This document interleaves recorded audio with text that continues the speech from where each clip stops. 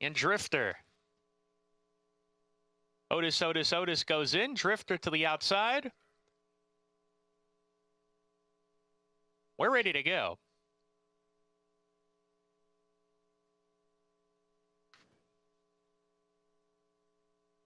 We're off and running at Oaklawn Park. Classic King hopped in the air at the start, is at the back of the pack. Raymond gets the first call on the lead. Strides in front as an arrow edge on Otis. Shaking up to get up there. Classic King Stand for Freedom not far off. They go down the backside. Raymond with a nose lead on Otis. Stand for Freedom running in the third position. Cibolo outside of them, 4 wide in the green jacket. Eases off to run in the 4th spot. Rare Stripe joining him. Drifter is next. He's 4 behind into the turn, a gap of 2 to Classic King, and Rifey, the 3-2 favorite at the back of the field now, has to pass them all in 3 furlongs. Around the far turn, Otis gives way. Raymond still in front. Stand for Freedom right there. Cibolo with 3 across the track. That trio hitting the quarter pole. A gap of 2. Drifter's getting into the race now. Takes the 4th spot from Rare Stripe, and then comes Rifey, still well behind. Has to turn it around inside the final 3/16. Raymond still in control, putting away Stand for Freedom. Cibolo trying to get up into second. Drifter is coming on now, but it's still Raymond in front. Raymond and Carlos Barboza, gate to wire. Drifter was second. Rifey just edges out Cibolo for the 3rd position. It was a mad scramble for the front end with as many as 4 horses tangling up front. But Raymond, you could tell in the turn, Sarah, he still had a little left in reserve. The others went to the stick, and he just kept on riding forward. A nice win for Robertino Diodoro. This was a ride that had the look of confidence turning for home. You could tell that this jockey felt as though there was more horse underneath him to finish the job in this spot. And he didn't back down from being aggressive towards the inside, even with other horses trying to contest the pace. He was still intent on going forwards, and when he stayed committed to that, it worked out. Gets the job done. We'll be bringing you all the action from Oaklawn Park through the Dixie Bell later on today. And, of course, we've still got plenty of action here at Aqueduct. Just finished up our 3rd race. So we've got the 4th to the 10th, and that includes the 7th race, a very interesting 3-year-old filly contest at 7 furlongs. The Ruthless and the Broadway, 7 furlongs for the older fillies and mares, New York breds. And then, of course, the Dixie Bell a little bit later at Oaklawn Park as we show through race 10 at Oaklawn Park. The field for the Ruthless lining up. That's race 7 on today's card, Sarah. And I think, it's an interesting race, and I really think there are cases to be made, at very least for the inside 4, and I'm sure some others will like some of the other horses. Absolutely. It seems like an interesting matchup of horses that the 3 shortest prices on the morning line all seem like the likely contenders in here. You and I both have some interest in Tiarella as well, but of course Gallia Princess for Brad Cox going to be a force to be reckoned with in all likelihood in this race, and she wasn't that highly touted on debut, running to just beat the Steve Asmussen firster that was. She ended up at 6-1 this day at Fairgrounds, so not taking a ton of money early on in that race, but one that seems to be the one that's going to take the money coming up later. And this was a good effort because she showed that she can sit off horses and rally and finish ahead of them in the end. And it got a solid 77 Beyer fig. Unfortunately, horses have not really returned from that race. The 5th place finisher ran on turf the next time, so we don't really have a lot to gauge. But what I think you have to like is that she was able to sit behind horses and rally in the stretch. Perfect trip or not, took a little dirt, and she's got that rail post again in here, so she may get a similar tight trip. We'll see what happens in there, and we'll see what happens in the Broadway, where Can't Hurry Love is making her, I want to say return. It's not as though she's been away that long. No, we haven't seen her for a little while, but it's not as though she's coming off some long layoff. And this was a big effort when we saw her in the Garland of Roses, because she was rallying pretty far back and finished behind a horse who's ultra consistent in Hot Fudge, who is on a 4-race win streak right now. The problem with this is that the time to bet her was this race, when she was a much bigger price and just came up a little bit short. She's going to be a shorter price today, and she has a 7 furlong distance question to answer. time to bet her was the Dancing Renee when she actually won at 12-1, but who am I to quibble? It's a different situation. This was a tough field. She got a very good trip. She has plenty of speed, but they obviously went quick early in this race, so they got away from her a little bit. But she's a horse that can put herself in position. She can be forward. She can let other horses go. In this case, probably Majestic Return will go, and she'll sit second behind her if she's able to negotiate the 7 furlongs. And I'll tell you something, Dave Duggan's barn is extremely hot. We just saw him win with a somewhat improbable 6-1 shot in race number 3. I'm not sure how big a position you should be taking against a horse like this. We're trying to beat her, but I'm not confident. No, the barn is hot, and certainly all cylinders go for him. And as you mentioned, Mally able to get the win in that last race, so you know that the barn is in good form. Yeah, and of course, not the only stakes action we'll have today. We'll also bring you the Dixie Belle from down at Oaklawn Park, race number 9. These are the 3-year-old fillies, $150,000 Segalia Princess, along with Happy and Smiling are scratched. To get more in this race, let's go down to our man on the ground at Oaklawn Park, Paul LaDuca. Thanks, Andy. Thanks, Sarah. Happy Saturday to you. Yeah, only a 5-horse field today of fillies going in the Dixie Belle, as there are going to be 3 scratches. And Sarah alluded to the Brad Cox runner, Galilea Princess, going to run at Aqueduct. So the 1, 4, and 5 are out. Now, the 1 to 4 were 20-1 on the morning line and look like horses that might be able to at least infect the pace. The 1 and the 4 was coming off a maiden one. I thought the 4 was not going to be that much impactful, but now you can go to I thought maybe the outside run there, Extreme Diva, a Minnesota bred who got back into form last time out at about 11-1 for McLean Robinson and Eduardo Gallardo. I think it's a very, very competitive. I think Extreme Smoke Show as well has a big shot. But Extreme Diva is a horse that started her career with 2 wins just crushing Minnesota breds. She went into open company, and, you know, I can't fault her third effort. In the race at Oaklawn, the time after this, before this win, she actually cleared from the 10 post, and she just ran out of gas. And then here, she finished. I think she wants a target to run at. And, you know, with some other speed in here, I think Tanya Showers as well is a major player. So, you know, with a smallish field, I do think it's going to be a little bit more of a rider's race in here. But I do think the Minnesota bred might go off as favored. Thanks a lot, Paul. Of course, looking forward to hearing much more from Paul as the day progresses. He has been on fire down at Oaklawn Park. Head on over to NYRABets.com.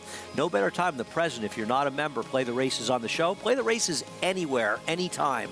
Play through NYRA Bets. Use the promo code MATCH200, and we will match the $200 of your initial deposit. Remember, you can bet any track, anywhere, anytime at NYRA Bets. Field for race number 4 will be assembling down in the paddock pretty soon. The first race will be bringing to you from Aqueduct today.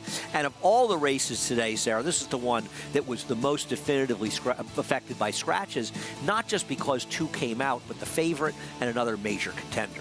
Absolutely, a horse that was going to be your favorite, and another that we both had a little bit of interest in, and Irish Jackson will not be playing in here, and that leaves Velouse as your favorite as of right now, a horse that is getting a little bit of class relief. And we've seen the first 3 winners rally out in the middle of the racetrack, and maybe that'll help the running style of the 6th Velouse. So much more to come on America's Day at the Races, Aqueduct, Oaklawn, and more. We'll be back in just a few moments.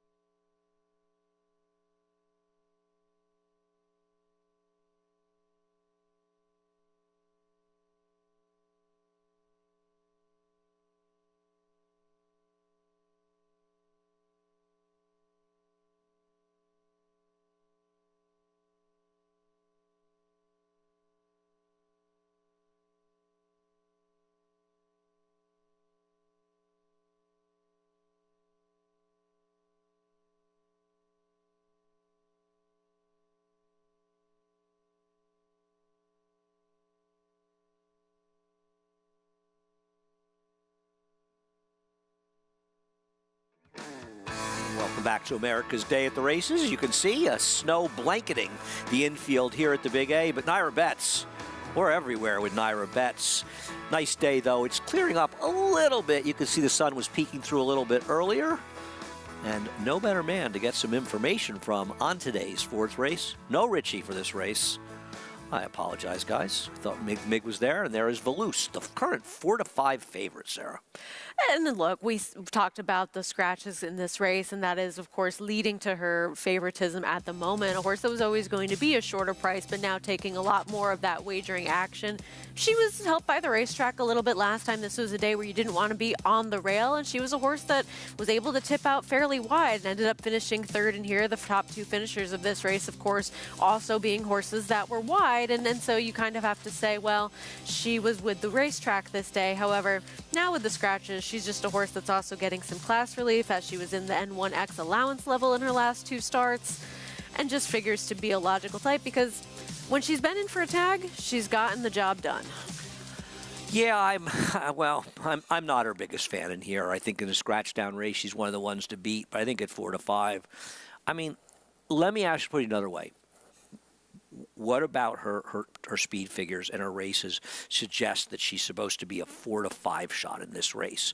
She's not that fast. She's faster than some of the ones in their recent efforts, but you've got a horse like Ghostly Girl, who the last time she ran competitively, two back, she got a 62 by her, preceded by a 57-59. She's 9-2, and Valoose is 4-5. Now, speed figures aren't everything, but I don't see what's so special about this package of Valoose other than the drop down that she's supposed to be odds on. And I know you scratched into her, and I know you're not in love with her chances. Do you think she's overbet at this point? Oh, of course, absolutely. And she always kind of figured to be. I mean, she was a horse that, think about when she broke her maiden, finally going in for a tag for the first time after being protected for so long, trying so many different things, how short of a price she was in that situation. I think both of us tried to beat her there. So she's a horse that has taken money on these types of occasions when maybe she shouldn't be this overbet in general, because you're absolutely right. She does not have a big edge in terms of how fast she is on paper in comparison to some of the other contenders in this field.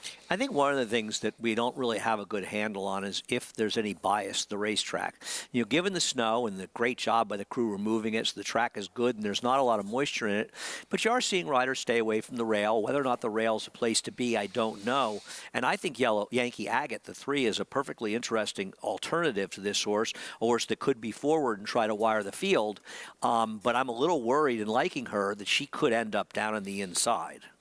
I think there's not a definitive argument yet that we're seeing some sort of biased racetrack, but I think that it's definitely worth following moving forwards with the rest of today, because you're right, we have seen some horses make those rallies out in the middle of the racetrack and have some more success over the first couple of races. And if you get beyond Valoose and you want to try to beat this horse, and I don't blame anybody that does, I think you can try to make a case for plenty of others in here, and Yankee Agate isn't completely out of it. Her last race, maybe she was a little bit more against the racetrack than Valoose was, and perhaps you can excuse that regression as that being a function of her being against the bias. And if you go back to some of her other races, they kind of fit right there with Valoose.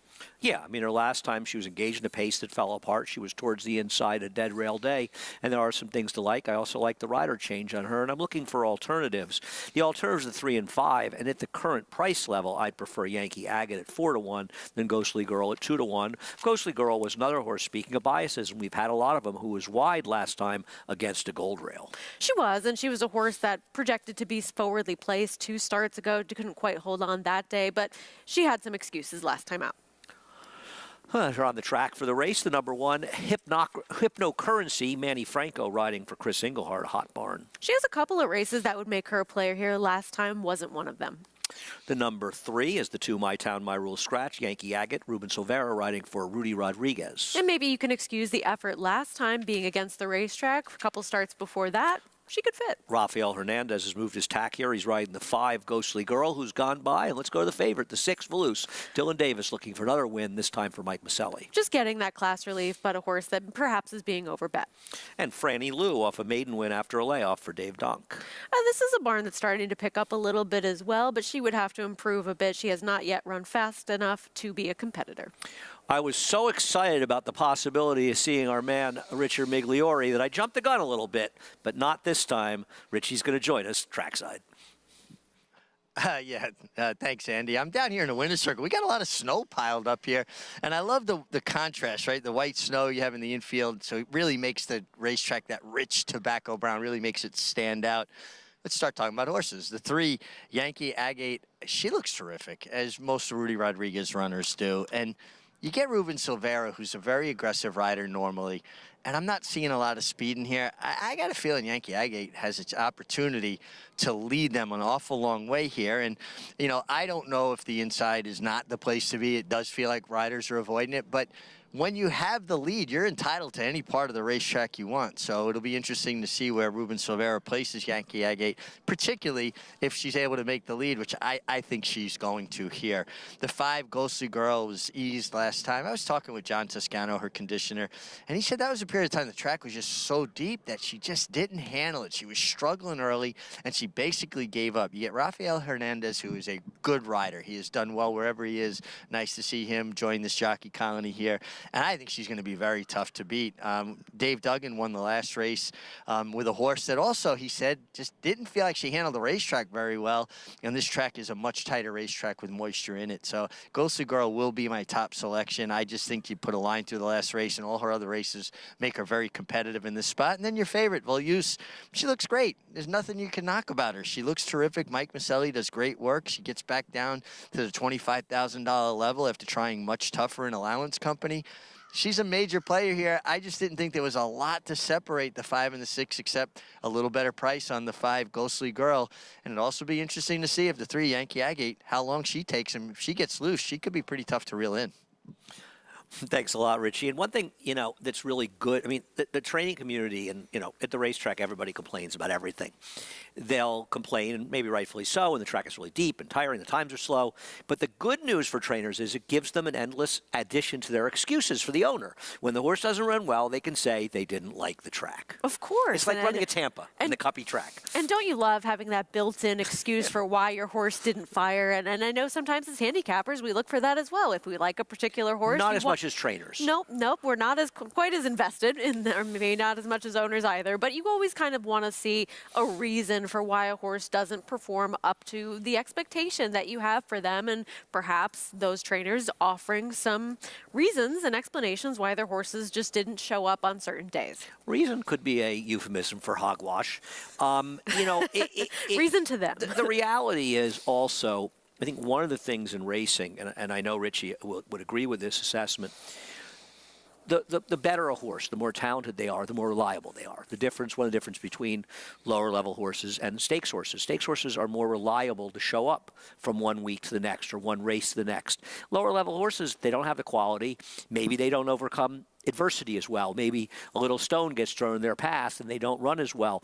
So I think as handicappers, you have to learn to be more adaptable, and you don't want to make too many excuses, but you have to be ready to say, they're just not that good, these horses. They're not, you can't really expect them to show up with their A effort every time. Right, and I think when you get to a level like this, when you're handicapping these races, you do have to be a little more lenient, a little more forgiving about certain circumstances versus grade 1 types that, okay, they were against the track last time. Well, maybe they should have run a little bit better, or maybe that wasn't enough of an excuse, or maybe they ran well despite being against something. I would more say it's a situation with this level horse. I think if you can find a reason past their prior race, you know, and I think prices help you be more forgiving.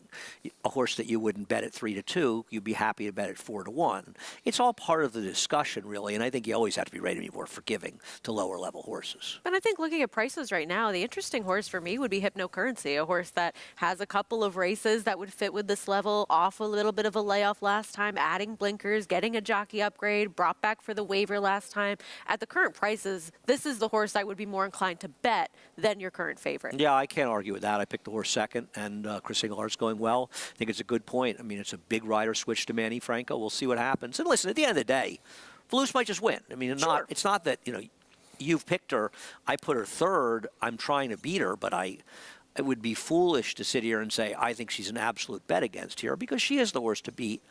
4-5 just feels like a little bit too cheap. And it's a tough race if you don't like her to make a strong case for anybody.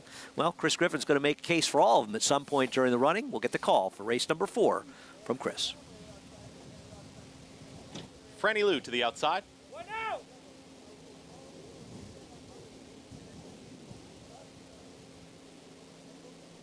And in. All set.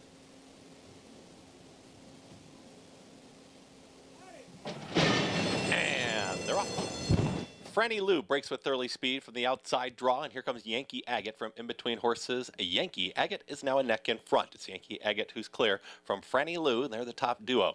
Just off of them is going to be Ghostly Girl losing a touch of ground and not the rail. There's Hypnocurrency is towards the back end as Valoose starts to move forward. Tightly bunched now is about 3.5 to cover them all. Yankee Agate's got the lead. Here comes the move from Jose Gomez and Franny Lou. They inch closer. 3 wide. That's going to be Valoose is chasing now the battling duo. Ghostly Girl is shoved along from 4th, and the trailer is Hypnocurrency. They work towards that far turn, 23.43. There's a battle up front. To the outside here, pressing on, that's Franny Lou, and Franny Lou has dispatched of Yankee Agate, but Valoose at 4 to 5 is just looming up on the outside, is ready to pounce here. Franny Lou is only up by a half length. Valoose is making a big move.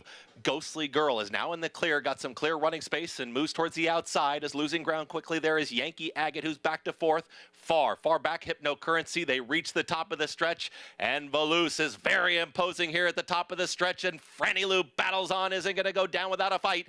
Valoose has now put a nose in front. Franny Lou continues to just fight down at the rail and is coming back for more. Inside the final furlong, Valoose at 4 to 5 is trying to put away a stubborn long shot at Franny Lou. It's Valoose, Franny Lou, Valoose, and Franny Lou down the line, and Valoose is going to inch clear, and Valoose wins it.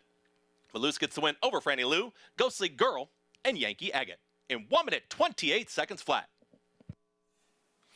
Well, I don't know if you'd call that winning like a 4 to 5 shot should, but when she did, Valoose got a nice outside trip. They drifted down towards the inside. I think the one thing I take from this race is at least the 7 battled back on the rail in the stretch, suggesting maybe the rail isn't a bad place to be, at least in the stretch. This was a game effort from her. I mean, she added some pressure to Yankee Agate towards the outside. She fought on pretty bravely as the longest shot in the field towards the inside. Never had really run a race particularly fast enough to really make her a contender in this field, but this was a pretty game effort trying to fight off your favorite in Valoose, who ended up just grinding away and able to get the win. But you're right, not exactly like the money she was taking should, but chalk players rejoice. They move on.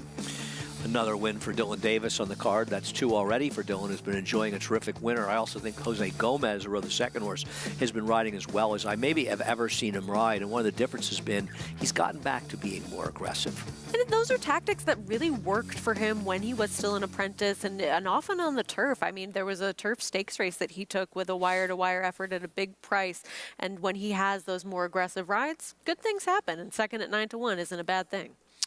Valoose gets the job done for Dylan Davis and trainer Mike Maselli. I see him get the job done.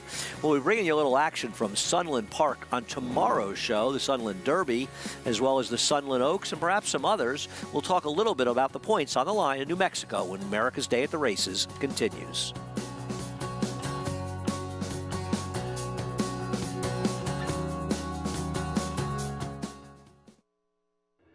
Spun to Run. His brilliant speed figures were among the fastest of any 3-year-old at a mile or more, and he hails from the legendary Danzig sire line. Now, this multiple graded stakes winner, millionaire, and Breeders' Cup champion is passing his remarkable talent along to his progeny. 95, 5, 200, 200 down, 2, in the back, Patrick, 200,000, thank you. Spun to Run, standing at Gainesway.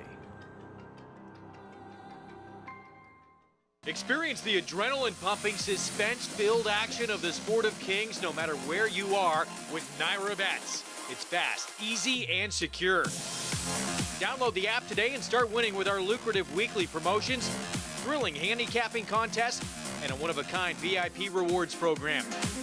Don't just watch horse racing, be a part of the action with NYRA Bets.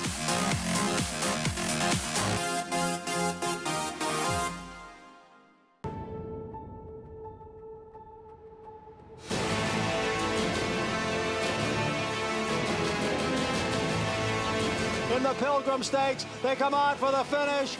Annapolis by a head.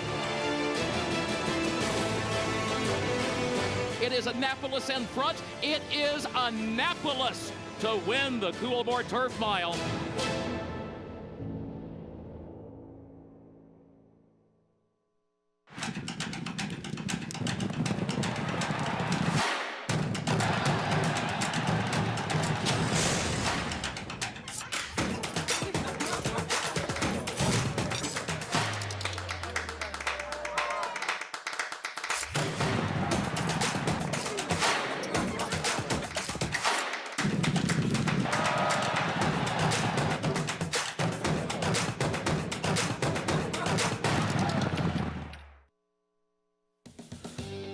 Oh, welcome back to America's Day at the Races, brought to you in part by our friends at Claiborne Farm. 100 years of doing the usual unusually well.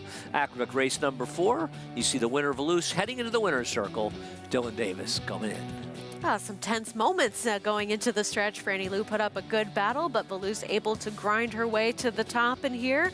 Not exactly winning like a 4 to 5 shot should, but still able to get the money in this spot. And she got a really great trip towards the outside. Yeah, it felt like she was going to put her away and win quite easily, but the 7, Franny Lou, wouldn't really get her way. And Franny Lou actually ran really well, and she's improved for trainer Dave Donk. And he's just one of these trainers, Dave, that he doesn't necessarily have the stake horses in his barn, but he wins. Excellent, excellent trainer, and look no farther than the job he's done with Thin White Duke over the last couple of years. Terrific trainer and an even better person. Valoose gets it done. $3.60 in the win end, $13 for $1 on the exacta. Race number 5 at Aqueduct. That'll close out the early pick 5. It'll also kick off the pick 6. No carryover. One person hit it yesterday, and I'm a little surprised, though I doubt it stays, to see Dr. Settle's Dream is the early favorite. Yeah, I'm also a little bit surprised by that. We'll see how things ultimately play out and who is favored in doubles, because that is a bit of a shocking favorite to open things up to me as well. Take a look at those will pays in just a minute. But first, let's head out to New Mexico. And we'll head out to the Sunland Park. I was just reading about the area around Sunland Park. I was reading an article about it in the New York Times actually pretty recently. And we'll take a look at Stronghold, who finished second last time to horse that did not run particularly well in the Southwest. But I don't think this race looks like the Southwest. And 2 races back, he lost to a horse that's gotten a lot of attention over the last few weeks. And look, he just had some faster Beyer speed figures coming into this race than many of the competitors that he's going to be facing. And he was towards the inside in here, ended up finishing second to Winstock, who, as you mentioned, did not run quite as well in the Southwest, though he was part of a pace that was coming apart a little bit and had to ship outside of California. He looks like he's going to be awfully tough in this kind of field, though there is potentially one other competitor towards his outside that could be an interesting player. Right, there are 3 horses in here that are coming off a 80 Beyer plus performances. Lucky Jeremy inside of Stronghold, but also Informed Patriot. Informed Patriot coming off a respectable 3rd place finish in the Smarty Jones. And this was a horse that has some pedigree as well. He's the full to spun to run. He had that inside trip in the Smarty Jones, finishing behind Catching Freedom and Just Steel. Just Steel came back with another good 2nd place finish to Mystic Dan. I mean, he maybe got loose a little bit late in here. He didn't have quite the punch he needed to really be a factor in this race, but maybe now switching from the inside to the outside, he gets a little bit of a cleaner trip. Of course, Yawkey Way, the dam, was, I believe, a New York bred that ran here about a decade ago. And we'll see what happens at Sunland Park, as we will be heading out of there for some of the action on tomorrow's card. And there are points for the Kentucky Derby. A racetrack that got Mind That Bird, the Kentucky Derby, seemingly not that long ago, but actually, Sarah, it was 15 years ago. Let's head down to Oaklawn Park to find out more about the 2nd race from Paul Lo Duca. Yeah, 2nd race here that's a little bit difficult, I thought. It's a bunch of Archie breds here, some fillies. And the interesting part about this, you're going to have a couple 3-year-old fillies, newly turned 3-year-old fillies against some 4-year-olds. So let's get to the favorite in here, the 5, Get Out of My Kitchen, for Tom Swearington and Chelsea Bailey. This horse does have the best numbers, but, you know, how many chances do you want to give a filly now? She's 0 for 12 lifetime with 1 2nd place finish, and that was last time over a muddy racetrack. So if you calculate that, she's, you know, 0 for 11, at least in the exacta on fast racetracks. You know, I try to go towards horses that are 0 for the least, as you see the post parade. You know, Zong's Irish Foot, I thought was interesting until I looked. You know, she's a 5-year-old mare by Zong that's only raced 3 times and does have some decent numbers. At least the last race was okay, and comes back with Lasix as a 5-year-old. She's had issues at the gate, and she's been a little bit green. So I don't know, as a 5-year-old, does she grow up a little bit? I want to tend to go with some younger horses here. Now, the 6 Choctaw Blessings, I could see a lot of people going with this filly and the 8, a first-time starter. The 6 has only ran 1 time, and she got bet that time in a 10-horse field. She was 5 to 1 in this condition. She might have not liked the mud, so I can understand that as well. You see the 7. The 8, Rita's Revenge, she was giving Timothy Martin a lot of troubles. They had to actually saddle her out in the paddock. Ramsey Zimmerman actually saddled her or got on top of her at about, I don't know, when he got onto the racetrack. It just took her a while. She was a little bit rambunctious. She kind of settled down in the 9. And it seems like the Bug Boy has been bringing a lot of horses in. And that brings me to, when you look at this race, the 3-year-olds in here, they're carrying 111 and 113 pounds. And that's why I'm going to go with the 1 here, Latifa. You know, when you get to races like this, like I said, I tend to go to the horses that are 0 for the least. And you know what? John Ortiz put some cut blinkers on this horse. Not much special. And Ramon Vasquez, a veteran rider, very, very good rider, gets only 113 pounds on this horse, on this filly. She was bet to the favoritism last time. She couldn't get to the front end in a 12-horse field. I think she gets to the front end in this field. And it's just, you know, at this level, come catch me if you can. So I'll take this filly at 4-1. All right, Paul, thanks a lot. I think the speed horses look like any of the 1, 2, and 6, depending on how they run. The 2 is scratched, so that just leaves the 1 and 6. Paulie's opinion's been good. When you have a horse like Get Out of My Kitchen, listen, the horse has races faster than these, but when you're 0 for 12 and favored, don't you just want somebody else? Yeah, generally. I mean, I feel as though this horse, the last couple of starts on the dirt, maybe have been better than what we'd seen from her on the dirt in the past. Maybe the turf races were really better than anything at all. But in this type of situation, okay, 0 for 12, take away the grass races, less opportunities to disappoint. And she was out wide last time out behind a horse, Adiva, who did come back to win yesterday. So I guess that is a small feather in her cap against a field like this. Yeah, look, I won't be surprised if she wins, but like Paul, I would look somewhere else. I thought an alternative might be the number 4, Boogie On, who, frankly, her 34 buyer in her debut would be good enough to compete in here. And I know she hasn't done much running, but she is meeting softer company today. And I would go to Boogie On, number 4. I got to bet a couple dollars at 14-1. And this was a horse that was let go at big prices in her first 2 starts, but has made that progressive drop in class, starting at $45,000, then dropping, and now dropping yet again. And while she has yet to really do any running, you're right. The competition that she is meeting in this race is inferior to what she has faced in the past. And something you said about the 5, which is true, she's made 5 or 12 starts in the turf. She's only 0 for 7 in the dirt. But all those best figures that she's run were turf races. When you start looking at her, if you take those races out, she has a career best 40 buyer. It's not as though she's run really that much faster than these horses when you get to her dirt races. No, absolutely not. I think that this is a situation where you look at a horse who maybe was going to be better on the grass overall, but they have to run in a spot that fits for this Arkansas bred. So this might be a type of situation where she just ends up on a surface she doesn't prefer, but can run on enough. The number 8, Rita's Revenge, the first-time starter, well, she won't be making her first start. She is a late scratch. Rita's Revenge comes out of race number 2 at Oaklawn Park. Obviously, we have no idea what's going on as the horses are actually, they finally making that run to that crawl to the starting gate. Yeah, the trot. After that long circle. I sometimes wake up screaming, and I realize I've been having a dream that I'm watching them circle behind the gate at Oaklawn Park. It's not quite as bad. That's not a dream. That's it's a like, nightmare. It's like that long walk down the chute at Tampa, you know, when the horses are making that run. It's similar. Now, Del Mar has the long chute, but I think they go into it from behind it, actually. Yeah.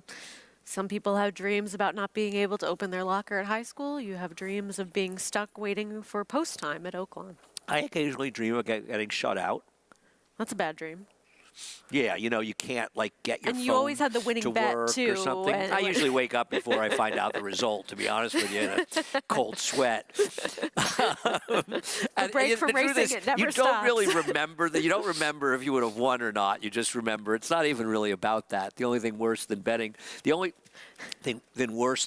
I should say betting and losing, or the only thing that worse than betting and winning is not being able to bet at all. You just want to be able to get that bet in and get it in. Listen, if you're handicapping, you want to play your horses win or lose. They're in the gate for race number 2. Matt Dinnerman with the call of the second. 2 back, little bit of chrome. Wild Cherokee. We're ready to go.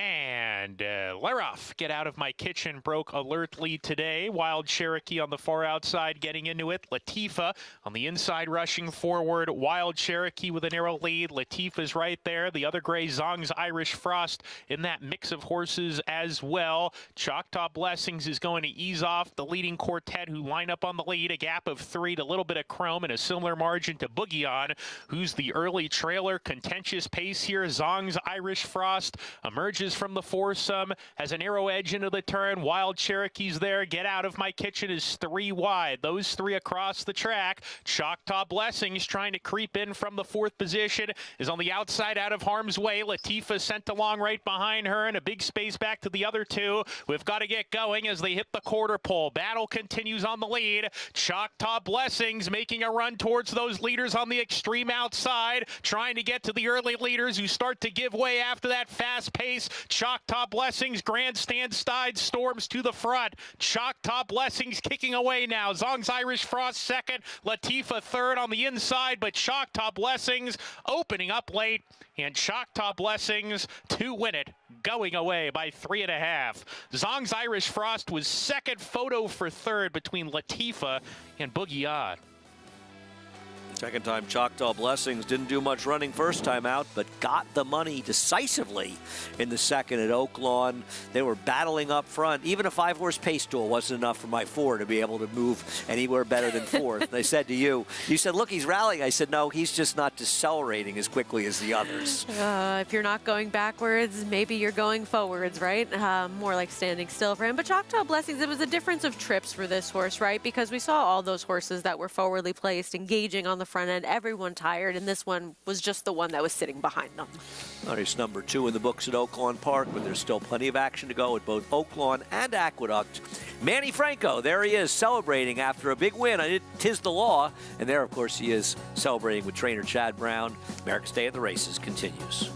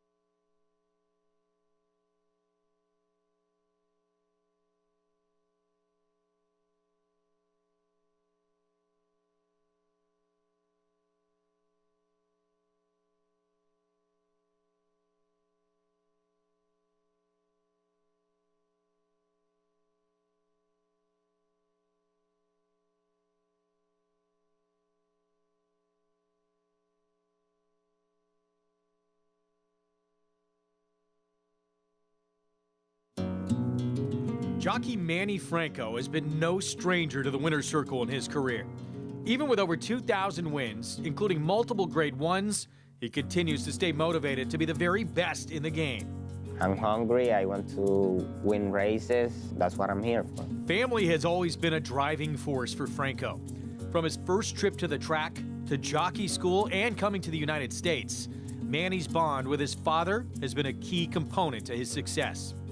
I was about like 14 years old. My dad took me to the track every Sunday in Puerto Rico. Saw those animals running, and I just fall in love with the sport. Throughout his career, Franco has found support from fellow Puerto Rican riders Urad and Jose Ortiz, as well as Hall of Famer John Velasquez. Coming from Puerto Rico, coming from the same school, you have to be very proud, you know. And although we compete with one another, but you have to be proud to what they've done and to have the talent. There's no doubt that Manny has the talent to be a top rider in the whole country. It is going to be a photo finish, and I think it was Discreet Lover. Schering takes the lead. Late move from Daye. Back to third is Sweet Melania. Schering and Manny Franco have won. And he's gonna do it, Manny Franco, in the Grade 1 Joe Hurst Turf Classic. But it is Tiz the Law, and the New York bred is gonna win New York's Belmont Stakes, the first leg of the 2020 Triple Crown. Here he is, Saratoga's hometown hero, Tiz the Law. With all his accolades, Manny is still missing that one win all jockeys want the most. And I want to win the Kentucky Derby so bad, man. That's the dream for any jockey, the Kentucky Derby.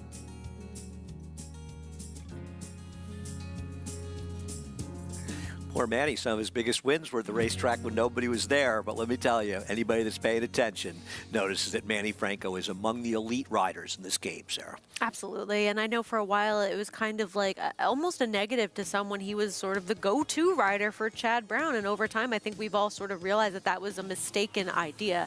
He is certainly the rider that is getting a lot of those very live mounts, and now they're not quite as big as prices as Tribhuvan was in that Manhattan a few years ago. Well, Chad Brown's very close to his agent, John Panagot, and there is no doubt when Manny switched his book to John Panagot that Chad Brown was working with John to give him a chance. But I know Chad pretty well. If he didn't like how Manny was riding, it doesn't matter how close he is with John. He would have given him a chance, and he would have said, sorry, I can't ride him anymore. But he has the opposite opinion and is more than happy to ride Manny on a lot of horses, and Manny has delivered, and I think it's obviously helped his confidence, and he's really blossomed in the last. Look, he's always been a good rider, but his last couple of years, he's establishing himself as one of the very best in the game.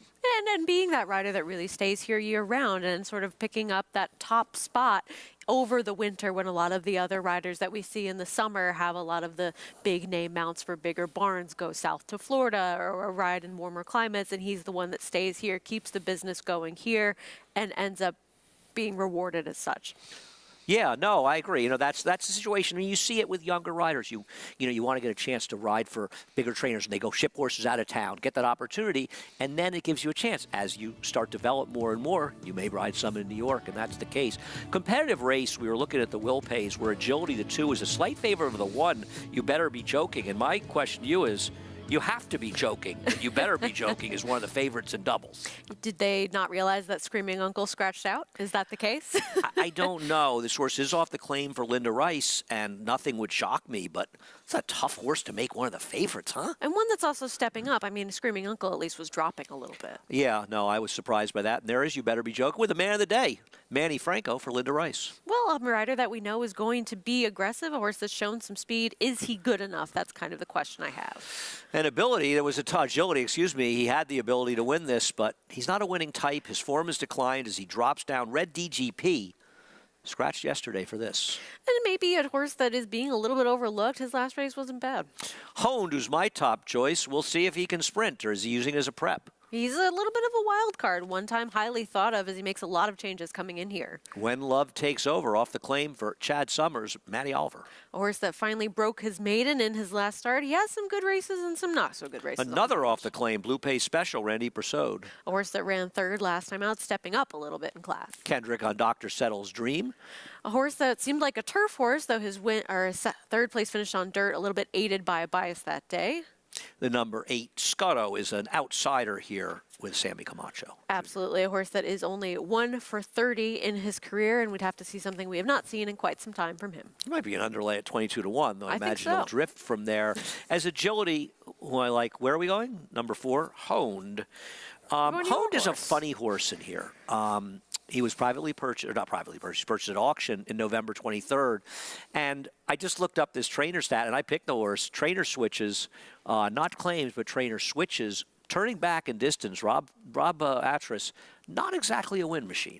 No, and certainly a capable outfit, usually a high percentage barn around this time of year, but it's definitely good to note that the first time a horse is going out for this barn, that it's not usually the time for them to shine. And while he's a horse that had faced some better horses earlier on in his career, when he was second in the Iroquois, he got quite the pace set up in this race as a horse like Damon's Mound was challenging towards the front end, and he was able to run second to Curly Jack. And this is a race where we haven't heard a ton from many of these horses that were more in the top finishers overall. Damon's Mound turned out to be okay, but be that as it may, he was a second-time starting 2-year-old that ran a 77 Beyer going a mile and a 16th. And those are the kind of horses you can sometimes sell for way too much money.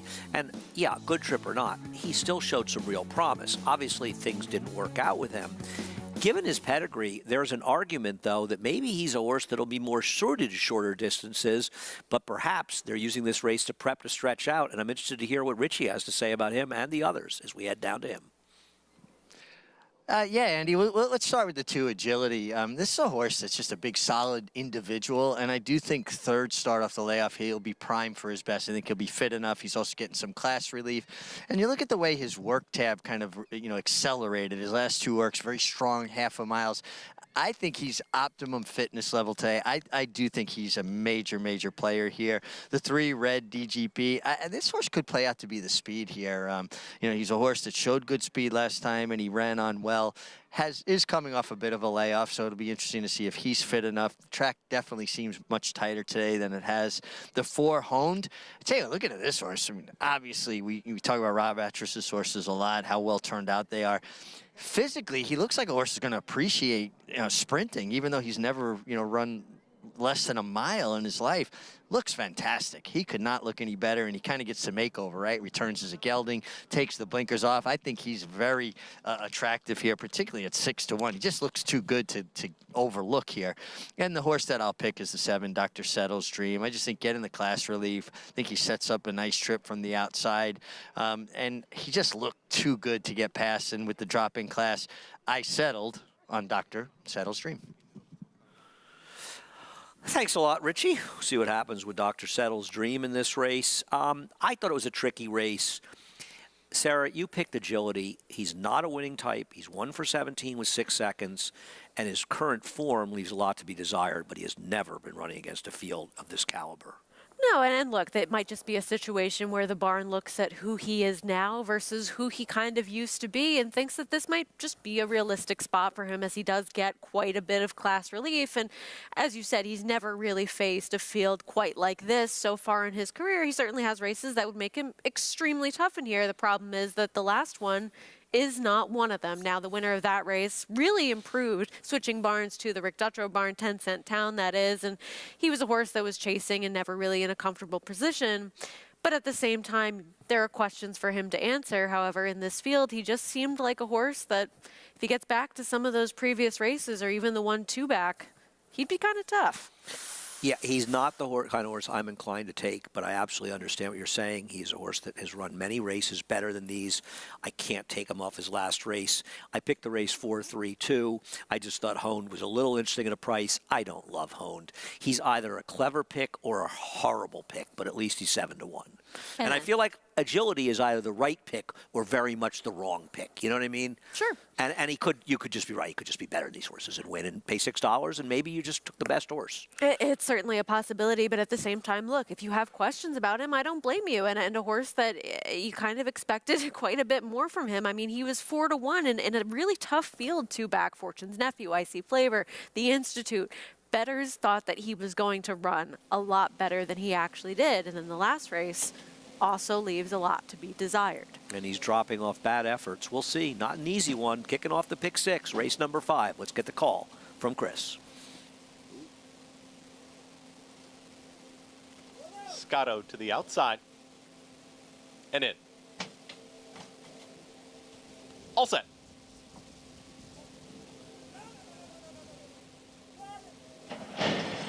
And they're off. Dr. Settle's Dream has early speed, and in between horses, here's When Love Takes Over. When Love Takes Over now with the head in front. At the rail moving forward, Red DGP wants to be up with the leaders. Now going to track in seconds, going to take back as crossing over will be When Love Takes Over is now the clear leader, is up by a length and a half.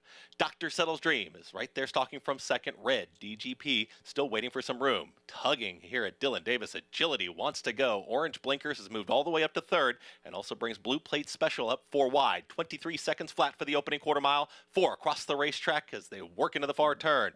Towards the tail end of the field, there it comes. At the rail, it's You Better Be Joking and Honed, and the trailer is Scotto. On the front end, When Love Takes Over has been confronted to the outside by Dr. Settle's Dream. They're 1-2. Just off of them, Agility starts to lose some ground and a 4-wide run from Blue Plate Special. Blue Plate Special in pursuit of the 2 leaders as they approach a quarter mile left to go. 47 seconds flat for that half-mile time. Dr. Settle's Dream is trying to push on. When Love Takes Over not going anywhere, and Blue Plate Special is just bounding up on the outside, and Blue Plate Special is opening up on the top duo. It is now Blue Plate Special inside the final furlong is 2-3 lengths clear. Blue Plate Special opening up here in the late stages, a 16th left to go. Blue Plate Special is your winner. Blue Plate Special gets the win. When Love Takes Over finished second, then Red DGP, and You Better Be Joking in 1 minute 19 and 1. 2 days in a row that Randy Persaud has had a double-digit odds winner in our Pick 6 sequence off the claim, and he's had some real success off the claim, at least in sprints. Blue Plate Special gives his rider his first win, starting to ride here this winter as well, Sarah. Oh, exciting stuff. Yes, as you mentioned, Randy Persaud yesterday in race 5, the 6-horse Joey the Fish at a big price gets the win today. Race 5, 6-horse, 11-1, Blue Plate Special. This horse really looked like he was going to have some run at the top of the stretch. I mean, sitting off of When Love Takes Over, Dr. Settle's Dream had made a move. Agility, how you mentioned, he didn't really break all that well, rushed up into contention, really flattened out significantly in the stretch. But Blue Plate Special, he had a good trip, and he powered away pretty decisively in here. And congrats to Rafael Hernandez. Not his first win in New York. I believe he's ridden here in the past, but he's come back to ride here until Woodbine opens up later this spring. He gets the job done quite easily, and a nice performance by When Love Takes Over off the claim for Madison Oliver and Chad Summers. Normally, it's trainer Ray Handel who's claiming from Chad Summers. Well, Chad, trying to get even here, claimed When Love's Take Over, and he didn't win. But that was actually a very strong effort for him because he put away some challenges by shorter-priced horses and ran gamely for second, if not well beaten by the winner. And I like that they used his speed. He's a horse that had shown those flashes of being able to have that forward position in the past, and they didn't take anything away from him in here. That's a very good point. He ran well, but they weren't beating Blue Plate Special today, who gets it done. Still much more to come. They're sloppy down at the fairgrounds today, and there are some big points and a lot of competition on the line down at Fairgrounds. We'll talk about that and more when America's Day at the Races returns.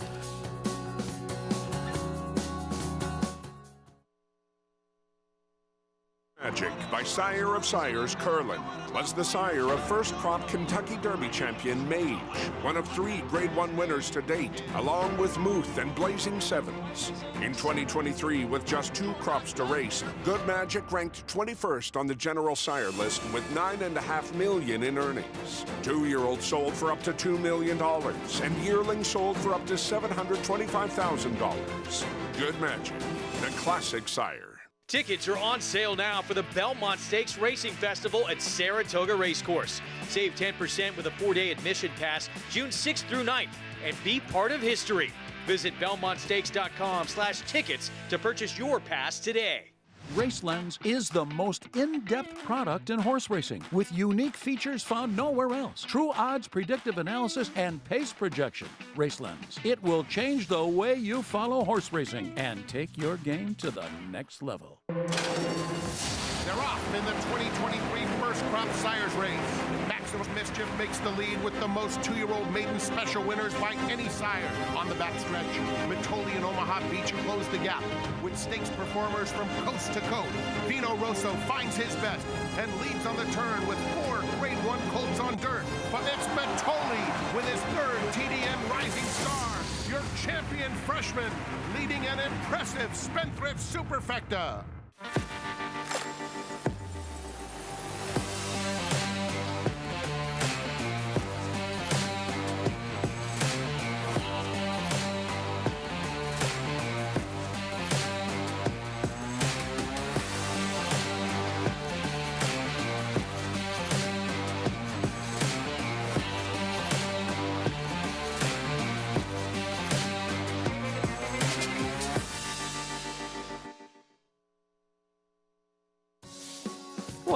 to America's Day at the Races. Sarah Albadwi, Richard Migliori, Paul LaDuke at Oakland, and Andy Sterling. Greg Wolf and Jonathan Kinch will be joining us a bit later.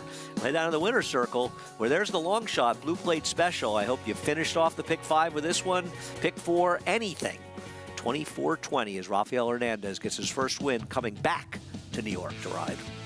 Set the right trip. I mean, this was a horse that was in a really good position going into the stretch. There were a couple of horses that had made moves to challenge on the front end when Love Takes Over, battling back for that second place finish. A horse that had been your pace setter in here, but Blue Plate Special had gotten the right kind of setup and really powered away to win very decisively in the end. Randy Persaud, you know, he had cooled off just a little bit after that really, really hot streak over the last couple of months, but it seems like over the last 2 days, picking it back up again. And for those of you wondering at home, yes, he did. Ray Handel took back when Love Takes Over, reclaiming this horse for $25,000 after losing him for $20,000 last time. And big race coming up. And really, I have to think the deepest prep. I mean, obviously, it doesn't have Nisos, it doesn't have Fierceness, but it's got a horse, Sierra Leone, on a lot of people's list, as well as some others, a very impressive maiden breaker as well. But Risen Star down at Oaklawn down at Fairgrounds, excuse me. This was his last career start, Sarah, and I will tell you, this is a performance that doesn't get the credit it deserves. It's a horse that doesn't get the credit he deserves, and a performance that doesn't. This is one of the single most impressive performances I've ever seen in my life. And when I look back on horses that got injured, didn't run again, he's one of the real regrets in racing because he could have really been the son of Secretary. And looking back, obviously I wasn't there, I wasn't yet alive, but looking back at what he had done throughout his career, capping it off with this, he really hadn't run a bad race at any point in his career. Should have won the Triple Crown. And was able to break his maiden in a stakes race, and that's something that we see a little bit less commonplace now, but was that something at that time that really tipped your hand about how quality a horse was if they were placed so aggressively first time out? You know, I don't really know. As his trainer and owner, Louis Rossello, you see leading him the winner's circle, he was a bit of an unorthodox man, and he had run an incredible race in finishing third behind Winning Colors and 49er in the Derby. And Andy Byro, he said, you know, I had to sort of beg Louis to run him back, and he won the Preakness at $15, and then you saw what he did the field in the Belmont. He was quite the racehorse, and this is quite the field in a race named in his honor.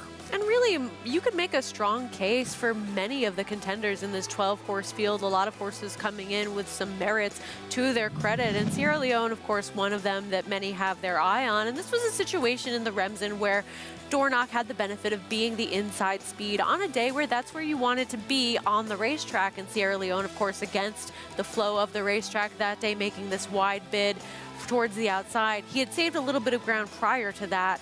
Dornoch battling back towards the inside with the benefit of that good position on the racetrack. Yeah, I actually think Dornoch ran the better race than Sierra Leone. That's not to say Sierra Leone didn't run well in here, but he didn't lose that much ground. He rallied wide in the stretch, but he saved a lot of ground earlier in here, and Dornoch was battling with a racetrack or not through some very fast fractions.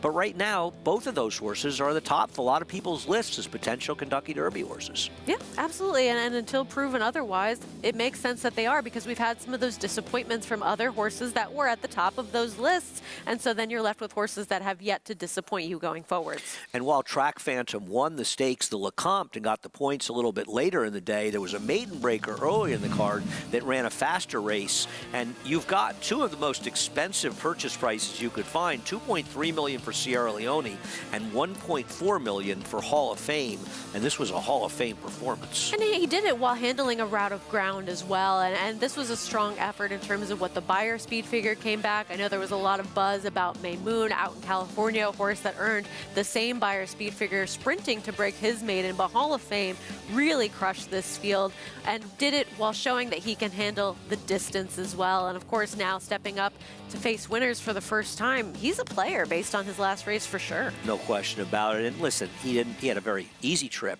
but it wasn't one of these loose on the lead, big bias efforts. He did stalk some other runners, and he ran that race, and it was a very impressive performance. And those gun runners just continue, as both those horses are gun runners. I mean, I don't think I've ever seen a sire who's been as dominant. This is his third straight year of dominating the way he has. And didn't he have 5 graded stakes winners in one day at one point? That's pretty impressive. It's incredible. That's pretty strong. Risen Star coming up around 7:15 to 7:30 later today, long after we're off the air. Down at Oaklawn Park, though, race number 3 at 1 mile and 16th is coming up. Let's get more from Paul. Yeah, I thought a very interesting race here, Andy. And you know, a lot of people are going towards the 7 horse as your favorite in here.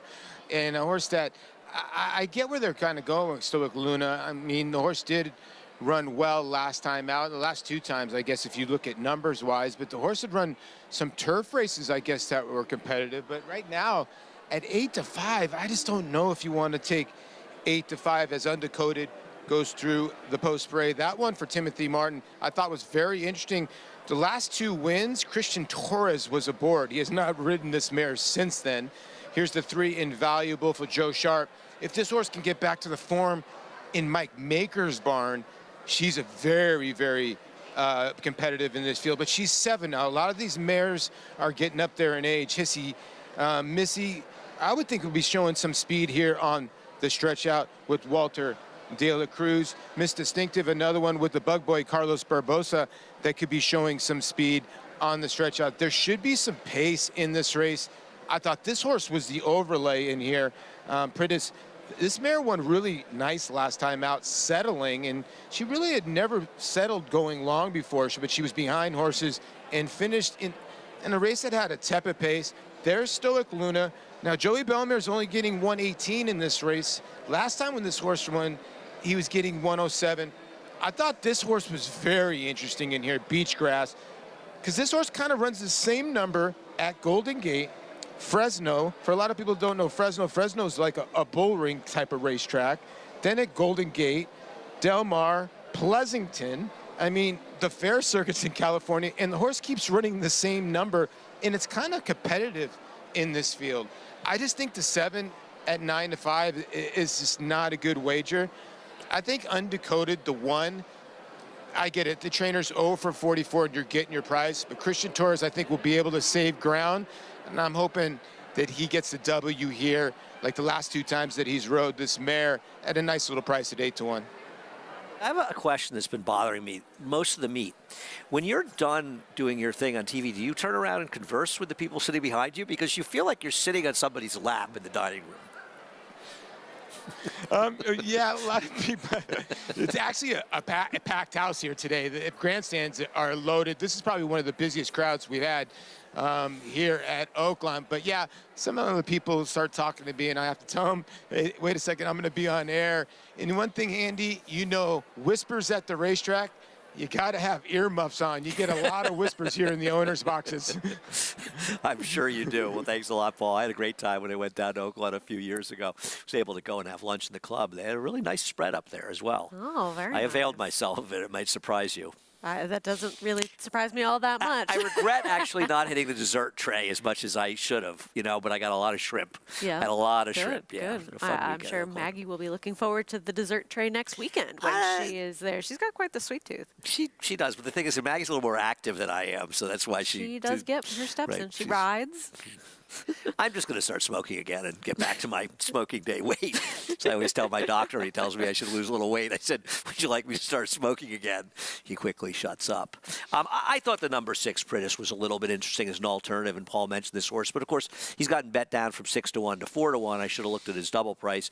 Stoic Luna, though, I'm not going to argue against. Is much the horse to beat. Yeah, I mean, those 2 races, both 2 back, and last time out finishing second with the same rider-up that she'll be getting today in Joseph Bellemare.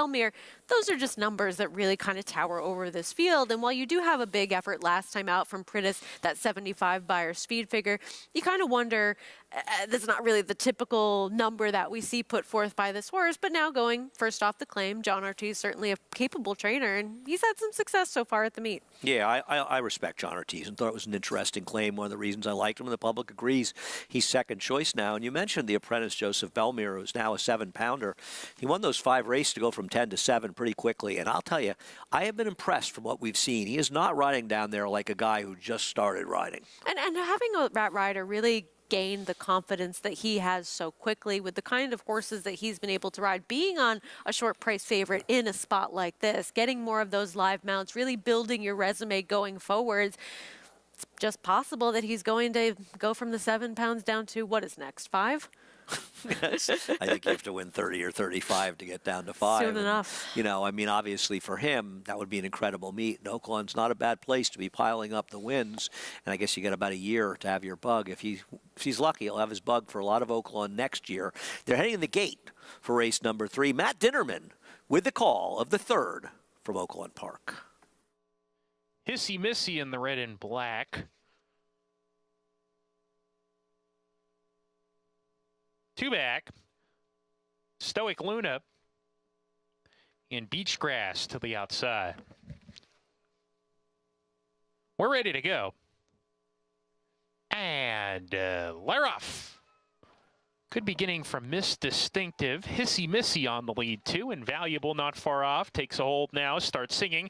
A bit offensive-minded here to come and challenge that early pace setter, Hissy Missy, who leads the charge into the clubhouse turn. Starts singing on a hold. Tracks from second. Eases off that leader's heels. Miss Distinctive to the outside of Starts Singing. A gap of 2 lengths to Invaluable. Undecoded down on the inside of that rival. A 3D Pritis is next. Then Stoic Luna. Racing Alone is the favorite. She's about 6 or 7 behind, swinging up the backstretch, and that leaves Beachgrass to trail the field early. They're down the backstretch. Hissy Missy and Walter De La Cruz paved the way by about a length here. Starts Singing on the inside, still on the leader's heels. Miss Distinctive right outside of her. Pritis, without being asked, goes pretty well. Takes the 4th position, and Stoic Luna is following her. And these 2 favorites now about to swarm the early 3rd place runners. Start Singing, approaching the turn. Invaluable back in the 6th spot, then Undecoded shuffled back a spot. Beachgrass joins her as they charge around the far turn. 3 furlongs to go for Hissy Missy on top by a length. Pritis, Miss Distinctive side by side, and 4th Starts Singing in a pocket looking for racing room. She's got some horse Starts Singing if she can find a way out of traffic. Pritis making a run to the front, and Stoic Luna absolutely has to turn it around. She's dropped to the back of the field. She's done as they come down the lane. Pritis off the turn. Hissy Missy fighting back. Starts Singing, trying to advance position on the inside. She finds the seam. Pritis on the grandstand side. Starts Singing between them. Hissy Missy. Start Singing with the head lead. Hissy Missy determined on the inside. It's going to be Hissy Missy in a driving finish over Start Singing. Photo for 3rd there. Miss Distinctive and Beachgrass. Interesting race as the favorite made a brief move, Stoic Luna, but by the 3/8 pole she was done. Looked like the number 6 Pritis did maybe have the race in hand. She drifted and didn't finish. Starts Singing looked like she was going to win off the claim for a very live bar on the inside, but Hissy Missy, she would not be denied stretching out in this race, and I imagine it's a pretty big upset. Only 9-1. Not a huge price, as she was 50-1, 45-1 over the last 2 stars, but returning to a more realistic level, and she really fended off all challengers at all points of this race. An aggressive ride that ended up paying off. I don't know how often you can say this, but an Archibred just beat Open Company in this race, in race number 3. We'll be back with much more. Bunch of claims. Dr. Settle's Dream, When Love Takes Over, and Agility all changed hands in race number 5. They're in the paddock for race number 6. There's much more to come. The Lake Pick 5 will be kicking off at Aqueduct on America's Day at the Races.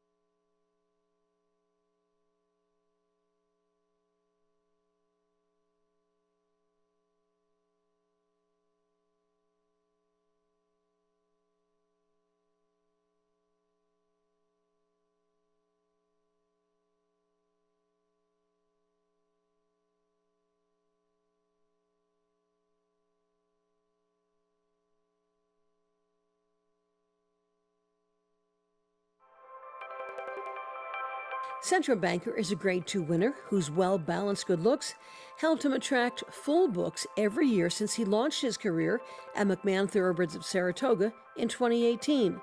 Now that his runners have proven themselves on the track, breeders are beating a path to his court. Breeders gravitate towards consistency and a sure bet. It's an uncertain world out there, and Central Banker in our regional program and even in abroad has really helped breeders find sure footing. Central Banker progeny have earned more than $18 million. That includes Bank Sting, who was named champion New York bred Older Mare and champion sprinter of 2022. She retired with earnings of $664,000. McMahon of Saratoga's Central Banker stamps all his progeny. Every single Central Banker foal comes out very well balanced, medium big size with good bone. They train easy. They are not too wild as youngsters, just wild enough as 2-year-olds.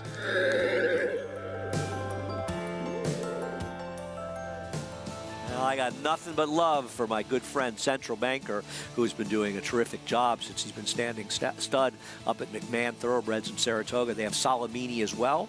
Also brought in Bouchero, the turf sprinter. So some exciting stallions there, the New York breds.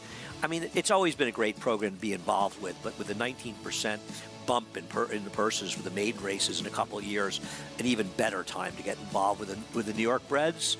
And I know another New York bred that I'm a big fan of, and he's down in the paddock. Yeah, Andy, and just looking at these horses, kind of interesting. The one horse, Silver Satin, taking a lot of money. First time started by Matoli for Jorge Abreu. Looks very fit. I mean, there's some nice-looking first-time starters in here, but this one, out of the firsters, really kind of has that streamlined look. Like he seems like he's very, very well prepared for his first start from a fitness standpoint. Does have to deal with post-1, but he is taking money, and that's meaningful. It means he's been showing, promise in the morning trials and in practice, if you will. Two first-time starters on the outside, I think, are a little bit interesting, and they were having their own private conversation. The 9, Romantic Charmer, by Mendelssohn, is a half to 2 winners that were both by Central Banker, including Honest Banker, who won his first 2 races. Horse got a really sharp 5 furlong work in 59 and change. Still looks like the race will probably put him more in a mental frame where he needs to be. It's nothing like a race to really put a horse where he has to understand what he's out here for. And he in the 10, that's money. That's money. Very vocal, shipping in from Palm Beach Downs, Todd Putcher's Florida base. He was whinnying, announcing everybody was here, or he might have been saying, I'm a little bit cold, guys. I'm used to that Florida sunshine. But the 9 and 10 kind of engaged in their own private conversation, whinnying back and forth, where everybody else was pretty stoic about the proceedings. Going to keep an eye on them on the racetrack, see how they act when they get to the pony, and just how clued they are when they get on the racetrack. Thanks, Richie. It's kind of odd. I had guessed with the 1 Silver Satin, and you had pointed out to me earlier and said, oh, you pick this horse because it's a half to one of your favorites, Ice Princess. I didn't even know that. I may have guessed well here because this one for Jorge Abreu is taking a lot of money, Sarah. Absolutely. You always want to see how that tote action plays out with first-time starters. Somebody seems to know something as this horse is taking quite a bit of money and projected to sort of be a live one coming into this race, has the pedigree, some decent workouts. Jorge Abreu does well with his debut runners. I thought maybe wanted to go a little bit longer, but is a Matoli, and we know he had his success sprinting. And this is a barn when the money shows, the horse usually shows it in the racetrack. Doesn't mean they're going to win. And listen, he is a similar price in the doubles, a little bit higher. The 6 Irish Tenor is currently the second choice, and I don't think there's any argument against Irish Tenor. He's just the horse to beat. I think so as well. I mean, a horse that was against the track, ran very well last time, and just a very logical type coming in. But the one taking all the money right now, Silver Satin, has that pedigree like we talked about. And Manny Franco's riding this one. The number 2, Feline Treasure, Rachel Sells, and Sammy Camacho. Another horse that is a first-time starter. Not a ton of pedigree going on here for this one. A half to Dr. Shane. 2 of the first 3 are half horses trained by Danny Gargan. French Banker goes out for Mark Hennig. Mark Hennig, not necessarily known for his first-time starters in dirt sprints. This one's workout's kind of okay. The 4 and 5 will run tomorrow. The 6 is Irish Tenor. Like we mentioned, just against the racetrack, a good second-place finish to a horse that had the benefit of saving more ground first time out. The next 2 runners, starting with Perno, ran in that race, won by Crimson Light from 100 back. This one at least showed a little bit more speed, was closer to the front end, dueling and hung on well in there. Some would say after listening to me pontificate that I'm up to my knees in it as well. This one has Katie Davis. This one got the setup last time and really just didn't fire. I will say both of those horses did show some improvement in maturity in their second starts. Yeah, I bet him last time he had no excuse. The 9 Romantic Charmer, Jimmy Ferraro looking for his second win today. Does sport a bullet work too back coming in here, though this is a barn that usually races their horses into fitness. Little sneaky money, though, and a little pedigree. The 10 That's Money. Kind of underbet for a Todd Pletcher firster. A horse that does have some interesting statistics coming in for Todd Pletcher. Of course, he does well in these types of situations, but not a ton of pedigree and Audible, not exactly the hottest debut sire around. Yeah. Irish Tenor, not wildly against the track, but a little bit off the rail last time, and lost to horse Allied Attack, who ran well. You don't know about the firsters, but there's just nothing wrong with this horse's first race. No, and this horse didn't really take much money first time out, was let go at 9-1 in there, but look, this is a horse that was working very well going into that effort, and since then maybe they felt as though they had tightened all the screws on him. They had the built-in excuse for why he didn't get the job done first time out, and so they've been a little bit easier in the mornings in terms of his workouts. They haven't been quite as sharp, quite as eye-catching and quick in terms of time. He's not going a bullet best of 199 like he was coming into that race, but as we've said, he was against the racetrack. We at least sort of know who he is based on that first race, whereas with the firsters, it's guesswork. And at the end of the day, there's really no substitute for experience. Gokhan Kokakaya, who's riding this horse, he's kind of the go-to rider for the Kimmel Barn today, having won the first race as well on a favorite. And he's doing okay since coming here as he's learning to feel his way around the New York circuit. And a rider that had enormous success over in Turkey. Yeah, it's a rider that we're not quite as familiar with here, but in Turkey, he's certainly a rider that's had a lot of opportunities and a lot of success. I know that he and the Cantor Massis are familiar with one another as they both come over here and been able to have some success so far. And Richie, I'm actually interested to hear what you have to say. Have you noticed much and paid much attention to his riding? I have, and the one thing that I think has really improved a great deal is the way he leaves the starting gate. One thing in North American racing, position and speed is critical, and not so much in a lot of other countries. And he had a tendency maybe to break just a touch slow, a little bit too much contact with horses' mounts. You've seen him adjust, and he's been breaking much cleaner away from the gate. And, you know, John Kimmel and the Cantor Massis share a barn at Belmont Park, so I'm sure that he's spending a lot of time there with the Cantor Massis. John probably, you know, had horses working one morning. He jumped on one, and that's how a rider gets opportunities. He goes out in the morning, and basically he's working horses out is like auditioning for a part. They like the way you fit the horse, you get the part. And obviously this horse ran very well, Irish Tenor, first time out. I'm going with the 1 Silver Satin, guys, because he just, out of the first timers, and I want a first timer in here, I think they're very interesting, he just looks the fittest to me. Looks very well prepared, and the money is obviously significant. It means he's been tipping his hand. The 3 French Banker, first timer from the Mark Hennig barn, it looks terrific. He's by Central Banker. You see that influence of Central Banker there, big solid individuals, but I also think he'll be better for having a run under his belt. I just think it'll tighten him up from a fitness standpoint. The 7 Perno, third start for Jimmy Bond. This is a great big stout gelding by Lord Nelson, and I just think he's a horse that probably needed racing to get to his optimum fitness level, and he's making a really nice impression on the racetrack. It was a little bit green with the pony, but I love the way he moved over the racetrack. Looked really good. The 9 Romantic Charmer, guys, you know, again, another one. Look at that 59 and change. You don't see Jimmy Ferraro's horses work like that. I think that's significant, but I will say that I do think mentally he'll be better for an effort. Thanks a lot. Appreciate it a lot, Richie. And it's interesting what Richie was talking about with Kokakaya and his riding, because I had noticed, watching the replay, Irish Tenor, he seemed a bit hesitant. He didn't look as comfortable breaking out of the gate. And it's interesting that Richie pointed that out as well, as far as working on that and improving on that. And I think that's something that'll help him be a better rider here. And we just wish him, absolutely wish him success. Of course. And a rider that once you have those tendencies that you know that you need to improve on, you can really get to work on those. And you don't want to be giving anybody else a head start out of the gate.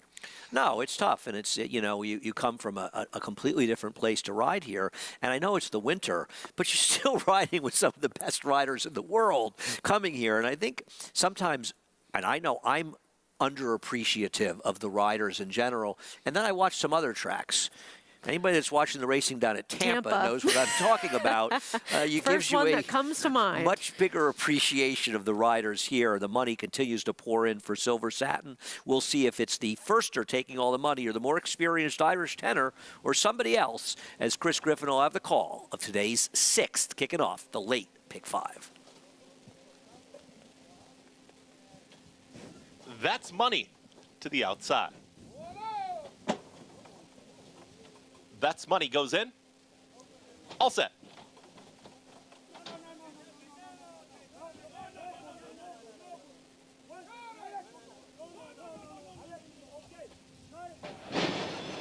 And they're off.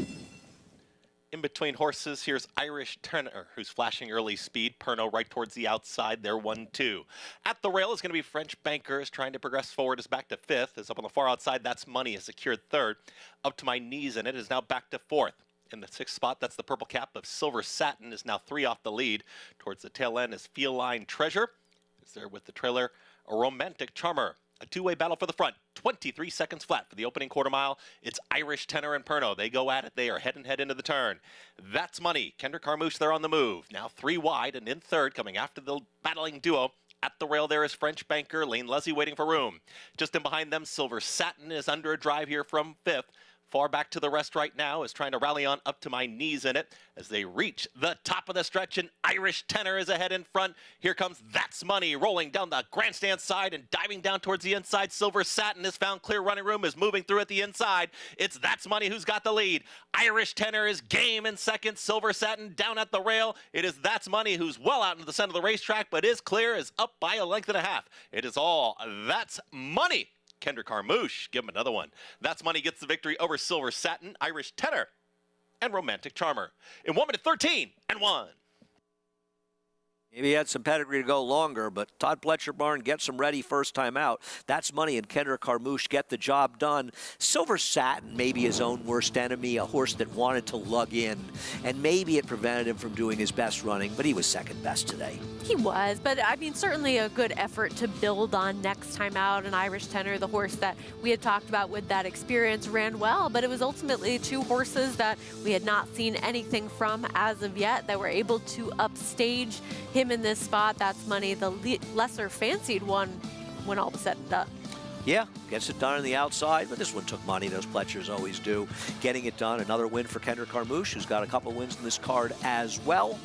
You see those Bob LaPenta silks. We've seen those silks in some big races over the years. He gets it done in race 5. Kicking off the late pick 5 on today's card, and favored Silver Satin had to settle for 2nd. Irish Tenor ran well. He just wasn't good enough to beat the firsters. No, and Romantic Charmer, a first-time starter, maybe to look out for next time, getting into 4th at a big price. I tried to hear what you said, but that ridiculous director we have, Mitch Levitas, interrupted you by saying something It was useless extremely in my ear. important. Mitch, you never say anything anybody cares about. Before you leave us, and you'll be leaving us, you'll be coming back after. I'll be staying here till 5. You'll have to suffer it out with me. Greg Wolf is coming up to host, and you'll be back after I leave. Let's talk about some of the stakes on the card, starting with the Broadway, the Ruthless. Thank you very much, where I know you like the rail, horse on the rail for Brad Cox. I do. I just feel as though he's had such a stranglehold of the 3-year-olds, both males and females, so far in New York, really having a lot of certain live runners like Bergen, Gingin, Drumroll Please, and this looks like another one as well. A horse that had an impressive maiden win down at Fairgrounds, was able to take some kickback, sit in behind horses, stalk and pounce, and get the job done, and that bodes well for her going forward as she has drawn the rail. And I think the fact that we can run these 1-turn 7 furlong and mile races helps. Probably one of the reasons that Brad Cox scratched her out of Oaklawn to run up here to stretch her out a little bit in distance. And this has come up a really strong race all around with a lot of shippers coming in. And the horses that make a lot of sense, like Reconcile, as well as Helena's Forte, those do seem like the logical contenders in this spot. Tiarella for Horacio De Paz, another one, a maiden, maybe a little bit interesting. Yeah, I agree. I kind of like the 4 coming in here for Phil Bauer. We're glad to see him here as well, and it's been a rough go for Phil. We're glad we'll see him anywhere. Sarah, thanks so much. Sarah will be back, though, at 5 o'clock to close things out at Oaklawn with Greg, but I'll be moving over to her seat, and Greg Wolf will be taking over. He's the man that belongs in this seat, and he'll be where he belongs in just a few moments. Stick around.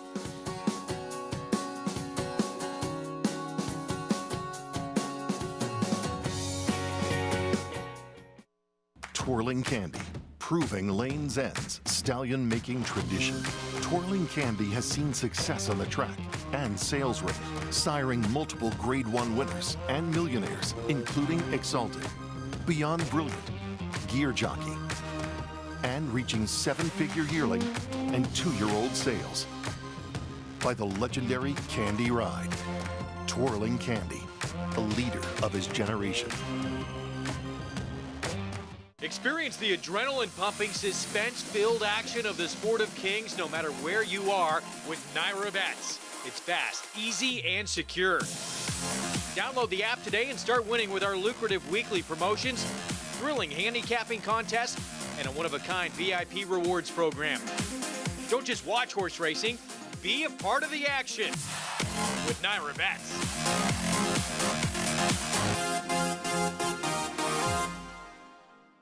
Your guide to selecting a stallion for your mare. Step 1. Make sure he's won a big, famous race. Mystic Guide charges away and takes the Dubai World Cup. Step 2. He'd better be very good looking. Step 3. He must have excited the support of breeders with quality mares. Mystic Guide.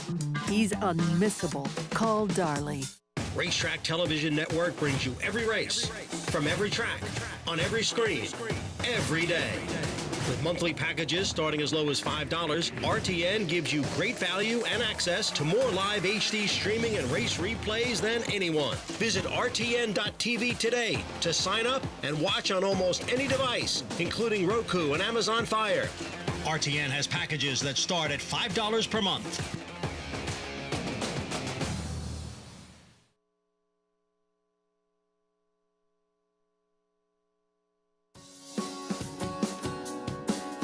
Back with you, continuing live coverage on this Saturday afternoon of Aqueduct and Oaklawn here on America's Day at the Races. Good to be with you. Greg Wolf stepping in for a man who was sensational as a host on the desk, Andy Serling. Well, that's very kind of you. Thank you. But I got to say, I'm very happy being over here and having you back. And when I host, I always gain even more appreciation for the effort that you put forth in hosting our shows on a daily basis. But looking forward to talking about the rest of the card. I'll be here till 5, and then Sarah will be back. All right, Musical so yeah, chairs. I'll get a double dose. Lot of female sprinting is what we have for you today. 3-year-old sprinting in the Ruthless and the Dixie Belle at Oaklawn. And then the Broadway, we have older fillies and mares going 7 furlongs. And I think both are interesting races, but I'm really looking forward to the Ruthless. I thought it was a very interesting group, and not an untalented bunch as well. Horses we could hear from later in what we have in our very strong series of 3-year-old dirt sprints. Good at Aqueduct, fast in Hot Springs at Oaklawn. You can play all the action, of course, by getting signed up started with Naira Bets. Bet any track, anywhere, anytime. Glad I didn't have to put that out on the track. They're going to get it away before the horses run over it? Well, they're actually waiting for Sarah to go down and finish painting it on the track. Match 200, the promo code to use for new members at sign up to get that $200 deposit match bonus at, again, NairaBets.com. All right, we're going to head to Hot Springs in a moment. Let's give you the winner from the 6th here in New York. Kendrick Carmouche. Another W. That's money, $8.40 on a first-timer for Todd Pletcher, son of Audible. Was trained by Todd Pletcher. Silver Satin Irish Tenor, Romantic Charmer. Round out the exotics. As we take a look at the field for stakes action, 3-year-old filly, 7 furlongs in this Ruthless. And Galia Princess for Brad Cox had a couple of options today, winds up going here in New York. And I wonder if Brad wanted the extra furlong, the 7 furlongs today, as opposed to 6 furlongs. And it helps. We can run those elongated sprints 7 up to a mile at Aqueduct here. And it's one of the great things about the ovals here, as well as Belmont Park. And we'll see. You know, one thing you have to like is, while she had a good trip in her debut, she showed the ability to sit behind horses on the rail and still be able to rally. And drawing the rail, she could draw a similar trip today. And you know that she's sort of comfortable taking that dirt and then coming out and producing her run. Manny Franco will be aboard for the Brad Cox barn coming up in this Ruthless. We'll get back to it in a moment. Meanwhile, Oaklawn, their 4th race, approaching the 3-minute mark to post. Arkansas bred runners. Non-winners of 2 Life, and most, I believe all but the 8 in here, up for a $40,000 or $45,000 claiming tag. We start with Party in the Streets. Yeah, breaking down the inside. I thought this horse was dangerous near off the second place finish. Pepperoni Kid at 12-1. Yeah, another horse second off a little bit of a freshening, but will have to improve substantially. Yaqui Valley just broke the maiden career start number 6. Yeah, for Mike Maker, and sometimes these maiden breakers go on with it. I didn't love, though. It was forward in that win. Third watch went by. We'll have to improve. 6-1. Choctaw Zip. Harry Hernandez rides. Yeah, I don't think there's any reason not to like this horse. Was down the inside the last time, which is the place to be. Chupapi Manyayo. Keith Asma's in that 4-win day yesterday with Dad. He teams up with Ron Moquette. My top choice in this race. I'll be interested to see what Paul thinks. Cybertown at 15-1 with Rocco Bowen. Just a lot of chances and just 1 for 13. Gate to Wire win. It was back in September. We've not seen Rudiano since. Yeah, well, broke his maiden out of town. The Archie bred coming back to Oaklawn. Yeah, it was at Prairie Meadows that win. I'm in Oak. A couple of big prices here to the outside. 17-1. Start number 2 was a winner. Would have to improve substantially, I would think. A very slow time in that win. It was at Oaklawn. And then Shake Up at 12-1 on the outside. To be fair, this is a horse who's second off a bit of a freshening, and he has a couple races to get back to, which give him a chance to at least get a piece. 2 minutes to post here with the 4th. Let's go to Paul Duca. Thanks, Greg. Welcome to the show. As well as always, nice to see you on the desk, as well as Andy. You know, when you look at this race, Yaqui Valley in here, the 3, who, you know, went gate to wire last time out and has shown speed in the past. You know, this horse doesn't land on the lead. I don't know how. If you look at the form, the 1, the 2, the 3, the 4, and the 5, and let's go with the 6 because he's coming out of mile races. The 1, 2, 4, and 5 all have gate issues. The 1 broke dead last time. The 2 has broken almost dead last in all of his starts. The 4 third watch has broken dead last, has overcome it a couple times. Choctaw, you can go just down the list. So the 3 should really walk to the front end here. Now, you know, what's going to happen is this horse first time against winners. It's one of those kind of things where I'm not kind of the guy that likes to bet horses first time against winners, but when you have such a pace advantage, I just think Yaqui Valley is the one to catch it beat. Now, Choctaw Zip, the 5, Ernie Witt did win a race earlier, and this horse had run some good races before. Again, the gate's been the issue with the 5. I'm in agreement with Andy. I think the 6, Chupapi Manyayo, is a horse that, another horse that, if you look, has broken dead last in most of his races, but when he puts it together, he has a ton of talent, and I think he could be the main danger.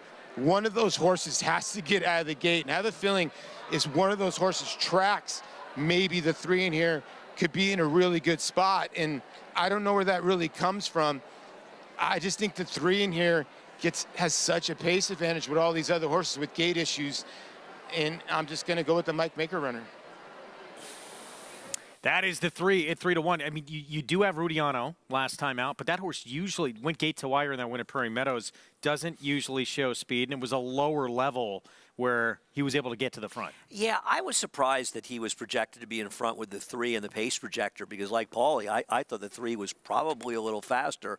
I should know better than to argue with the pace projector. They also have my horse, Chupapi Manyayo. I think that translates to, I have no idea. Second of life, I thought that horse could be a little forward as well. He's been in some quick pace races. I'd like to see Keith be a little aggressive with him. What a day for that man right there. Keith Asmussen, still relatively new as a rider. Never got an opportunity, though, to ride with the bug, but he did get an opportunity to get some choice mounts for Dad. 4-win day, all of them for his father yesterday. 4-win afternoon. Summer of Mischief was even money, but then after that, $10 on a Diva. Phantom Ride paid $14.40, and Harlow Cap paid $10.20. And I think we focus so much on Steve, and rightfully so, given his career record as a trainer. A lot of people, maybe not old enough, or they just sort of forget. They were jockeys, you know. Cash Asmussen was a great rider. Actually, Steve rode a long time ago. But Cash Asmussen, a great rider who went over to France and did very well over there as well. Changed the game. I mean, honestly, he went a little after I think Steve Cawthon went over to England. But also, I think one of the most impressive things, and Greg, we saw it on the show. When Keith started riding last year at the beginning of Oaklawn, I remember rolling my eyes and thinking, he just doesn't know what he's doing out there.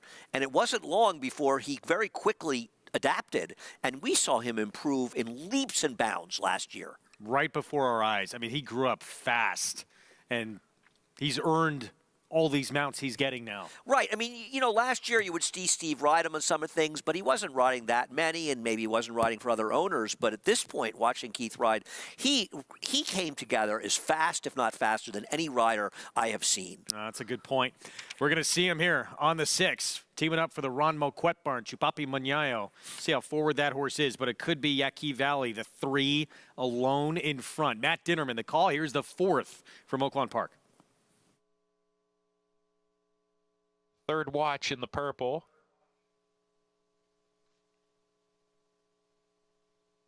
Working with Rudiano. Cybertown in the white cap goes in. Now Rudiano.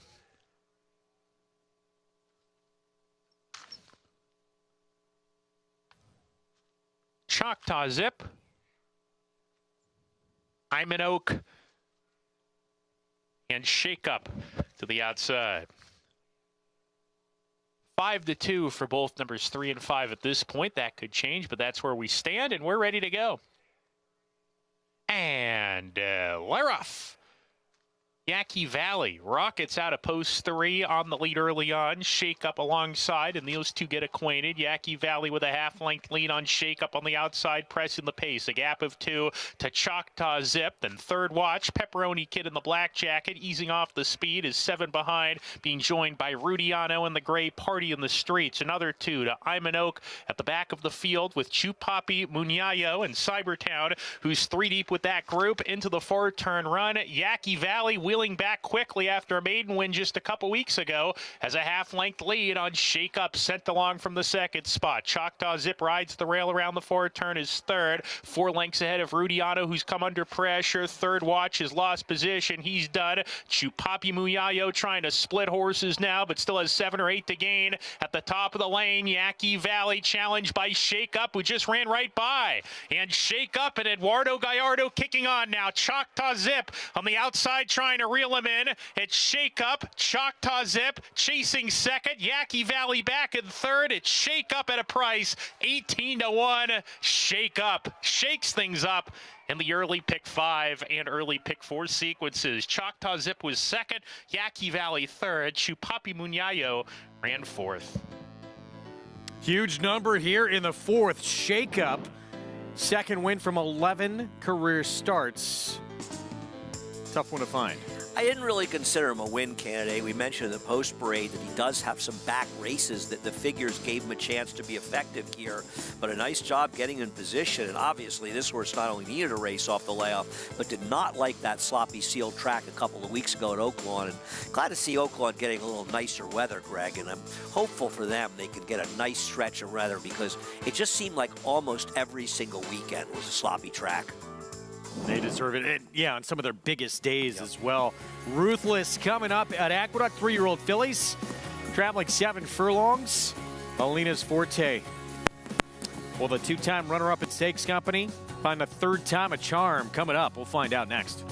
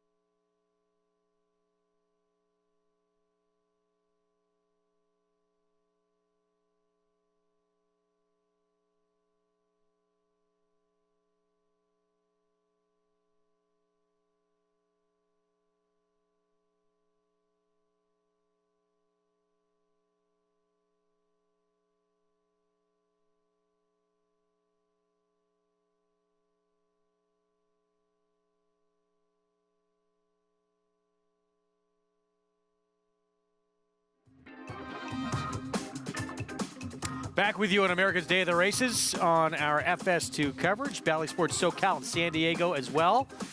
Brought to you in part where you can play it all at NYRA Bets. Bet any track, anywhere, anytime at NYRABets.com. Ruthless coming up. 3-year-old filly sprinting 7 furlongs. Let's head downstairs to Richard Migliori. Yeah, thanks, Greg. And we'll start down on the inside of the Gallia Princess. Broke her maiden very nicely, coming up the inside. So she ran in behind horses and was able to ease out and split horses in the stretch and was very resolute on debut. Looking at her from a physical perspective, I think 7/8 will suit her very well. It looks like to me like she'll stretch out, quite effectively. The 2-horse Reconcile, everybody has their idea of what they think a horse should look like. Now, she doesn't have a great deal of size to her. She's not very tall, but she's so well balanced. She's by Warfront, Claiborne Farm stallion, who just, an incredible sire. And you really see the influence of Danzig through the pedigree. Danzig, not the biggest of horses either, but that incredible, well balanced. And this filly's got that look, that balance, but also she's got this intense demeanor about her. Really, everything she says is like, I'm here, pay attention to me. Really like what I'm seeing from the 2 Reconcile. The 4, Helena's Forte, has done nothing but run good races. She's got cotton in her ears. They put cotton in her ears to mute the sound a little bit for horses that are a little bit high-strung. Actually, they've taken the cotton out now after she was saddled, and she's acting very well. And the 5-horse Low Society obviously is a step up in class, but boy, this filly could not be better turned out. Her coat is just as rich and hydrated as you want to see. I really like what I'm seeing from her as well. But to me, so far, honestly, the 2-horse Reconcile, she's a standout.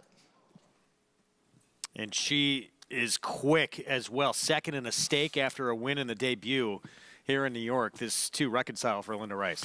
Yeah, and talking about the pace, she may be the speed of the speed, but I got to tell you, Greg, I have to think they're going to be moving a bit up front. She's quick. The 3, Tiarella, the maiden, is quick. The number 1, Gallia Princess, and the 4, Helena's Fort are not exactly slow horses. They could be moving up front. I'm looking forward to this race. I think this is a very, very strong field.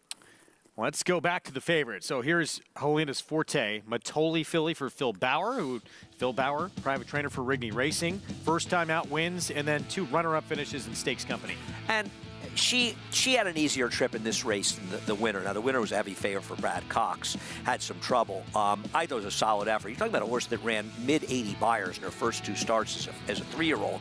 And just to put it in perspective, people, those are faster. 2-year-old, excuse me. Those are faster figures than Just FYI was running, and she was the deserved 2-year-old champ, including the Breeders' Cup win. Now, she obviously stumbled badly in her loss last time out. When I say stumbled, not effectively, she just didn't win. The winner of that race is a tough horse to make, a horse we saw around here that really dramatically improved. Helena's Fort put herself in bad position in the race. I think Phil Bauer thought it was more the horse than the rider in that position. She did not have the best of trips, and horses have come out of that race to run 7 or 8 buyer points faster, suggesting it might be a better race than it looks. I picked her, but I didn't expect her to be favored. I thought Gallia Princess would be favored. Yeah, we'll see if that changes by post time. There's Eric Cancel getting a leg up on the current favorite. After those back-to-back finishes, we showed you the stake from 2 back at Churchill, and yet 2 really big figures. What do you make of that? I mean, the backwards move in a stake at Fairgrounds, do you write that one off? I don't think you ever want to write them off. And now that the horse is favored, I think it's a really important discussion. Is it fair to say it's not a make-or-break race today, but this is a very pivotal race for her because maybe she's a horse that was precocious early that's just not going on with it at all. Could be. Here is Gallia Princess, Brad Cox, debut winner at Fairgrounds. Yeah, she got it done, and she ran down a Steve Asmussen runner that was highly touted. It's actually the only reason I watched the race. Somebody gave me a tip on that one, and she's 1 for 1 for a guy who knows how to win with second-time stars that broke their maidens. The speedy Reconcile for Linda Rice. I think she's a dangerous horse. She's got to get the 7, but her pedigree says it shouldn't be a problem. Tiarella, second in her debut. She's still a maiden for Horatio de Paz. But she's an overlaid 11-1. She should not be the longest shot on the board. I think she's a player in here. One we were just talking about for Phil Bauer, Helena's Forte. Yeah, I'm really interested in her. I picked her in here. I like her chances, but she's got to deliver today and at least run a good race.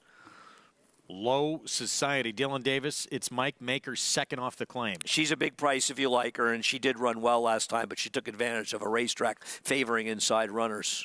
Bill Mott, he was putting most of all on the Kentucky Oaks trail. Now she'll cut back. Yeah, I don't think she's going to. Maybe she'll watch it on TV. I don't think she'll be running in it. She's been disappointing as she cuts back. In value area, Todd Pletcher outside, 6th career start. She broke her maiden. Took a long time to break her maiden, but she's not untalented. I prefer others, but I can see some appeal. 3 minutes to post. Here in the 7th, let's bring in Jonathan Kinchen for more on the Ruthless. JK. Yeah, guys, we talked about the two main players in here, right? The 1, Galia Princess, and then the 4, Helena's Forte. I'm going to go with that horse towards the outside. The 4, not towards the outside in the middle of the field, but you know what I meant. Out of the two numbers, the outside, the 4. And the reason is because if you look at the Beyer speed figures, and I'm a big speed figure person, I believe, I think it's the one most trustworthy thing in handicapping and in horse playing. Helena's Forte, back in November, twice ran an 85 and an 83. Okay, so we know that that's a real number for this filly. She can run 85 and 83. She did that in November, early November. Galia Princess ran a 77 towards the end of January recently. If you think about it just from a timing standpoint, there's supposed to be a little bit of maturity from 2 to 3. I think that when they're making figures for 2-year-olds, sometimes they can get a little bit, they don't want to be too aggressive with those numbers.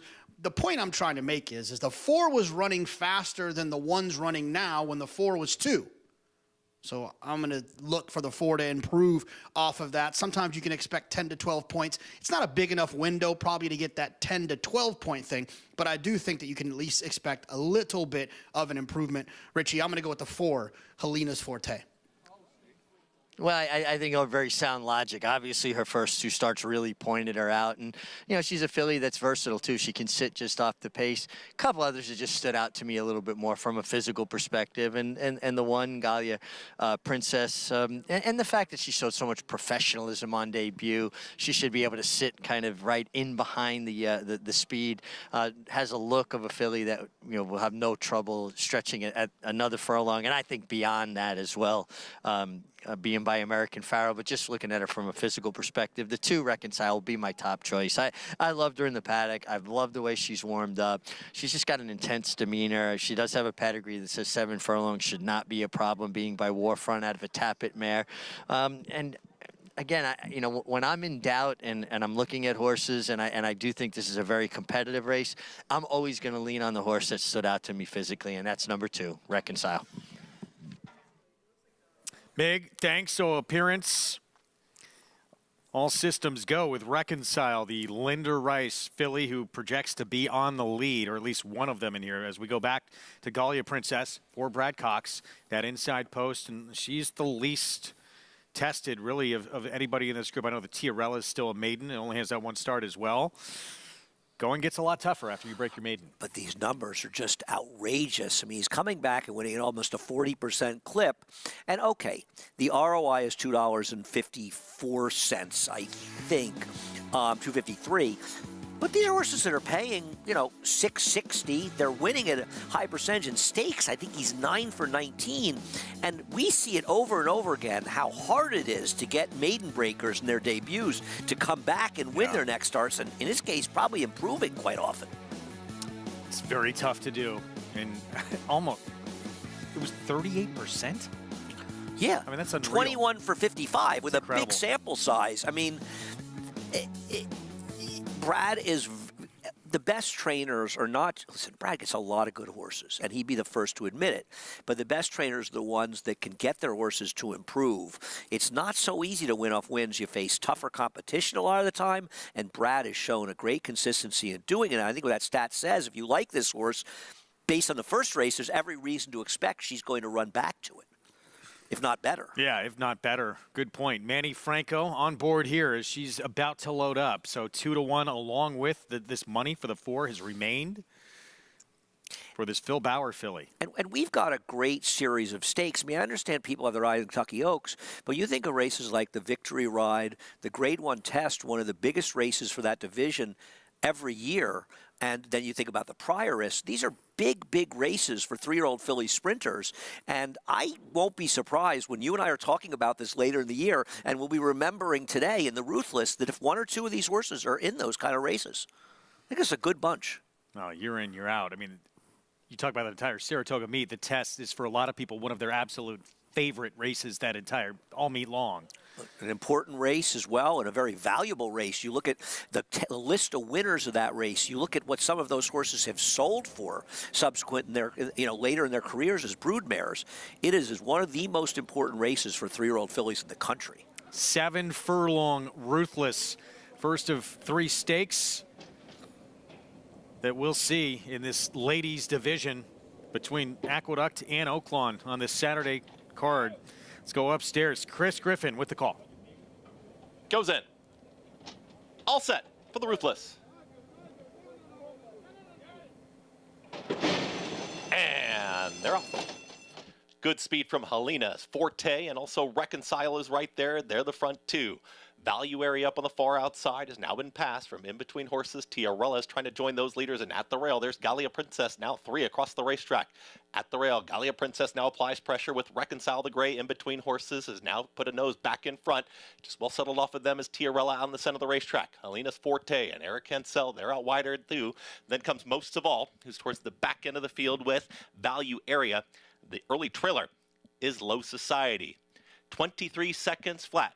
That opening quarter mile, and on the inside, it's Manny Franco and Gallia Princess. They're up by a half length. Here comes Reconcile. Back up on the outside here is Underdrive and moving forward. Helena's Forte. Helena's Forte is on the move, and Value Area found a seam as well. They swarm. Tiarella, who loses some ground, is back to 5th. Most of All is shoved along here from the back, and far, far back still. The back end of the field, that's Low Society. They reached the top of the stretch and went 46-4 for a half-mile time, and Gallia Princess looking very strong here. Gallia Princess now kicks on. Helena's Forte is getting closer, and here comes Helena's Forte right after the leader, Gallia Princess. Gallia Princess now challenges Helena's Forte, who passes her. It's Helena's Forte who's in front. Gallia Princess is back to 2nd. Value Area with a late rally into 3rd. Helena's Forte with that sustained rally is going to win. Helena's Forte wins the Ruthless. Helena's Forte wins it over Gallia Princess and Value Area in 1 minute 26 and 1. Phil Bauer Rigney racing with Eric Cancel aboard Helena's Forte. Reels in Gallia Princess. I thought this was a nice effort by both the winner and the second-place finisher. Eric Cancel couldn't have had a better position with Helena's Forte. She broke like a shot. He let her settle in behind 3-horse square forward. This is a very honest pace. Gallia Princess, Manny got the rail, and he said, you know what, I got the rail. I don't want to get shuffled. I'm going to go. So maybe she wasn't in the most perfect position you could be in. She ran very well to be 2nd, but Helena's Forte showed her last race was just a race you could throw out, probably. She got it done here. I like these horses. I thought it was a nice race by both the first 2 finishers, and even Value Area, Greg, ran reasonably well to finish 3rd. Yeah, coming off a maiden win for Todd Pletcher. That's 7. 4-1-7 here. And Helena's Forte now 2 wins. After 2 runners-up in stakes, gets a stakes win on the resume. And good for Eric Cancel. Yeah, he picks up the mount with this horse coming in, and his agent PJ Campo gets Eric on a lot of live mounts. And Phil Bauer, that's a name we started to learn in Saratoga a couple years ago, and we've heard it much more since then. And I'm looking forward, and I wonder where what's his filly now 4 years old that won the Comely at the end of the year. I know, I'm talking about Zagera. I'm looking forward to seeing what she can do. She's got to get a little faster, but she has the potential to be a player in that division. And yeah, the summer you're talking about when he really came on the map, 6 wins from 13 starters. Yeah. These connections at Saratoga that really, really opened everybody's eyes to him. And I know he trains privately for these connections, but I got to imagine there's some people looking for his cell phone number to maybe give him some horses because the guy delivers. Ruthless goes to Helena's Forte. We'll have the prices when we come back. Still ahead, the Broadway Fillies and Mares going 7 furlongs. They'll get their turn, including this 4-time stakes winner, Venti Valentine, getting set for her 5-year-old debut. Coming up when we return on America's Day at the Races.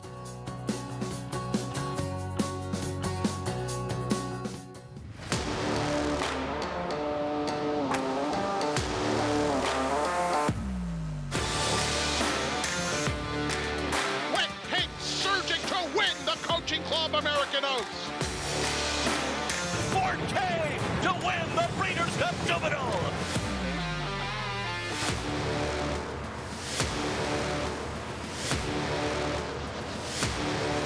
Eclipse champion Blame, standing at Claiborne Farm.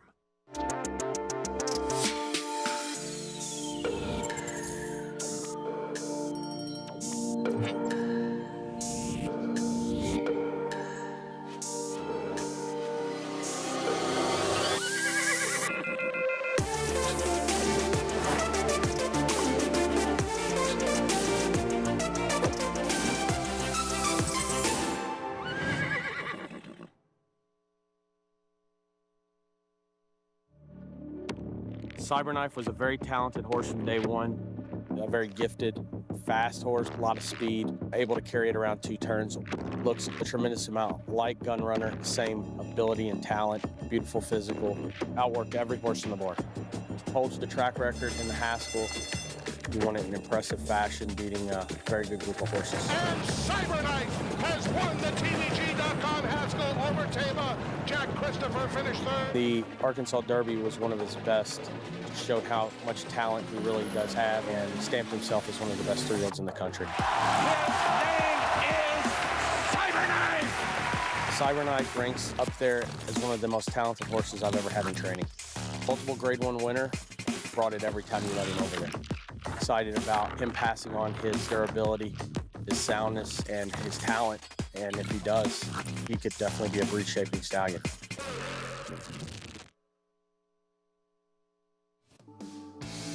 Back on America's Day of the Races on our FS2 coverage, regional networks across the country. Thanks for being with us on our Saturday coverage. Ruthless in the books, and Helena's Forte the win. Phil Bauer, Rigney Racing, and that man right there, Eric Cancel. Winner's Circle leading, brought to you by the Fasig-Tipton February digital sale with nearly 140 entries and featuring phase 1 of the Ruiz Racing LLC dispersal bidding. Now open, closes Tuesday, February 20th. Learn more at digital.fasigtipton.com. Wow. I'm glad you read those, not me. You're much out of breath now. You're so much better at that than me. And this was, you can't ask for a better trip. And it really is, and I know Richie likes to talk about this as well. When you break as sharply as this horse does, it just makes your job so much easier. And it's just an indication of a horse that's well-trained and ready for the race. And I don't think that Gallia Princess lost anything to defeat. I think that probably Brad Cox is watching the race and thinking, I wish I drew the 4 and this horse drew the rail. Maybe I could have stalked a little bit more. Nice efforts by both the first 2. Is he maybe second-guessing, saying we should have gone 6 furlongs in the Dixie Belle? No, I don't. You know, the reality is, it's the middle of February. And these are nice horses, and I think these trainers have their eyes on the real prizes, the bigger prizes late in the year, while you always want to win. I don't think if you're Brad, you're feeling like I made a mistake coming there. I found out how well she can run. She just didn't win. Meanwhile, Eric Cancel reels that one in for the victory here. Let's go downstairs to Mig. Yeah, real heads-up ride, too, by Eric. Eric, she broke very sharp, but you were content to just let her drop back and settle. Yeah, I mean, like you said, she broke very well, very alert. She's a filly that she's pretty versatile. You know, she's able to do anything, run from the lead and being behind horses. That's what I aim for today, you know. Track hasn't been as good, you know, for horses being on the lead. And I just said, you know, I'm just going to play by the track. And it worked out very well. Now, obviously, you've never had an opportunity to ride her before, but how do you prepare to ride a horse like this that you've never had experience with? I mean, first of all, I have a pretty good confidence with the trainer, you know. He didn't really tell me much what to do with her, just to try to keep her happy. I saw the replays on her. I watched every race. And like I said, you know, she's a filly that she shows that she could run from anywhere. So I wasn't really scared of what I could do with her. I just needed a clean trip, and that was it.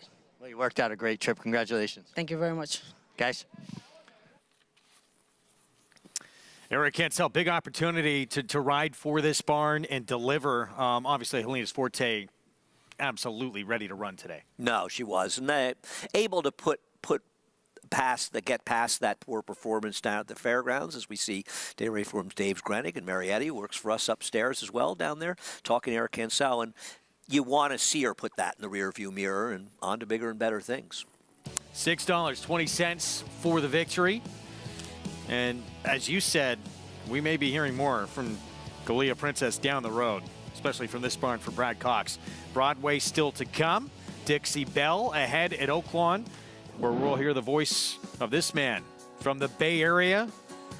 Now the big time in Hot Springs, the new voice of Oaklawn Park. We'll go behind the scenes with Matt Dinnerman when we come back.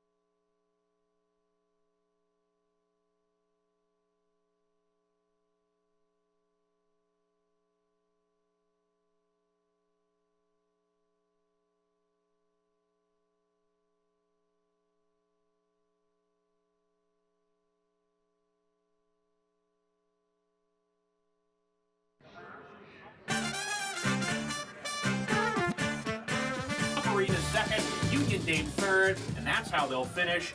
I was about 11 when my dad took me to the races at Del Mar, my home track, and I basically fell in love with the races right away. I mean, I was just enamored with the pageantry and everybody dressing nice. In the Turf Club, the Railbirds, they've got their racing forms, and the jockeys and the trainers, and just the noise and the excitement of the horses coming down the stretch. Right away, the racing bug bit me, and I wanted to learn more about this great game. Track announcer Matt Ditterbin here high atop the grandstand, folks. A picture-perfect day for live racing. Looks great from high up here. I would say the light bulb really came on at about 16 years old for me to be a track announcer. When I was younger than that, I would always ask my dad about the announcer. How does he know the lengths? How does he know the horses' names? Absolutely no excuses for going the distance. Who sails into the forward turn a length and a half clear. That light bulb to become a track announcer really came on when thinking about what am I going to do work-wise, because I really wanted to work in the business, and I felt, you know, that would be a really cool job because I wanted a job where I could be at the track and talk about the racing action and look at the racing form and be a good ambassador for the sport. My Uncle Joe and my Aunt Juliet, for Christmas, they knew I wanted to call races, and I asked for binoculars, and it was under the tree one Christmas, and I still use the binoculars my uncle and aunt gave me to call the races here at Oaklawn, at Emerald, at Golden Gate. Those are the only binoculars I've ever used to call a race. My favorite race call ever was Morning Addiction's race call, which was a typical race, just an average race at Golden Gate Field.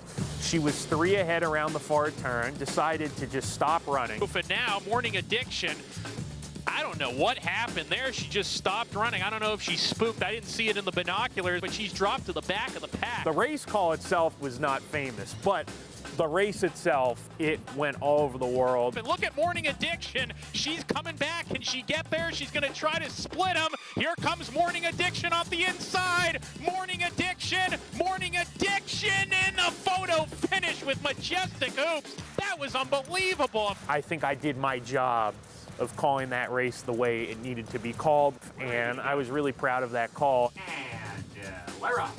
I pinch myself every day. In a way, it is hard to believe, but I've had a lot of help along the way. I've had a lot of people that have supported me, and I just feel very, very lucky. When you wake up every day and you're excited to go to work and it doesn't feel like work, it's very, very satisfying. You just get a really good feel from that he loves what he's doing. And from in early ages, he said he grew up going to some races like Del Mar was one of them. Fell in love with this sport. No, the enthusiasm for the game is genuine. He was in Saratoga a few years ago. We spent a couple hours together just hanging out at the track. He's a terrific guy, and I couldn't be happier for him. You know, obviously the future, unfortunately, at Golden Gate Field's very uncertain, to say the least. So I'm glad he was able to pick up that gig, and he brought his rubber duckies with him to Hot Springs. Yes, he did. I don't know how many he has, but he's collected them for several years, and he brings them wherever he is in the booth. Fifth race coming up next at Oaklawn. We'll hear Matt on the call. Non-winners at 2 Life. All for sale for $30,000 in this claiming race. 6 furlong sprint coming up. 5-2 Laura Branigan, current favorite for Robertino Diodoro. We'll talk more about coming up. Oaklawn Road to the Derby picks back up next weekend. We will have live coverage and a rich prep in the Rebel, where we'll see Timberlake back in action for Brad Cox. Yeah, and it's interesting. You know, I know some people who thought that Timberlake might return to Gotham, and of course, this is where he had that big win in the Champagne last year, running down General Partner to get it done. Gotham at a 1-turn mile at Aqueduct, but he's sticking around the 2 turns. He ran inexplicably badly in the Breeders' Cup, and frankly, it was a bad Breeders' Cup for Brad. Other than Idiomatic, obviously, winning the Breeders' Cup distaff, his horses did not fire, and Timberlake was one of them, and a lot of us, myself included, Greg, and I think you too, we all thought he'd run at least well in there. I have not lost faith in this horse, but he's got to come back and show that he can run effectively going longer. And will he be a horse maybe that's more effective in the Woody Stevens, Alan Jerkins type races, or can he be a legit Kentucky Derby contender? Well, we're going to find out more next weekend in the Rebel. $1.25 million on the line when he makes his 3-year-old debut coming up. Here's what's happened at Oaklawn's road to the Derby thus far. Rebel next weekend, and then the big one, the Arkansas Derby, late March, worth 100 points to the winner. Yeah, and I guess that's $1.5 million now going in the Rebel and then the Arkansas Derby, and those stretches got squunched together a little bit, part of the disastrous weather that Oaklawn's gotten. But then we'll get at least 5 weeks from the Rebel to the Derby. Look forward to it. Back to Oaklawn as we get a look here at the 7 Birdie's Cause. Carl Broberg barn and Francisco Arrieta, one first time out for a different barn, was claimed and had to wait about a year to get this horse back after a claim. Yeah, no, it took a while, not taking much money right now. And the favorite is one that has never been on the dirt before. Correct me if I'm wrong, and maybe Jonathan can help. He's much more up on this than I am. Laura Branigan's a singer, correct? Well, we'll let JK answer that. I don't know. I mean, you guys, if they have a real name, I usually don't know them, right? I know like the Jay-Z's, the Quavos, the Ice Cubes. You see where I'm going with this here? Not really the real names, not for me. But I am going to pick this horse in here, the 2 Laura Branigan. Someone Google this for me. I have no idea. But it's one of those situations where the speed figures have been earned on synthetic racetracks, but the figures make sense to me. They make a lot of sense in terms of this group. And the fact that Diodoro, who is a high percentage trainer, gets this horse and decides to run on the dirt, that's really enough for me to trust that that she can kind of run to those speed figures that were earned at Golden Gate on the synthetic. And look, I mean, we just saw that feature with Matt Dinnerman coming from Golden Gate. This one shipping in from Golden Gate. Feels like a hunch play to me. All right, JK, thanks. And yes, one named after the late pop singer, Gloria, one of the many hits she had. Gloria, that's the song I was thinking of, right. Yes, there you go. And Self-Control, probably many know that one as well. 5-2, and you do not know what's going to happen on this surface. As you said, first time on dirt. I will say she has a pedigree to handle it. You know, you look at the horse that was running similar figs on dirt, turf, and synthetic. I just wouldn't run to take a horse that's never been on the surface before as the favorite. I sort of prefer Weather Map. 9-2, that's the 4. Yeah, blinkers on.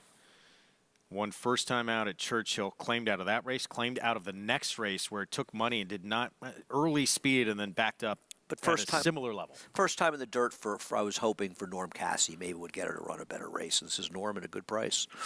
Matt Dinnerman, the call. Here's the 5th from Oaklawn. Into the outside, Little Town Sis.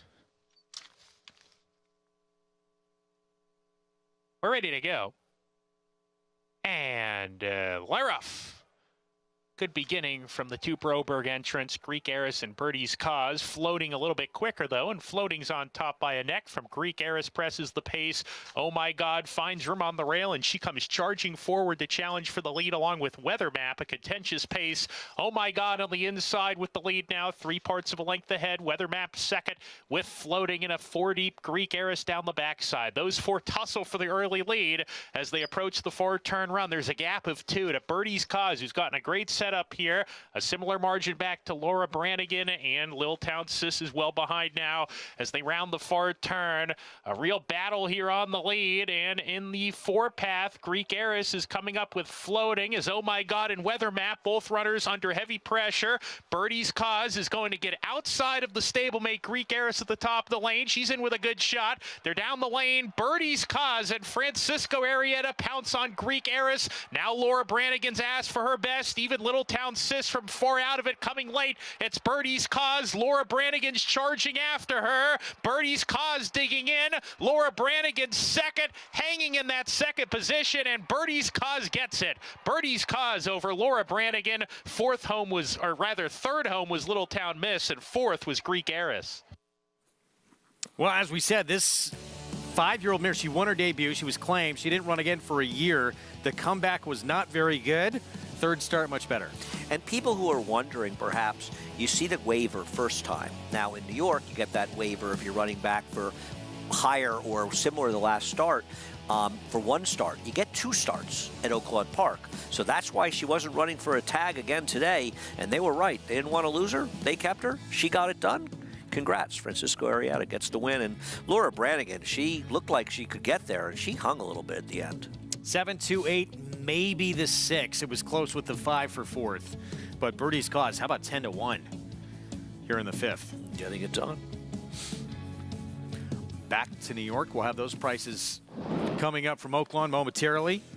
Ruthless goes to Helena Forte. Up next, 6 furlong sprint for New York breds in this first allowance condition. And Luna's Song, wow, for Brad Cox, off since October of 2022, opens up at a short 8-5. Let's go downstairs to Mig. Yeah, guys, interesting group here, and I'm going to start with the 2 Little Lindsay, a horse I liked last time, a great deal. Thought she got maybe a little too caught up in the pace last time, a race that was dominated by horses closing from off the pace. Now she is drawn inside, and it's potential for her to get kind of caught up in a pace duel again. Although she has been effective from just off the pace at times in the past. She looks great. She's a filly that really carries good weight and just very well turned out. She stays with her pony here in the paddock, just trying to keep her a little bit calmer. Another horse that was a handful in the paddock saddling was the 5 Newsley. She was, saddled on the walk with the pony, settled down nicely once she got the tack on, though, and you always like to see that. The horse coming off that long layoff, the 6 Luna's Song. She looks really fit. Honestly, it doesn't look like a filly coming off an extended kind of a layoff. I'm very taken with how she looks. Just really fit, streamlined, got a nice work tab coming into this. And then the horse on the outside who has a lot of natural speed is Ghost Bustin, daughter of Bustin Stones, excuse me, probably the most underrated stallion in North America. He throws honest, hard-knocking horses. They find their level, and they show up and run, and they all possess some speed. But the outside post also gives Kendrick Carmouche options where he doesn't have to rush her into the race. He can allow her just to get into the race. Really looks terrific for trainer Bruce Levine. All right, Mig, thanks. 3-1 here on this outside runner with Kendrick Carmouche. I don't have a big problem with Ghost Bustin. I picked her 3rd in here, and she draws well on the outside, but she may face some other significant speed in this race because I can't believe they'll rate Easy Play again. Newsley has speed, and she's run well in her races, but she's also had pretty delicious trips in her races. And yes, drawing outside helps her again, but I'm a little concerned that she may find the pace a little bit stronger than it's been in her recent starts. This is her debut when she got run down by Busha, and she's run well with a win in second, and I'm not knocking her. She can certainly win. I'd rather bet her at 5-2 than bet the returnee Luna's Song, who's basically a turf horse. I'd bet at that horse at 8-5, or theoretically a turf horse, so we'll see. Second choice clicks down another half notch here, down to 5-2. Yeah, I mean, I didn't look at the doubles to see what price she really is and if she's going to really end up being the second choice. I thought she'd probably be favored in here. Well, you got to. This one right now is favored. Brad Cox. We mentioned how long she's been away. October of 2022, and that was her dirt debut. Hit the gate actually coming out. She was still forward, and all that time away, you got to think she's going to be very forward, being that fresh. Yeah, no, I imagine she will be, but she doesn't really have the speed of some of the others. Now, if she's more forward in here, that could heat the pace up even more. The problem with her is she's never been entered to run in the dirt. And now she's in the dirt. And I know she broke her maiden. And listen, she got a 61 buyer and, the routine improvement, blah, blah, blah. But this isn't a routine improvement in the sense that she's been off for 6 months. I mean, she's been off for a year and a half or 16 months. So whether or not she's going to be quite ready, I don't know. I'm not saying she can't win. I just think she's going to be an underlay. Or she is an underlay, I should say. 9-5. Yeah, this was not expected. Manny Franco for Brad Cox. And we'll see how she fares here off that long time away. And if she is forward, certainly got to think she's going to take plenty of heat. Yeah, I mean, it's an interesting point you bring up, Greg, especially off the layoff. If she ends up being forward, injecting more speed into this race, it could change it. I really like the two Little Lindsay. We talked about it last time when we were on the show together. This was not Katie Davis that got aggressive in that race. She was riding to instructions. That was a dead rail she was on. It was a pace that completely and totally incinerated, and she was way against the track in there to get it done. So there's a real chance that Little Lindsay is a lot better in her last race, and I think her race 2 back makes her very dangerous. Well, we'll start with her. So here's Little Lindsay, Katie Davis back aboard. She's my pick. The reasons I just gave you. 6-1 on that 4-year-old filly to the rail runner, True Empress. Carlos Martin trains. Yeah, I mean, I guess there's an argument she's okay. She finished ahead of Little Lindsay, but she got the right trip in that race.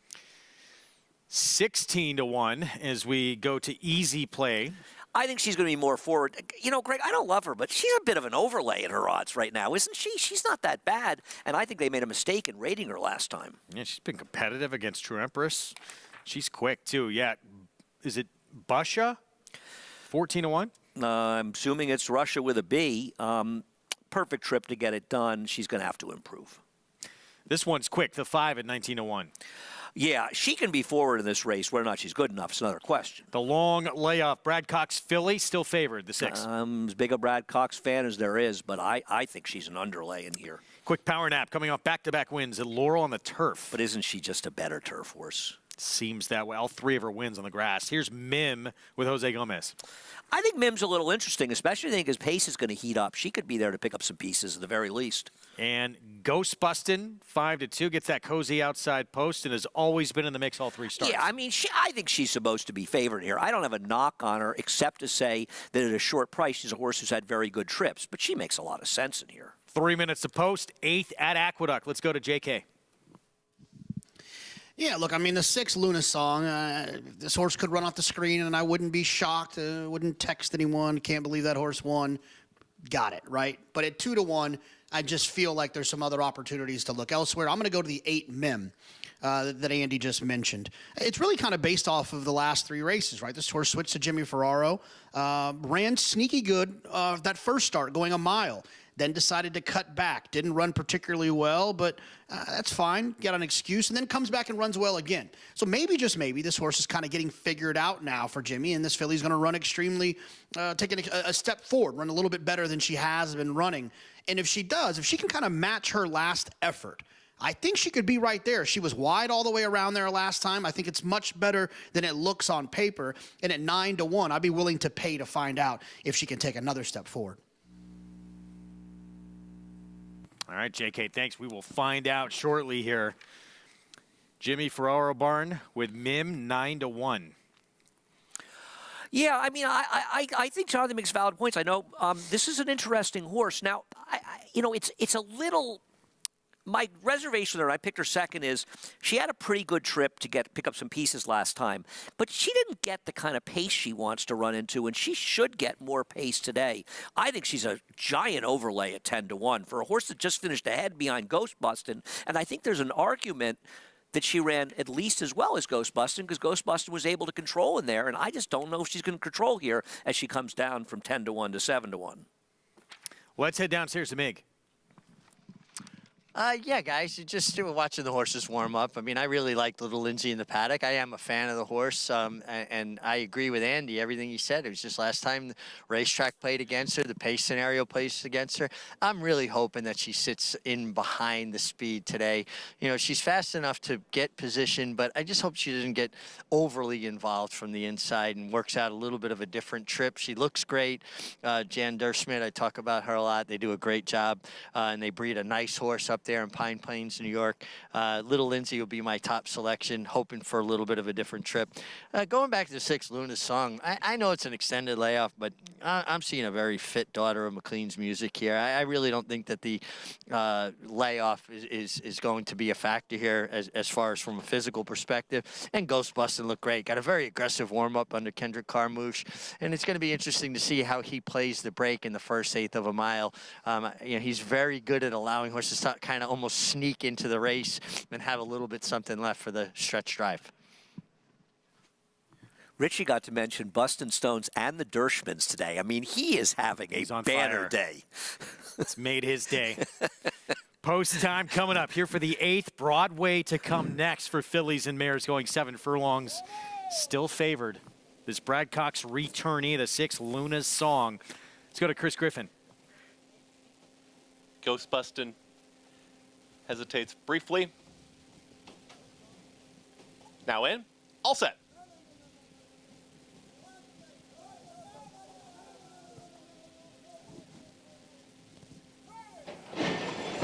And they're off. Very awkward start there for Easy Play. Rafael Hernandez did stay aboard. Just a bad start there for the 3 Easy Play is well back of the field. Newsley goes right out to the front, and here comes the pressure from Ghostbustin' out in the center of the racetrack. They're wide apart. The seam is open here for Luna's Song, who's trying to burst on through. Mim is going to be 4 wide at the rail here. Losing ground there is Little Lindsay, and Little Lindsay tries to hold that position with Quick Power Nap, who's now pressing forward, has taken 5th. Less than 4 furlongs to travel. They went 23.51 for that opening quarter mile. Then comes Busia, and Busia is about to be passed to the outside here by True Empress. And far back still, Easy Play is catching up to the rest of the field, but a lot of ground to make up still. It's Newsley, the big long shot, is right there. Ghostbustin' at 9-5 is ready to challenge. Little Lindsay is trying to get off the rail. Here comes the gray. Little Lindsay is looking for a spot to run through as Ghostbustin'. Kendra Carmouche is looking for another one, but not going away easily as Newsley, who comes right back to the inside. Newsley battles on. Ghostbustin' trying to push by True Empress. Grandstand side is absolutely rolling on the far outside. It is Newsley who's got the lead. Ghostbustin'. Can True Empress get there? Newsley's got the lead. The big long shot trying to find the wire. True Empress in the late stages. It's a photo finish. Photo finish between True Empress and Newsley. Very tight photo for the win. Final running time, 1 minute 14-1. It's a photo in race 8. 9-2 or 24-1 if it's the 5 photo finish here in the 8th. I'm not involved here, but if the 5 got beat and you bet the 5, you get a condolence card from me because Newsley ran a giant race in here. I mean, dueling the whole way, down on the inside, puts away the 9 Ghostbustin', looks to have it done right. And the 1, listen, I'm not knocking the 1 True Empress if she got up or even if she finished second, but boy, did Newsley do all the dirty work. Katie Davis could not have given my horse, Little Lindsay, a better ride. She had absolutely nothing when she wheeled out. I thought she was ginger ale on the turn, and she had absolutely no finish. I don't know. It's a little hard to see, Greg. What do we think? Off screen, I don't even want to say because I'm usually wrong. The one got there. Ugh. Happy for our friend Carlos Martin. Happy to see him get it done with Ruben Silvera, but that is a brutal beat for the number 5 Newsley. And it is the 1 put up unofficially as your winner. What a bad beat for Newsley, but well done by True Empress. Ruben Silvera for the Carlos Martin barn. 9 wins now from 28 starts for this 5-year-old mare, timed to perfection. Absolutely, and this race just came apart at the end, and she got it done.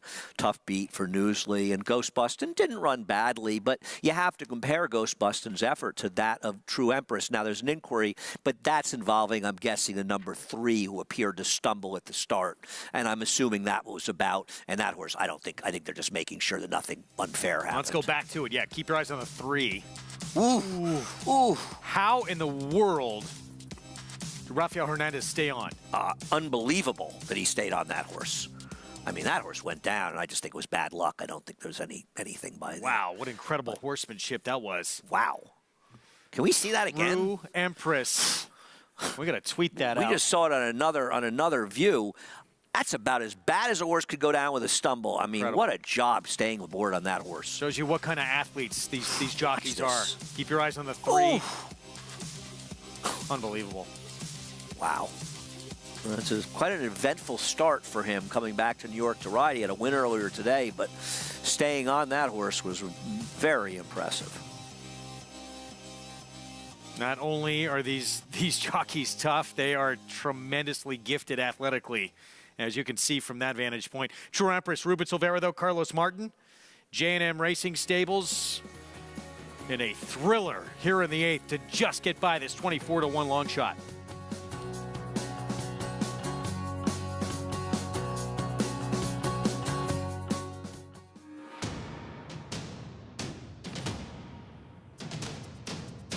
Drain the clock will win and win by as much as he wants. He'll win by 6 in the end. It is Drain the Clock who will bound home the winner in the Bayshore. Drain the Clock, Jackie's Warrior, a terrific finish in the Woody Stevens that goes to Drain the Clock by a head. Experience the adrenaline-pumping, suspense-filled action of the Sport of Kings no matter where you are with Naira Bets. It's fast, easy, and secure. Download the app today and start winning with our lucrative weekly promotions, thrilling handicapping contests, and a one-of-a-kind VIP rewards program. Don't just watch horse racing, be a part of the action with Naira Bets.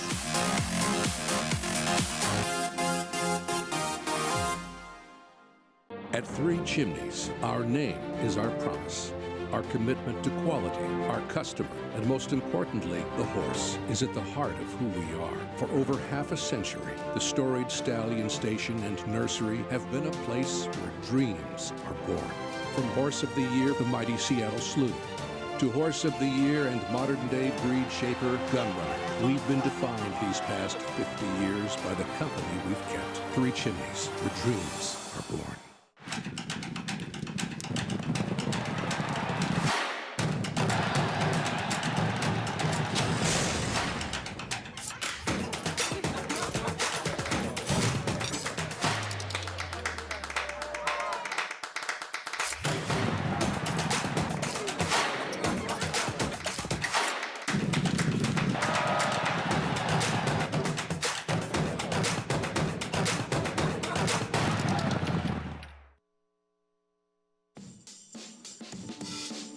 Good to have you with us on our Saturday coverage from Aqueduct and Oaklawn here on America's Day of the Races on FS2.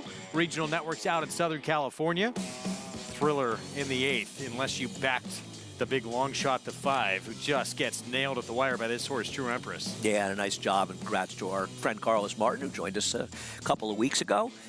Gets the job done with Ruben Silvera, but this race was coming apart at the seams, and poor Newsley, she really ran her butt off, and really a tough beat. True Empress, she has a nose for the wire, doesn't she? 9 wins now from 28 career starts. Amazing, huh? 156 finish. Broadway's coming up. Want to remind everyone you can earn an 11% bonus today. New York is the 11th state. Just by playing with Naira Bets. Bet on the Broadway Stakes at Aqueduct today. Earn that 11% bonus on your ticket winnings. Go to NairaBets.com and opt in to take advantage. I got to tell you, it sort of makes you feel bad that we weren't like the 48th state. That's a good point. You know, can we get that in there and get it up to 48%? Would they be running that bonus if it was the 48th state, you think? I'm sure they would have. I think they would have. Yeah. I don't think it was about what number they were, not about the dollar. Broadway is coming up next. 7 furlongs. Phillies mares 4 and up. It seems like a very wide open race. The board reflects that. I agree. I'm a little shocked, and I imagine it'll change. The Can't Hurry Love is not the favorite in here. I mean, I picked her second, but 7 furlongs or not. Isn't she the horse to beat? No? Talk more about it when we come back. One of several, probably. Race named after where this guy hangs out all the time. Broadway. Big lights. I live a block from it. It's your stomping ground, right? Well, you know, I don't know about that. I don't go to Times Square very often. You used to bike through there during the pandemic, right? I did. There was no one on the roads. It was surreal. We'll be back with the Broadway after this on America's Day at the Races.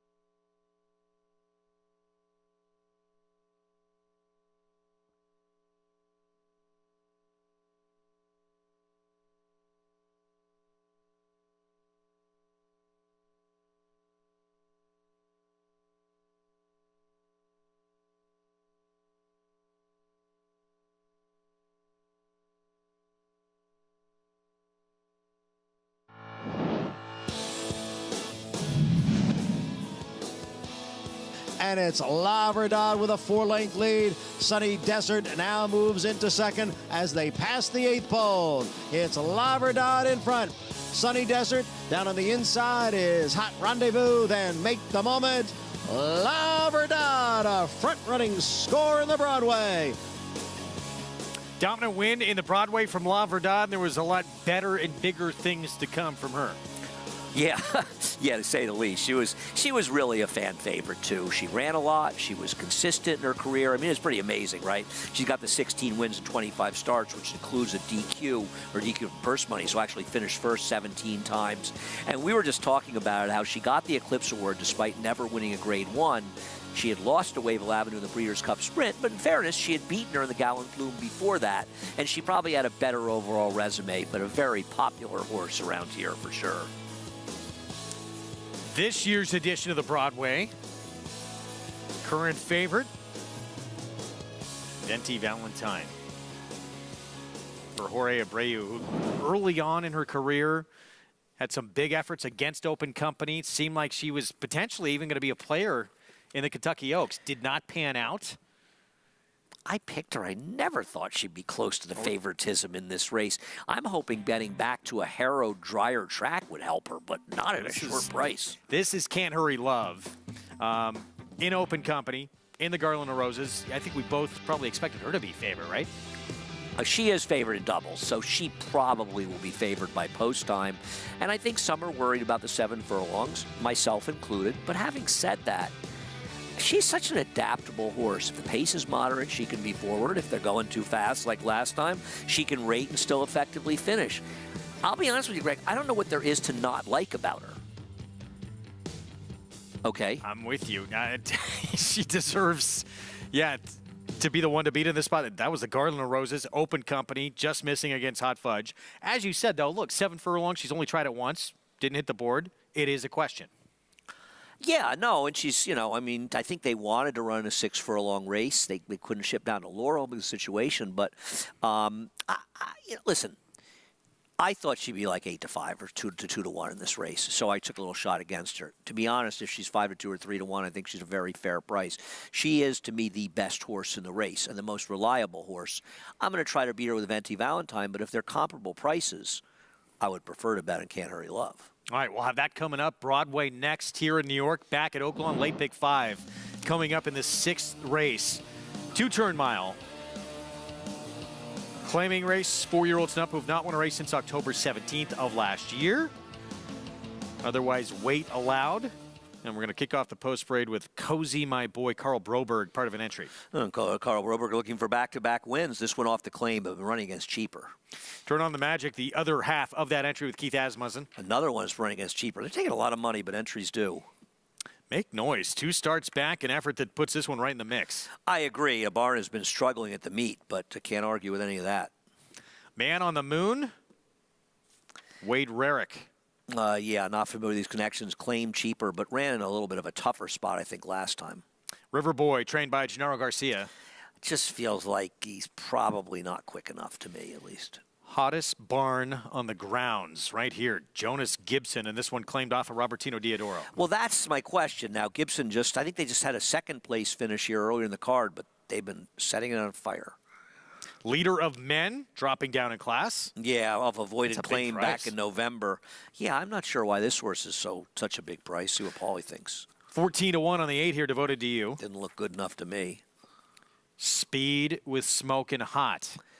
Another horse claimed out of lower level races for Dan Ward, who was the longtime assistant to Jerry Hollendorfer.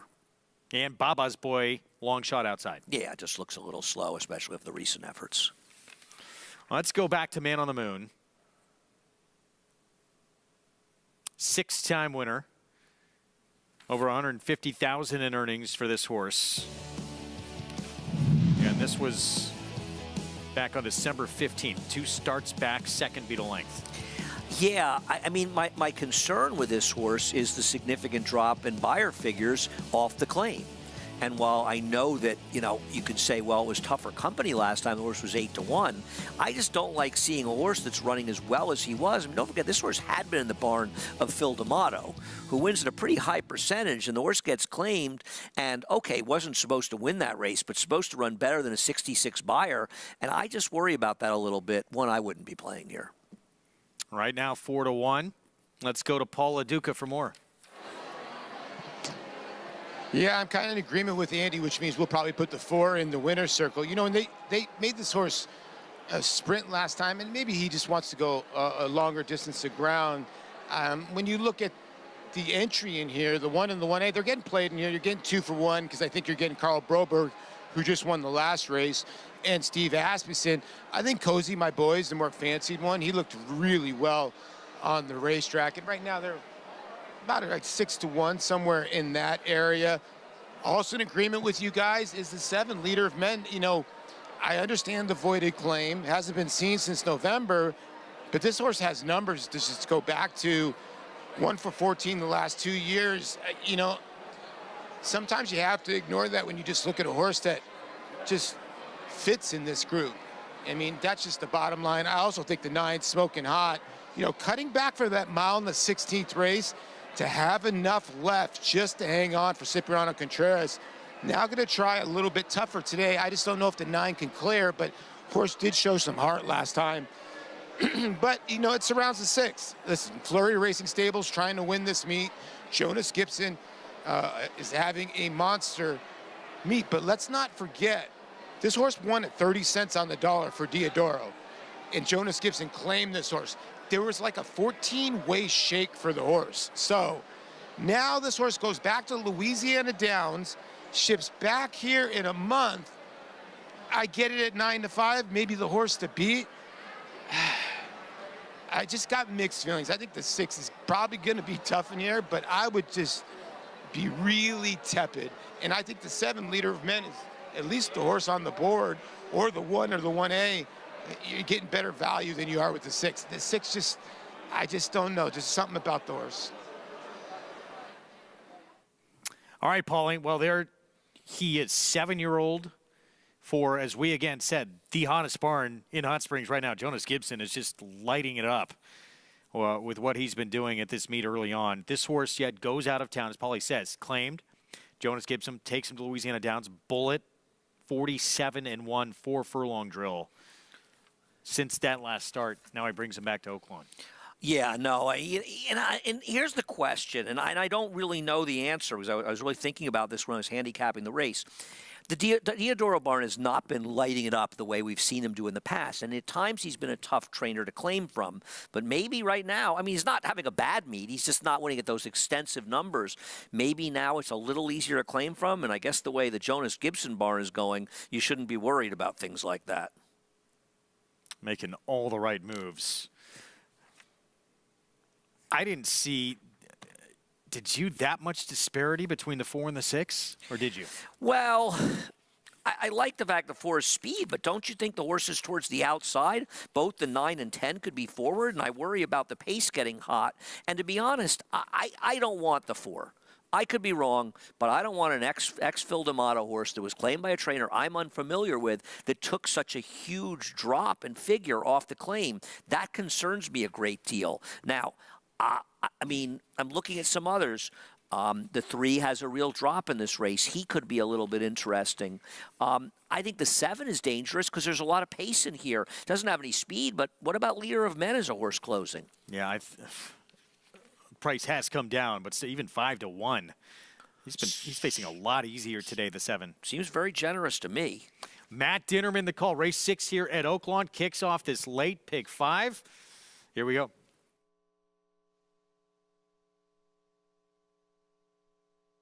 Man on the Moon, Smoking Hot. River Boy. 2 back. Turn on the Magic.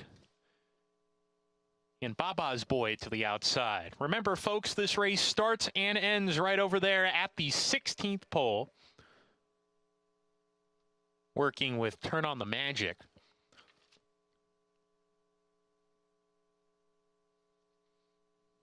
Turn on the Magic, goes it. Now backs away. We kick off the late pick 5 here. And Turn on the Magic, working with him. 8-5 for number 6, Royal Act. 4-1 for number 4, Man on the Moon. One back, Baba's Boy. We're ready to go. And Leroff. Great start from Smokin' Hot, who sent out of there. Man on the Moon aggressively ridden in the second spot with River Boy and Devoted to You, both who just passed that rival. Smokin' Hot's in charge into the clubhouse turn. Devoted to You joins him in the run around that clubhouse turn. And third is River Boy. Man on the Moon off the speed today. He's running in the 4th position. A 3-deep Babaz Boy with that party. A length and a half to Leader of Men settling in midfield. He's 2 better than Cozy My Boy. The gray Make Noise is next, just ahead of Turn on the Magic. And at the back, that's Royal Act, the favorite, as they approach the backstretch run. Contentious and quick tempo here in race 6. It's Devoted to You on the inside. Smokin' Hot hounding them, and those two lead by 2. Man on the Moon gets the Garden Trip. He's taken the 3rd spot. A gap of 2.5 to Devoted to Men. Baba's Boy has come under heavy pressure, has lost significant ground. So is River Boy. Cozy My Boy, he's about to claim the 5th position, trying to advance spots, and he's 7 behind on the rail. Make Noise following him. Royal Act has a lot of ground to make up. Turn on the Magic has been outrun. They round the far turn here. Smokin' Hot's in front. Man on the Moon ready to go from his outside. And Man on the Moon comes looking for the lead. Smokin' Hot's going to have to come back. Devoted to Men's in with a shot. He's hard sent but gaining position. Cozy My Boy looks good too. He's ready to roll. He's going to get to the outside. Cozy My Boy trying to split horses. Can he find a seam? He's not going to get through. Man on the Moon has the lead. Devoted Men is second. Cozy My Boy ducking to the inside. This race will end at the 16th pole. It's Devoted to Men passing Man on the Moon. Cozy My Boy coming late. Here's the line. Photo finish. Very tight. If Cozy My Boy got it, he was much, much the best after that trip. Devoted to Men, or rather, Leader of Men in the photo for the win. And then Man on the Moon and Make Noise. Leader of Men outside, Cozy My Boy up the rail with a monster performance. Was it enough? I cannot call photos at Oaklawn, so I don't know what happened. Ooh, I'm not sure, Greg. I mean, it looked like the 7 was ahead, but it's a weird angle, right? That one's close. Gonna have to wait to decipher this one up the fence. Regardless of what happens, what a performance from Cozy My Boy. Down on the inside. I agree with Matt Dinnerman. Win or lose, he was much the best in this race. And listen, it was very good race riding by the others, actually. I mean, Torres has no right to get through a hole, and they closed the hole off on him. It was legitimate good race riding. Had to alter course to the inside. And Leader of Men, who was a lot closer than I think we expected, of course, you and I were both interested in, he got pretty close in there. And they're going to say an inquiry. I don't see, if anybody did anything, I would say it was the 4 coming out. But I don't think the 1, there's any reason for an inquiry. I don't think the 1 had a path to get through, and at least without seeing the head-on, I can say that. Maybe it looks different, but they have not posted the result of the official, but there is an inquiry, and no surprise. I mean, we're watching it now on the feed. I can see there should be an inquiry, Greg. Would you agree with that? I mean, I think people bet the 1. Now, if the 1 wins, they'll take the inquiry down if he won the photo. The 1 is apparently finished first in here, so I don't understand why there'd be an inquiry. They can take that inquiry down. Yeah, it should be over at this point because the issue was the 7 shutting off that ground. I mean, that's the only thing possible. I wouldn't have agreed with that, but they should be looking at it. But if I had bet the 7 and I did not bet this race, I have nothing to whine about losing this photo. The 1 was best. You look. All right, we'll keep you posted. Carl back to New York. Back to back. And a look at the 8 in here. Majestic Return coming off a win last time out. Kendrick Carmouche will be back aboard today. Yeah, let's just the inquiry sign is down at Oaklawn Park, by the way. I showed this race because it includes both Majestic Return and Sweetest Princess. It's 2 back for Majestic Return, who won in a speed-dominated 4-horse field last time, and it's, I think, 4 back, actually, for Sweetest Princess. Sweetest Princess got the job done. You're going to see her moving on the far outside in the red silks. She was very fortunate to win this race. She did not run the best race. Majestic Return ran the best race that day because she was involved in a very heated pace. That was a good effort by her. But she, too, Greg, has to get the 7 furlongs. But potentially, she could have a pace advantage in here and a generous price at 9-2. Gate to wire win last time. Does get the benefit of that outside post as we go back to the 2. Sweetest Princess for the Jimmy Farrar barn. 12-1 winner when beating Majestic Return, I should say, back in November. By the way, the inquiry is back up at Oaklawn. I don't quite understand it. Yeah. I like Swedish Princess. I think she's a nice horse. But, Greg, it just doesn't seem like she's going to get enough pace to run at here, does it? It does not. Also, 2 of her chief rivals are forward horses, and they might be a little better than she is, frankly. She had a good trip when she won last time. An excellent ride by Louis Rivera. And even that win over Majestic Return, that's not good enough to win here, No, is it? she was lucky to win, and it was good for me, so I'm not complaining. Here's Golden Rocket to kick off the post parade here in the Broadway. I think that she had a bad trip last time wide against a good rail, but I don't see how she's competitive with these. So here's Sweetest Princess, that win over Majestic Return again back in November. Yeah, I mean, I like her as a horse. I just don't think the pace is going to set up well enough for her. Gone and Forgotten. Mike Maker just claimed this 6-year-old mare who's 11 for 22. She was down towards the inside in a good rail last time against Lesser, an ambitious spot off the claim. Venti Valentine, multiple stakes winner for Jorge Abreu. I picked her. I don't know if 3-2 is a price I would take. I was hoping getting back. It's not a dry track, but it's drier, and it's harrowed, not sealed. I don't like the sealed track for her. Here's Security Code. We saw Can't Hurry Love go by. Yeah, we've talked about her. Security Code, you have to marvel at her consistency. I think she's a player. Yeah, big figure relative to this group in this last time out. And then here's Majestic Return, 9-2, Kendrick Carmouche. Yeah, I mean, she's probably the controlling speed outside. Whether or not that means she's good enough to win here, we'll see. She had a very soft time in a 4-horse field at 2-5 last time. I'll say one thing. She has really improved for Michelle Gianggiulio's done a terrific job with her. Broadway coming up here from Aqueduct. Let's go to Jonathan. Yeah, guys, I'm going to go with the 5 Venti Valentine, but for a different reason. Not the only reason, I'm sure, Andy, but he's saying getting back to a dry track. For me, it's shortening up a little bit, right? I mean, this horse obviously has had some really big races going a little bit further, and she's always... You know, she always kind of shows up and runs. I'm sure she's had some performances. They thought she was going to run a little bit better, but, you know, I mean, look, she 9-1 2 starts ago. She runs 3rd, beaten 4. That's about right. What that 9-1 suggests she's going to do. She always kind of shows up and runs. And I'm just curious to see what's going to happen now, shortening up a little bit. Most of her last races have been some around 1 turn, but have been a little bit longer. And it feels like she's going to have a little bit of pace to close into, but she's tactical enough to stay connected and to stay close. I'm really interested to see how she runs, and I think the price on the board right now is fair at 3-1. The 6 Can't Hurry Love, sure, makes a ton of sense on paper, but she's going to get some pressure in here. So I'm going to go with Andy on this one. So good luck if you liked the 5. Now you got to deal with me and Andy on top as well. The Deadweight Brothers. Jonathan's going to be joining us on set next week. Now, looking forward to that. I know. Looking forward to seeing what Aqueduct. Going to be a lot of text exchange as he tries to make sure he knows how to get here in the subway. You know, Jonathan, you should know by now. Looks like she's on her toes. Interested to see what Mig has to say about Venti Valentine. JK, don't worry. We got you covered. Absolutely. Well, guys, I've listened. Venti Valentine's looked terrific in the warm-up. I'm looking at her over my cameraman's shoulder on the big screen, and just a great energy level, great animation to her stride. I can definitely not knock that pick. She looks terrific.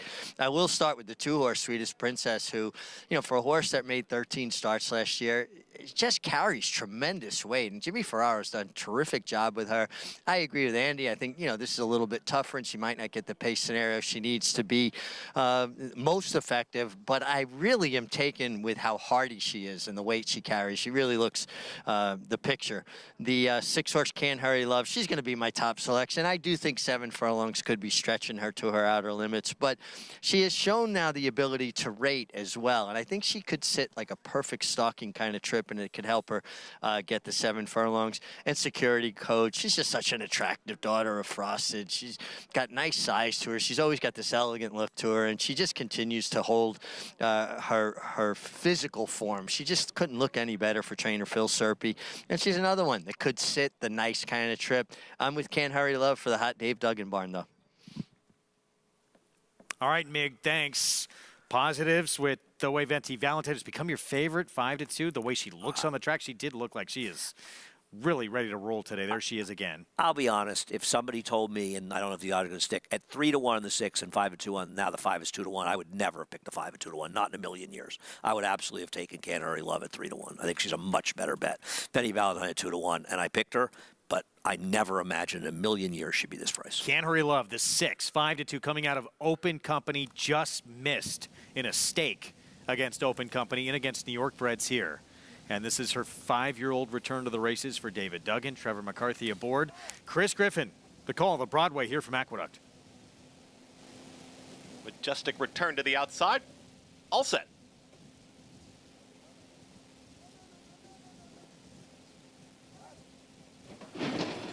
And they're off. Golden Rocket has early speed towards the inside, and there's Majestic return up on the outside. In between rivals, Can't Hurry Love is right there as well. Security Code is joining them. Those three now press on up on the far outside. Kendra Carmouche and Majestic return there, a neck in front. Can't Hurry Love is right to her inside here, and now they have started to get away here from Security Code, who's back to third. And moving forward is Venti Valentine from the 4th position with Golden Rocket. Losing some ground there, patiently ridden Sweetest Princess, and far, far back right now, the tail end of the field. That is gone and forgotten. They move it into the far turn, 23 seconds flat. It's Majestic Return who's in front. Majestic Return is up by 3/4 of a length. At the rail, it's Can't Hurry Love trying to hold that position, and here comes the run from Can't Hurry Love to the inside of Majestic Return, 3 wide. That's Security Code who's in pursuit. Venti Valentine's under a full drive, 4 wide there for Manny Franco. Sweetest Princess, Luis Rivera Jr. in the Red Silks. They're making up some ground from 5th, losing ground Golden Rocket as they reach the top of the stretch, 47-1 for that half-mile time. Can't Hurry Love is kicked away. It's Can't Hurry Love who's in front, but here's Security Code within range, and Security Code down the center of the racetrack, and Venti Valentine is posing a danger as well. Can't Hurry Love just battles on towards the inside. Security Code is trying to catch her. Venti Valentine on the grandstand side, but running out of time. 3 of them here across the racetrack. Security Code is almost there. Venti Valentine, one last push. Security Code wins. Security Code wins the Broadway. Right there was Venti Valentine. Finishing third was Can't Hurry Love in 1:26.3. Security Code outlasts Venti Valentine here for the win. Jose Lezcano for Phil Serpy. Yeah, and you got to give Phil a lot of credit. He's really got this horse to just run consistently and always show up. And this is a big win for her. You know, she's been knocking on the door, running in a lot of allowance races, but not able to get it done in stakes races. But she gets it done here. A very nice effort. I think Can't Hurry Love hurt a little bit by having the rail, sort of being forced to be in the teeth of the battle, which really took its toll on Majestic Return. The truth is, with the number 5, and I think Jonathan would agree because we both picked her, she had her chance to get it done. She just couldn't get by Security Code. A deserved nice victory, and congrats to Connections. 5 wins now, 19 starts for Security Code, 4-year-old filly. Big effort, Venti Valentine too, comes up just short. We're gonna go back to the start. She did break a little slow, which I guess you could say cost the race at the end. But, you know, and I picked her. She didn't break that slowly. She was a little sluggish. I give her no excuse. She had every chance to beat the 7. 7-5-6-2. It's Security Code here in the Broadway. And now back-to-back wins. And what, races 18 and 19 of her career. Probably her 2 best. Yeah, I mean, you have to really admire this 4-year-old filly, because the other thing about her is she runs, right? Look at her last year. She runs in January, February, March, April, May, July, August, September, October, November, December, January. Back, I mean, this is, you don't see a lot of horses like this. She runs every month, and she shows up way more often than not and delivers a good performance, a model of consistency, and that's a nice horse and an excellent training job. Phil Serpy, and of course his assistant as well. And everybody in the barn, I should say. Owned by Wellspring Stables, 5-1 Security Code. Getting much tougher company after an entry-level allowance win last time out. Steps up and goes back-to-back prices when we return on America's Day at the Races.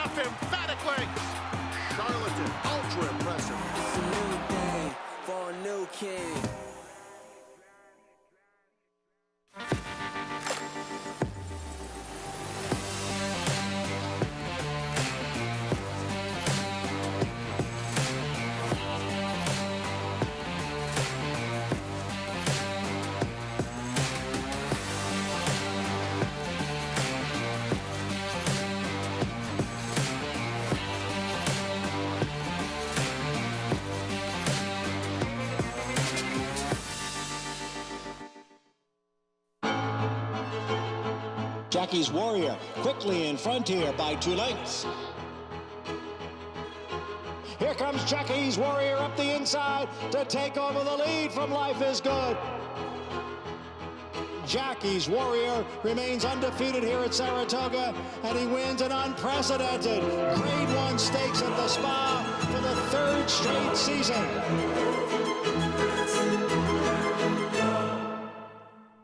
Racetrack Television Network brings you every race, from every track, on every screen, every day. With monthly packages starting as low as $5, RTN gives you great value and access to more live HD streaming and race replays than anyone. Visit RTN.tv today to sign up and watch on almost any device, including Roku and Amazon Fire. RTN has packages that start at $5 per month.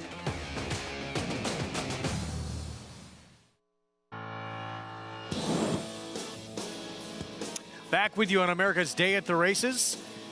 Security Code with the victory. With a 19% increase in New York bred maiden purses in 2026, it pays to have a New York bred. Never been a better time to have a New York bred foal. So for information on how to qualify your foal, visit NYRA.com/New York Breds. Back-to-back wins for this 4-year-old filly for Phil Serpy. Nice performance by her, and she was really, she was right on top of the pace the whole way, and she handled the 7 furlongs obviously a lot better than Can't Hurry Love did. And Can't Hurry Love may have needed a race, but she wasn't off that long. Probably better at the 7, and Fenty Valentine has stalked and had a very soft trip and every chance to get by her, and it's one of those closes where she got close at the end, Greg, but she was never getting there. $13.80 for the victory in this stake for Security Code, who had been a few times in stakes company before, never broken through until today. Cross country follow along, 2 legs in. The next 3 all come from Oaklawn races 7, 8, and 9, and that's the kind of start you like to have. Yeah, no, good luck if you're alive, and both the 1 and 4 are covered in the pick 6. Otherwise, we'll have a pick 6 carryover here in race number going into tomorrow, $33,322.50. Next at Oaklawn, and again the final 3 legs of the cross country pick 5 coming up from Hot Springs. Finale though here in New York. Going to close it out with the non-winners at 2 Life claiming race, $16,000 tag, 1 turn mile, and the 7 South Street.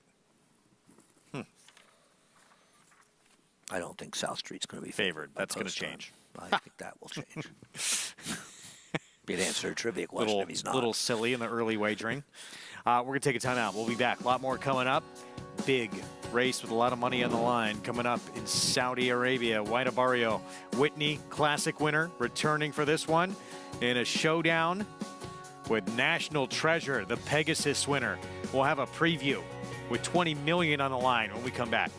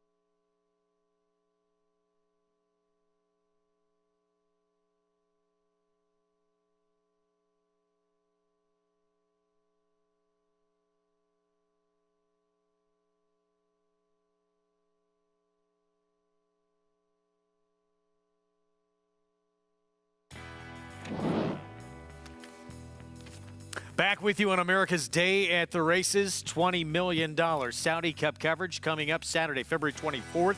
Coverage begins early, 8 a.m. Eastern on FS2, and it is a showdown. Not just the two big names, obviously. White Barrio, your classic winner, and National Treasure for the biggest good supporting cast. International cast as well. But let's start with White Barrio and his comeback now for 2024. Obviously, he had a terrific year last year, and arguably a horse of the year type campaign. You know, no knock on Cody's Wish winning it, but he was terrific with those Whitney wins and Breeders' Cup Classic, arguably the two biggest races for the older distance races. But I'm going to tell you something. He may have his hands full with a horse who finished second in the Breeders' Cup Classic. That would be Derma Sotogake. He did get a nice setup in here, but he ran huge. He hadn't run since the Derby. And I mean, you know, to go from winning, you know, in the Middle East, and then he goes to the Derby, a plan that's never worked, and then he comes and he runs, you know, 6 months later in the Breeders' Cup. He feels like a horse. If he gets a full campaign, he could be very, very good. People were high on him going into the Derby. That was not his day. And as you said, you had to do that off the layoff in the Classic. Exciting horse going forward. Meanwhile, National Treasure hadn't really, I mean, the last two races, he's just become a totally different horse for Bob Baffert. Well, you know, my question for you, and really for anybody, can you remember a Baffert horse? I mean, I guess Eric 8 was slow starting, but it was only his third start. He really was, I know he won the Preakness. He was pretty mediocre for most of his career. He ran extremely well in second to Cody's Wish in the Breeders' Cup, and then he ran a great race in winning the Pegasus. He's facing some heady competition, but he's a new horse. Completely has turned around. To Bob Baffert's credit, he always said he thought this horse was going to get better as he got older, and that's been the case. Meanwhile, Saudi Crown, he was forward in that Breeders' Cup Classic, and then he backed out of it. He came back big as a 4-year-old with a Grade 3 win at Fairgrounds. I'm a big fan of this horse. You know, I think the question with him ultimately is, can he? I know he won the Pennsylvania Derby, a Grade 1, you know, but it wasn't that strong a field. Is he going to be good enough to face these horses at 1 1/8 to 1 1/4, or ultimately is he more of a mile, like a mile type horse? He's got a lot of talent, though. He is incredibly fast. Yep. He's an exciting horse. We'll see. You would think, too. I mean, Brad Cox is going to get him to I mean, he's still, when he went into that Classic, he was pretty lightly raced at the time. Oh, no, I'm a big fan. I just don't, I wonder, is he going to be a little bit better going a little shorter? I'm not saying he couldn't be competitive with these, and we'll find out. This is a race where this is a very strong cast, and I guess for $20 million, you should get some good horses to show up. February 24th, live coverage, FS2, again, 8 a.m. Eastern. Start time for that coverage from Saudi as we get back to Oaklawn, 7th race. Interesting group lining up in this spot. Maiden Special, weight 6 furlongs. Horse to beat, though, Bold Appeal for Brad Cox was lightning quick, like a rocket ship out of the gate, and maybe just went a little too fast in that debut. It felt like a bit of a runoff in that race. Tiny Showers, who won, came back and improved the Beyer figure 2 points. The subsequent start, third place finisher won and improved 3 points. A strong race, but can they find a way to harness his speed a little bit? Well, taking the blinkers off, trying to get him to relax a little bit, or her, I should say. Maybe that will do the trick. Julian Leparoux will be aboard. Public not that high on her right now, 2-1. Meanwhile, Paparina, first time out, ran a decent figure against easier company in the debut, and as a result of this performance, is going to step up in class. One of those weird situations, right, where the horse ran against maiden 40 claimers, but it did get a good enough fig to suggest the horse could be competitive. Not my cup of tea here, but from a figure standpoint, ran well enough. I'm really more interested in looking at some first-time starters. There's some pedigrees here, and a horse that I thought had a little bit of pedigree, the 8, taking some money for Robertino Diodoro. That horse, a 1/2 to 3 horse, could run a little bit. Yeah, 4 of the 5 foals to run multiple winners out of that dam. Pretty Valentine, who was unraced, including dirt winner and sprint winner, or stakes winner, I should say, Just Be Kind. I thought there was a few interesting ones. Even the 2 Illicit Intention. Yep. Couple were okay for the dam. Graded stakes place Lily Pod. Second dam was a multiple stakes winner, graded stakes winner. She ran Beyer, I think 104 Beyer. Yeah, she did. Yeah. You're really doing your pedigree. I'm very impressed, Greg. Thank you. You're really you're on top of your game. Got to bring here. it when I'm on with you. Keith Asmussen, we'll see him for Ron Moquett on Paparina. I think if this horse had run that same figure in a maiden special weight, would probably be a shorter price than 6-1. And maybe I'm being too much of a smart guy here, and maybe 6-1's an overlay because the race was fast enough. Was a vet scratch late January, but apparently all systems go now. Keith Asmussen, who had that 4-win Fridays on board. Yeah, I mean, I can understand having fans. 6-1 seems fair. It's early, though. Here's Illicit Intention, the first-timer for Robert Medina. I'm not taking much money right now, but does as you say. I agree. I have a little pedigree in there. Flight on race day at 17-1. Yeah, this horse does not have much pedigree to go on. Second dam was okay. Church Service actually has some races to go back to, but this is now a 6-year-old mare who was 0 for 22. I can't take this horse with this many chances, but I agree with you. At this price is usable maybe in some lower slots. Vicky Rose, second start of her career, faced Wonder Wheel. And you know, it's not impossible based on the dirt efforts. The speedy, bold Appeal probably will be in front even with that equipment change. I would not be betting against this horse. Lady Moscato for Dwayne Lucas. Actually, to me, this is the second likeliest winner. This horse ran some pretty good races earlier in her career. This is the kind of Jonathan will say was running figures in the 60s early, could just improve enough.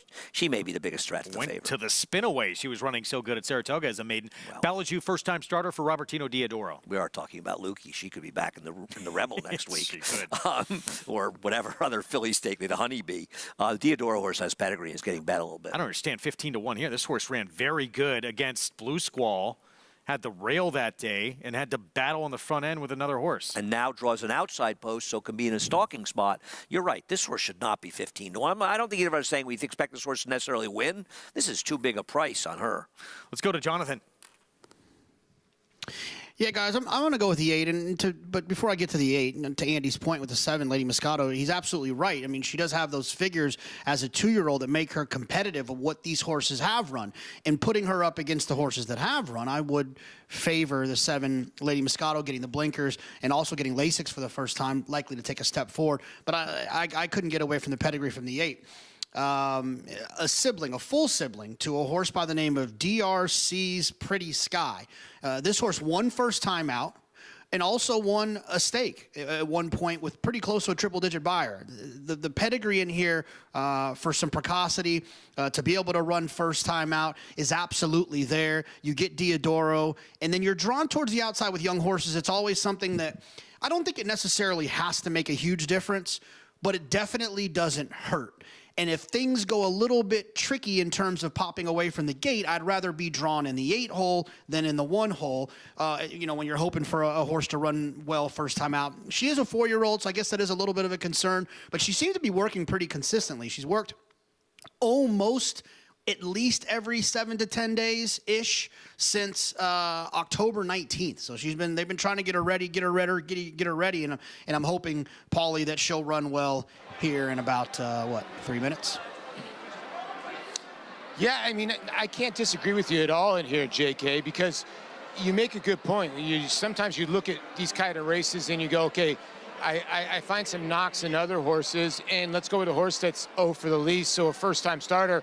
And I think she draws great in here because unless the 2, 3, and 4, the other first-time starters show some speed, the flow of this race is going to be in the outside. Bold Appeal, Lady Moscato, and Hurricane Fire. So the 6, 7, and 9 should be blasting out of there. So if she breaks okay with the 8, Harry Hernandez, this filly by Sky Mesa, who's 13% with his debut winners, she should land in the flow of the race in a pretty good spot. Now, you guys were mentioning the one earlier, the 6 is on the screen, Bold Appeal. I kind of have the same, I guess, opinion that I had on the Jonas Gibson horse in the last race.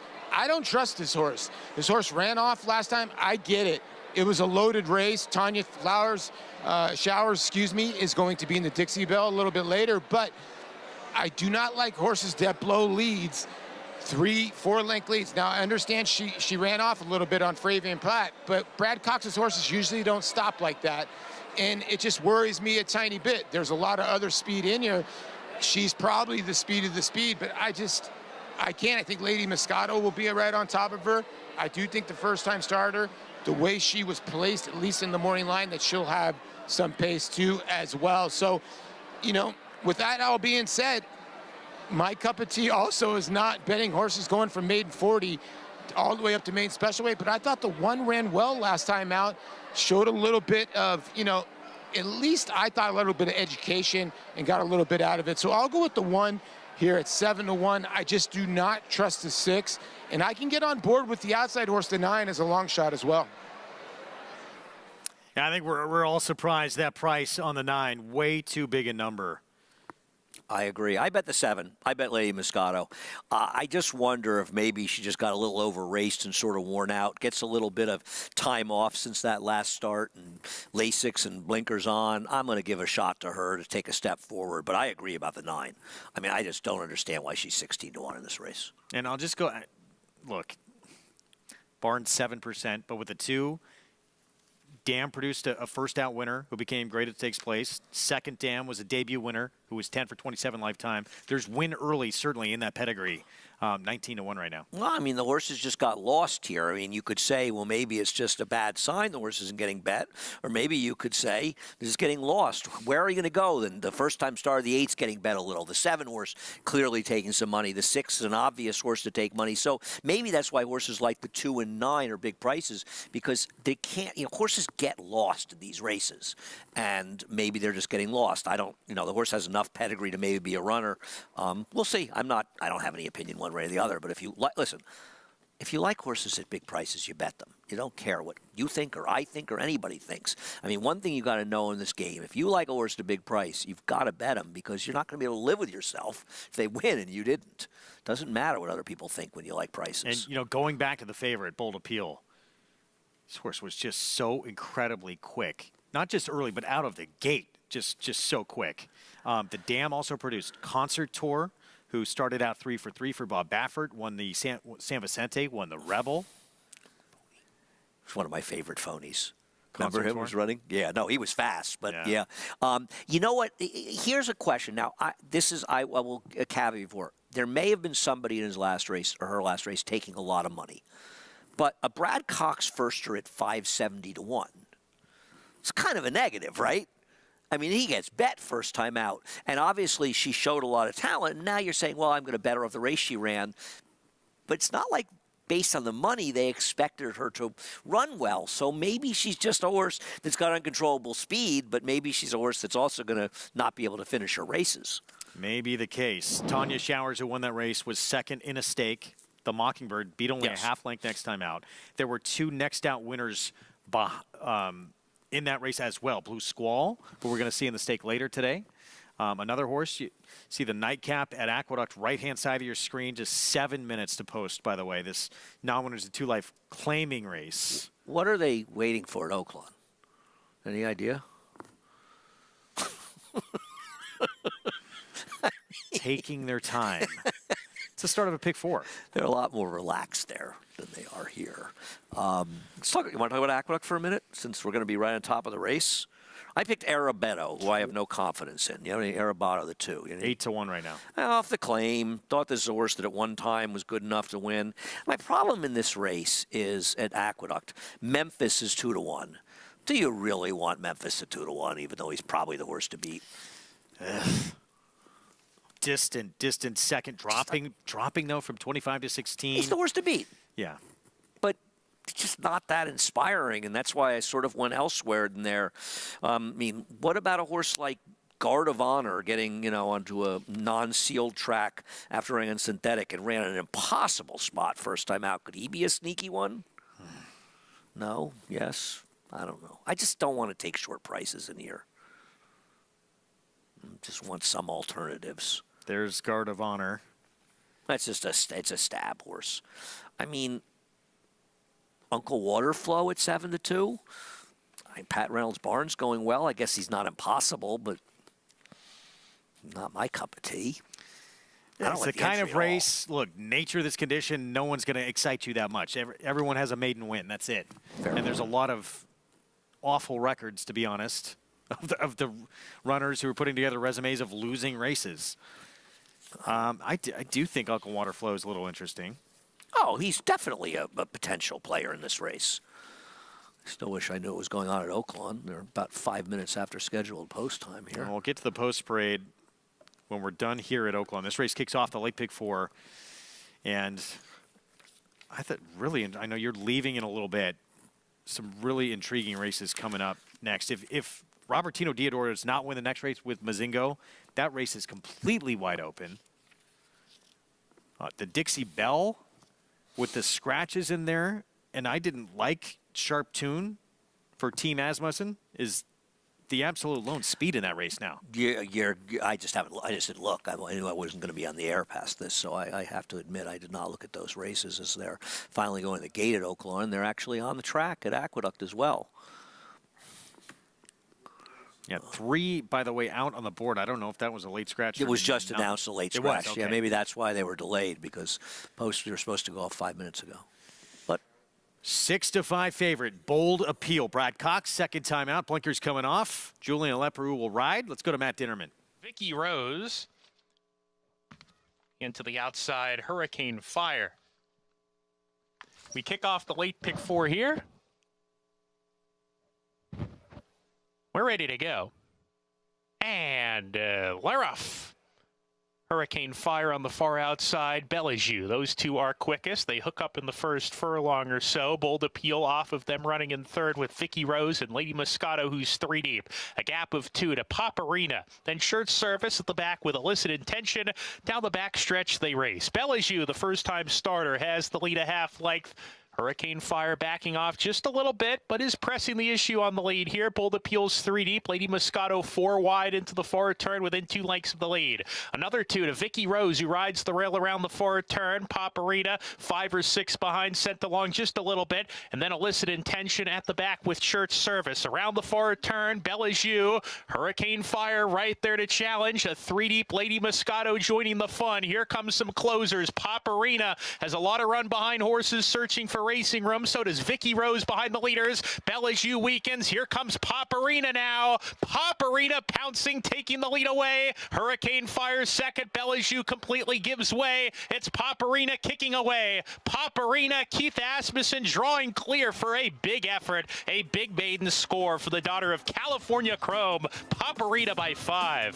Vicky Rose was second. Just got up over Illicit Intention. Hurricane Fire 4th. Paparina stepping up in class out of the maiden 40 claiming race to maiden special weight, and the hot hand from yesterday. 4-win Keith Asmussen gets another one here. 69,000 is the winner's share in this race. So the connections of Paparina should not just be celebrating the victory, but they should be celebrating the fact they didn't get claimed first time out. Yeah. Because they underestimated the talent of this horse first time out. And I mean, a facile winner. They moved up front, but she was much the best. And the favorite Bold Appeal got left, but she was awful. 7-1. I do not think she is a filly that wants to rate. No, Took I away agree. her. Well, I agree. Didn't break. She may not want to finish a race either, but she definitely doesn't want to rate. 10th finale, Aqueduct. As we're back here in New York, this one-turn mile coming up. Let's go down to Mig. Yeah, guys, we're going to start down towards the inside with the 2, Arabato. This is a horse that spent pretty much his entire career in Nate Paul Chatterpole's barn, making his first start for Orlando Noda. He just looks terrific from a physical perspective. And sometimes a horse gets in a different barn and they respond to that trainer's feed program, that way of training. He really stood out in the paddock and he continued to impress on the racetrack. The 4, your favorite, Memphis, he looks good. No knocks on him, you know, but he is your favorite. I prefer others, but he looks great from a physical perspective for trainer Wayne Potts. The 6, Uncle Waterflow. Pat Reynolds knows how to get the most out of these, you know, lower level type horses, and he made a nice impression as well. And then I wound up on the 11 on the outside. I like the outside draw for this horse. Now, this horse has 1 win like everybody else in the race, and that was from the inside post, but he went gate to wire. His last few races, he's been kind of buried or mired down on the inside, and he just never looked comfortable. I think the outside post is going to make a big difference for this Rudy Rodriguez owned and trained horse, and Manny Franco sticks, and I think he's going to sit a nice trip from the outside at 8-1. Mig, thanks. Opportunity set. Yeah, the 11 for the Rudy Rodriguez barn with Manny Franco. Gets that outside post, but struggled in the mud, albeit at this level last start. I don't trust him, but I do think he is a player possible as well. I also think he's going to be forward in here. I think he should be on or near the lead. Big change to the 3 coming out. Screw Loose, who looked to be the speed. I imagine the plain one will go. I respect Linda Rice as much as anybody. I do not understand the money for this entry. The 1A looks impossible to me, and I got a trouble with bargaining power being good enough, especially at a mile, but who knows? Tough to see the 1A having any impact. It's got to be money, yeah. And the straight one does get the rail, did show speed last start. Nightcap coming up. Memphis still your favorite, 9-5 on the 4. With Dylan Davis, Chris Griffin, the finale on the Saturday card here from Aqueduct.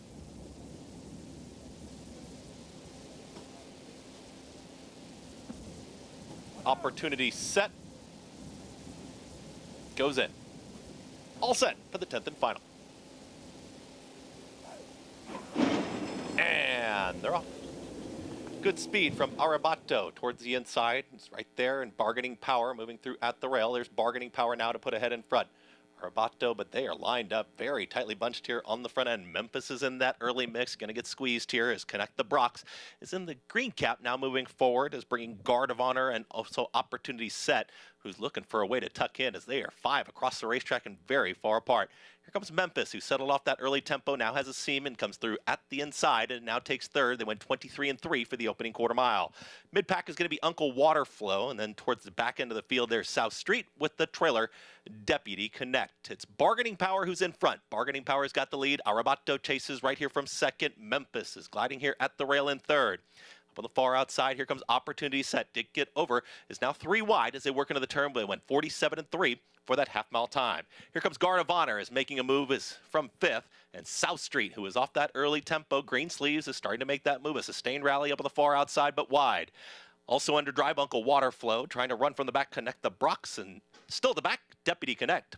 Bargaining Power's got the lead. Arabato is trying to run by this pace setter. Here comes the move from Memphis, who tips off the rail 3 wide. South Street continues this rally on the center of the racetrack, and South Street, they are 4 across the racetrack. Arabato is taking the lead. It's Arabato, but here comes South Street, who's ready to pounce. Memphis is muscling through in between rivals, and Deputy Connect from way out of it was far back and running out of time. Inside the final furlong, it's Memphis. It's also South Street, Memphis, and South Street. It's Memphis to the inside. South Street to the outside. Memphis now with a nose in front. Memphis, South Street, Memphis wins the finale. Memphis over South Street. Photo for third in 1:41.3.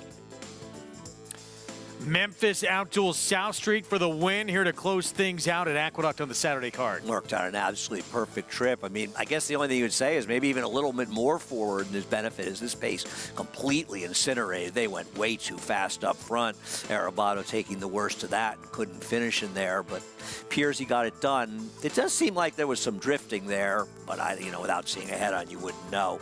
But I'll be interested to see a head-on of the stretch run because it feels like there could have been a little hurting here. What do you think? They finished pretty well out in the track, didn't they? But without a head-on, you can't really tell. But it seemed like they drifted quite a bit. 9-5 on your winner. Still Photo for the win here, but 10-1 on South Street. Ran a much better race than he has. Correct. Is that early money? I agree. The last couple of starts had done nothing. Much, much better performance by him to get it done. We'll see if they're looking at it, but it does feel as though the number 4, Memphis, he was the worst to beat. The drop down, but just not my big second, not my cup of tea to put on top. All right, we're going to get a look at the head-on here in a moment. I could be wrong. It just felt like they finished up pretty far out in the track there. And our crack staff right on top of it. So far outside is South Street. Inside of him in the blue is Memphis. And right now, there's absolutely nothing going on. You see the left-handed crop, and he's drifting. It's a herd, but I wouldn't say there's anything illegal going on yet. What do you think, Greg? A little bit there. Minor, no. It's a herd, but not anything. They're not going to adjudicate that. I doubt they even claim. 4-7, 1A6. Let's go to Mig, who's been in plenty of these situations. What do you think? Yeah, listen, Memphis had a steady drift through the stretch, but the South Street kind of kept drifting with him. And at some point, if you're on the 7 South Street, you've got to hold your line enough and make that horse create contact. If you just keep on stepping away from him, they're not going to take you down in New York. Yes, there was herding going on, there was drifting going on, but you were drifting with the winner. And, you know, you at some point have to hold your line and make him initiate contact to have any chance for a reversal in the order of finish. To me, this was just good race riding. See, that's probably the tightest it got right there late. Yeah, I've seen more aggressive herding. A lot of times we've seen Irad Ortiz being an aggressive herder. I wouldn't consider that aggressive. More herding, though, than you usually see from Dylan. He's not a big herder, but I don't think – I agree with Richie. There's no inquiry, and around here, there's no way they're taking that horse down. 9-5 favorite, unofficially up with the win here in this nightcap from New York, 4-7, 1-8-6, and it's official. It is official. Back to Oaklawn. Paparino, Ron Moquette. An aggressive move with a horse who ran very good. It gets a lot easier last time out, and it pays off here. No, it was a nice performance. Much the best here. I tell you, they should be very happy they didn't get claimed because they just got almost $70,000 winner share for winning this, and win it he did. California Chrome filly. Yeah. Love California Chrome. Tell you what, one thing about California Chrome, he had a great fan base. Even Andy was a chromie. No, I mean, they not only they come out in force, they bet. They did. They bet, and I respect that. We saw him in one of the first races we ever did together, right? Yeah, when we were out in California for that, for the big race out there. And then let me tell you something. By the time he retired, he was an extraordinarily good horse. I mean, he gave Arrogate all he could handle when Arrogate was in the top of his game. He was a terrific racehorse, and I'd like to be alive in that big fight. Huh? Double-digit numbers. First 3 legs of this cross-country pick 5, race 8. We move along. 6 furlong sprint, Arkansas bred runners, allowance optional claiming field, and Mazingo, deserving heavy favorite for Robertino Diodoro. Oh, look at me. We're going to take a time out. I'm thinking of Bazinga. Big Bang Theory fan. More on that field. I've never seen it. Oh, great. Keith Asmussen, 4-win Friday for Dad, all of them. And we just saw him win the last race here at Oaklawn. Continues with his hot hand. Can he keep it going? We'll be back with more on America's Day at the Races right after this.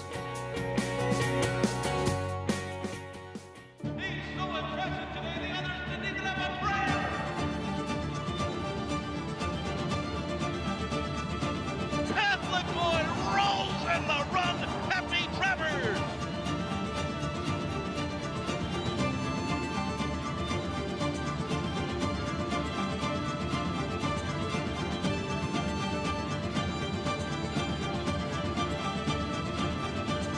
Catholic boy standing at Claiborne Farm. Experience the adrenaline-pumping, suspense-filled action of the Sport of Kings no matter where you are with NYRA Bets. It's fast, easy, and secure. Download the app today and start winning with our lucrative weekly promotions, thrilling handicapping contests, and a one-of-a-kind VIP rewards program. Don't just watch horse racing, be a part of the action with NYRA Bets.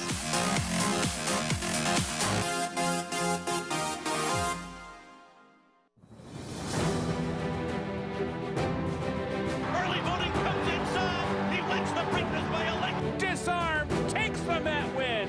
Otiva, they win the Bet Park Pennsylvania Derbies. Wicked Halo, who wins the Raven Run Stakes. Nobody catching Society.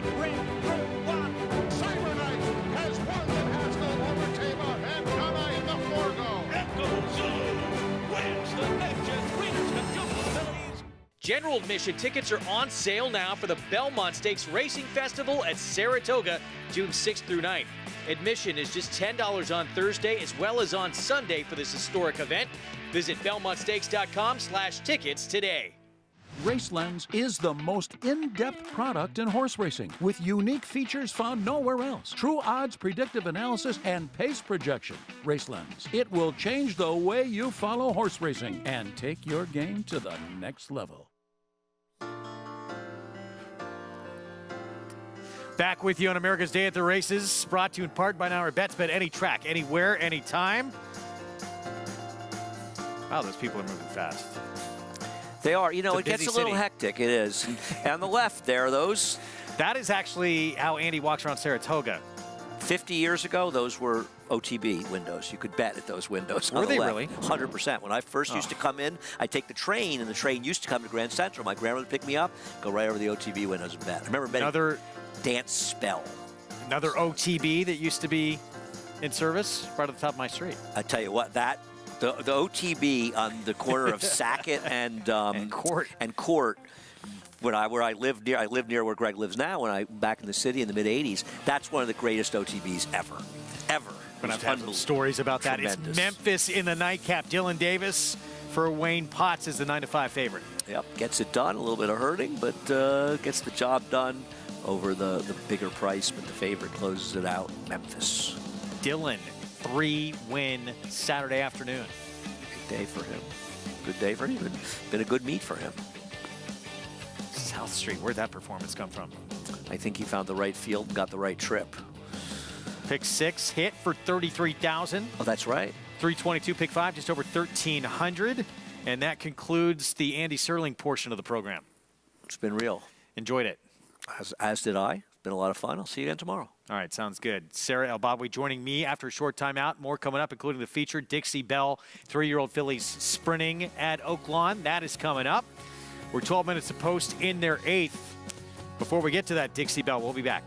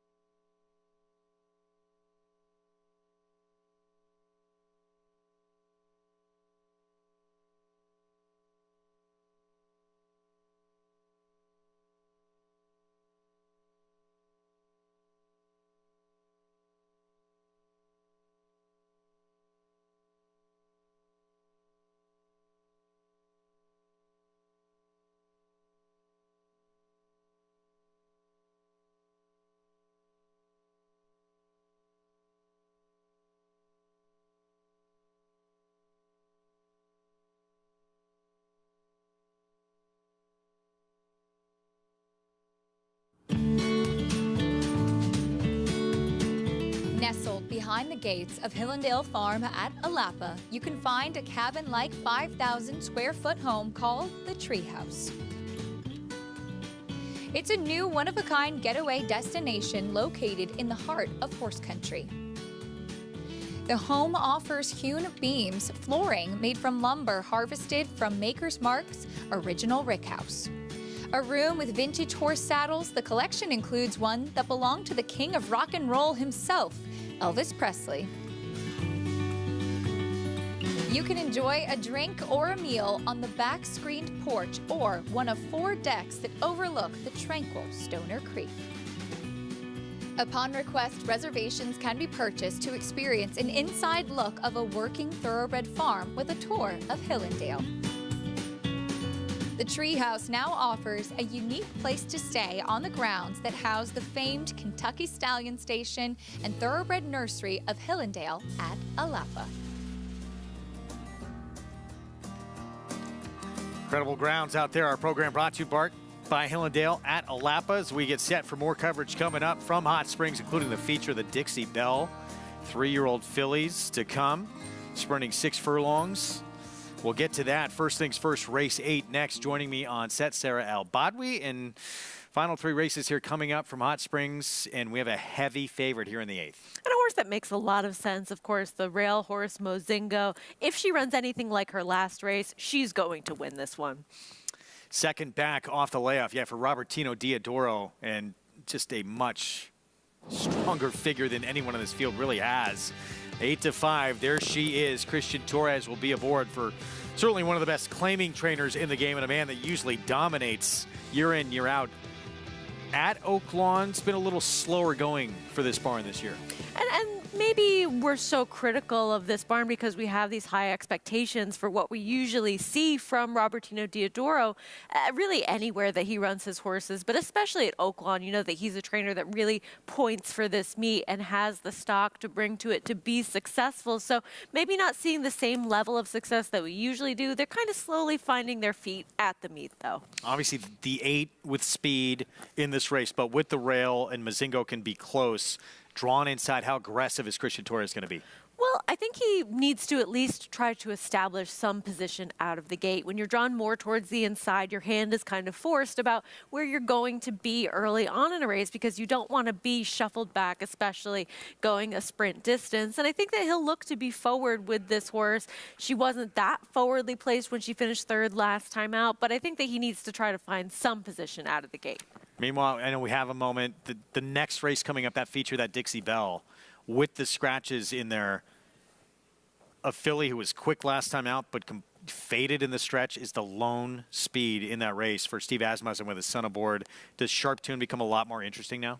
Well, I think it was a very aggressive ride last time. They were on a mission early with that horse and maybe went a little bit quicker than they necessarily needed to. But I think the horse to that one's outside, Extreme Diva, is not going to be so far away to let her have this established lone clearly, and I think that one will set up shop to Sharp Tune's outside and sort of keep tabs on her early, not let her get too far away. That's a Minnesota bred who, if she can repeat what she did last time out, probably everyone running for second. She's been very good after a couple of wins early on against Minnesota bred company, but 3 for 5 and showed she could beat Open Company at Oaklawn last time out. So we'll see if she can repeat that performance. Kind of a quick comeback off that big effort from her.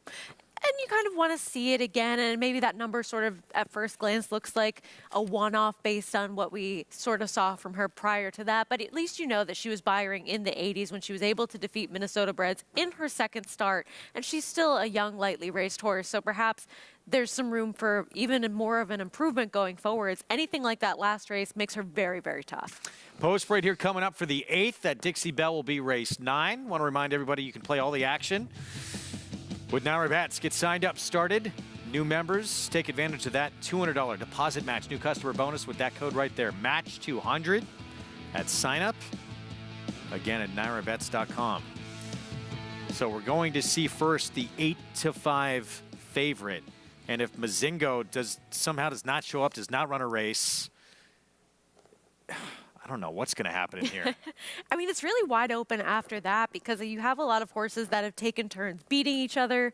You have a lot of horses that maybe aren't in the best form right now that have some races to go back to that would make them very tough, but we haven't seen them lately. I guess as an alternative pattern bet, the number 5 horse becomes a little bit interesting for Keith Asmussen, a rider that had that big day yesterday, those 4 wins, got the win in the race prior to this. So you know he's having a good weekend so far. And this is a horse that has some races to go back to that would make her pretty tough, but the recent ones not quite as good. The 7 Music Mistress, maybe another intriguing runner off that win last time out, and that was at Oaklawn. That was the career best by a long ways for that 4-year-old filly. We'll see if she can back it up now as the competition gets a little tougher. We'll start again here with Mozingo in just a moment here, who was off from March of last year, came back January 13th. Obviously, with that race under the belt, you would think a forward move potentially from a very good barn. Well, she certainly fired fresh coming back off that layoff. Lassie, my girl, 22-1 with Chris Landeros. She did well in her first couple of starts and then has been defeated by many of these in her last several. Miss Carroll County, I thought a little interesting. She was competitive in a stake at Oaklawn back as a 3-year-old. And she's off a little bit of a freshening as well, so if she comes back fresh with some of those better races, could be a player at a price. Francisco Arrieta, an unbridled twister. Maybe facing some better company over the last 2 starts, but her faster races are sort of behind her. You brought up Pattern Bet. Keith Asmussen, that 4-win Friday, will be aboard. A horse that is going second off a layoff now and has some good races in the past that would make her pretty tough. Sassy Lass going to get a fast track for the first time this year, or at least in her last couple of starts. Yeah, and third start off a layoff as well, maybe racing into some fitness for her. Blinkers go on as well. Music Mistress coming off that victory in her last. That was a softer field, but that's a number that's competitive, and 71 buyer here certainly fits. No, you're going to get speed with Benny K and Susie 2, the 8. Another one that is third off a little bit of a layoff, has some good races to go back to as well. Doug Anderson Barn sends out Chai Tea. I think this one's a little interesting. Ran well fresh last time, finishing third. Seemed a little more consistent than some of the other types. Heated argument with this apprentice that's getting a lot of attention at Oaklawn. And he's been riding well, Joseph Belmire, and this horse has some big numbers in the past, but lately not so much. And this is a horse with some races you can go back to that make this huge long shot interesting. Yeah, I think that when you get outside of your favorite in this race, it becomes a much, much more open field, and you can try to find a price, but all the money, of course, going to Mozingo based on that last race. Let's go to JK. Is it Mozingo and everybody else in this 8th, JK? I think it is. I like Mozingo. I also like the Big Bang Theory, Bazinga, that Andy mentioned before he sprinted to the train. I like this rail horse for a couple of reasons. One, if you look at Timeform US, which I often like to look at, it's got a great pace projector. It's not always it's not perfect, but it's a great starting point for understanding what a pace of a race looks like. This race is coded blue, meaning that horses on or near the lead should be in an advantageous position. Mozingo being drawn on the inside, having a bunch of speed, you know that they're going to send away from there and try to hold that inside position. No reason to take a horse like that back. Also, if you look at that last race, this horse came in off a 309-day layoff, ran extremely fast, and probably too fast in that comeback race. Even too fast if the horse was fit enough. I think Mozingo's going to take another step forward off of that effort, and is a race that's going to play to horses that are closer to the front end. I think Mozingo makes a ton of sense in here, and to be fair, I've got no problem with the even money. Yeah, you know, I'm kind of on the same page with you, JK. I just think Mozinga's going to be tough in here, and when you go back and you even look at her last race, you know, she broke so sharply, and she got caught in between horses. And then Christian Torres had to back out of there. She dropped the bit a tiny bit. But what I love the most about her, the 2 horses that outfooted her early, going 21 and change, she passed those 2 horses. And Kaboom Baby and Cantax. Kaboom Baby was, I want to say, 10th in that race, and Cantax was like 7th. So she was able to put away the 2 front runners and was the last one standing of the 2 horses that came and caught her from behind. Now, can she repeat that effort? I think Christian Torres, like Sarah said, has got to send there from the rail and then decide what's going to happen, because I do think the one Mozingo can lay off horses. As you can see, 2 back in the Tom Amoss barn, the horse can pass horses. So I do think that's the horse to beat. Now, to get to some horses, if you want to go for some prices, I do like where Sarah's going with Pattern Bet. Listen, you got the hot hand with Keith Asmussen. They just won another race with Ron Moquette. They're going for back-to-back. But this horse that does have some races, and, you know, maybe a second or third type of horse that likes to come from off the pace. And, Greg, I'm kind of with you on the 7. You know, Music Mistress, as a 4-year-old, she caught a muddy racetrack. She was way outside. They dropped her for 30. And boom, she wins at 24-1. I thought she won very impressively. You know, in her second start, she won at 63-1. She kind of gets dismissed here and there. Now she's 8-1. So I thought she was a player. And the other one too, Sarah, I think Chai Tea. If you look at Chai Tea and Pattern Bet, they're probably the 2 most consistent mares in here, as in they run their race. I think the 5 and the 9 could be horses that hit the board, but as the board's telling you right now, Mozinga's going to be tough in here at 4 to 5. I agree. Public agrees. Very short price, and you just expect improvement too. After that long time away, Jonathan actually did the hard work, counted the exact days she's been away. How long that take him to do that? Got out the calendar. Wow. If she does not improve off that race, or you don't always move forward second off the bench. You expect to see that, especially from a very good barn like this, but sometimes it does not happen. It just becomes an incredibly wide open race beyond Mozingo. Absolutely, and you kind of have to look at her as sort of a one-number horse, right? She had never byred in the 70s. She had never byred above a 60 prior to that effort that she came back with, and if you don't trust that she's going to repeat it, this is a very good betting race. If you do, it's a single and move on situation. 4 to 5 from that inside post. Christian Torres, how aggressive will he be? 8th from Oaklawn. Let's go to Matt Dinnerman for the call. Green. 3 back, pattern bet. Heated argument to post position number 10. Heated argument goes in. Waiting for pattern bet. And the last one, Run Fearless.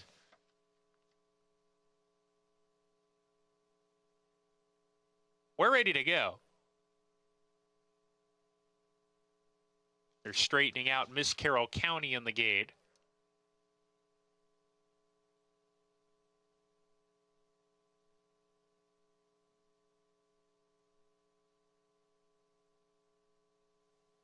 They're going to back out Miss Carroll County and Ramon Vasquez. Reloading. Now we're ready.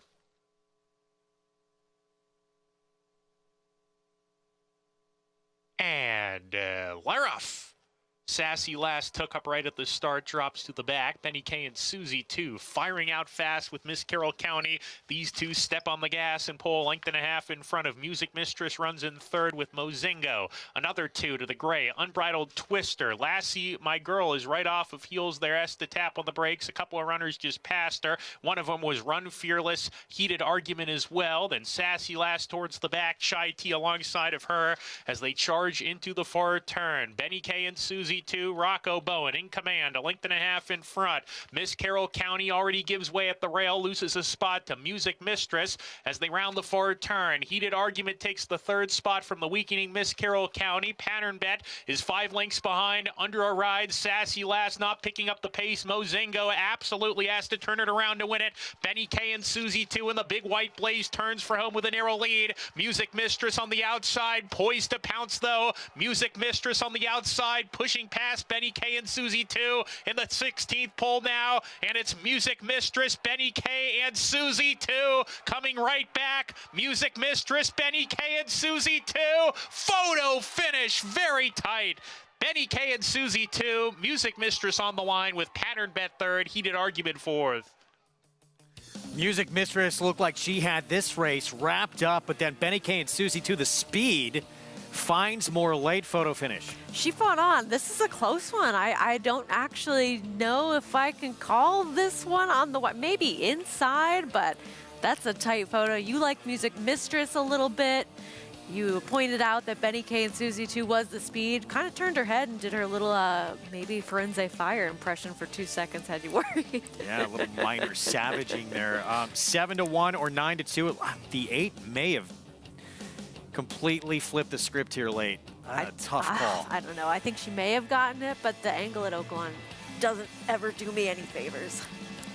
Photo finish. Benny Kay and Susie 2. One more look. Paul LaDuca is usually right. He believes it is the inside. Who, as she's getting past right here, and you think it's over for her, she re-rallies. It's not often that you see horses that are bold on the lead and come back from a challenge, and especially not at a level like this. So having that heart and determination is always special to see.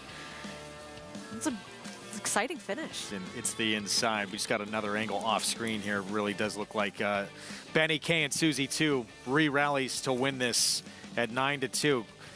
Expected to be the quickest out of the gate, and she was out in front. But, yeah, getting past like that in the stretch, you don't see a lot of these re-rally and come back to win.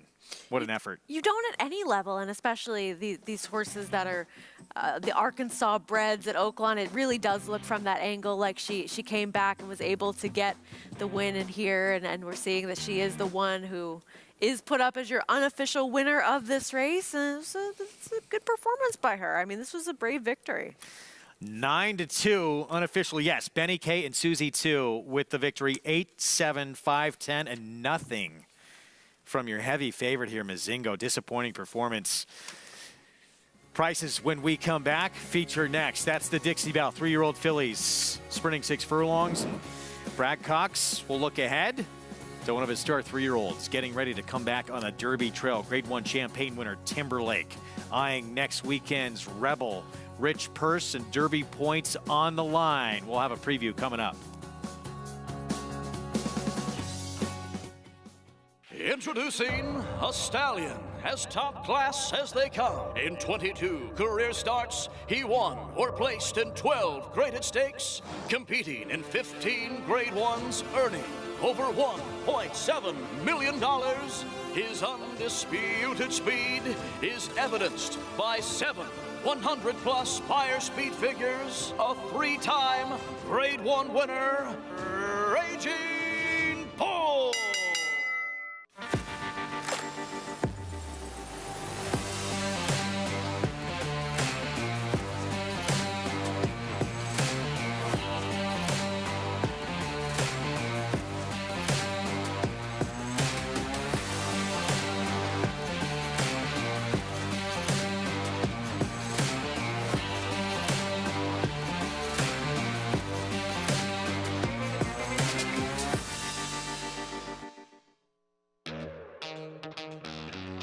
This is Maxfield. This is a Maxfield foal. Maxfield, the G1 Breeders' Futurity and G1 Clark Hero by Street Sense. Maxfield foal. They're just like him.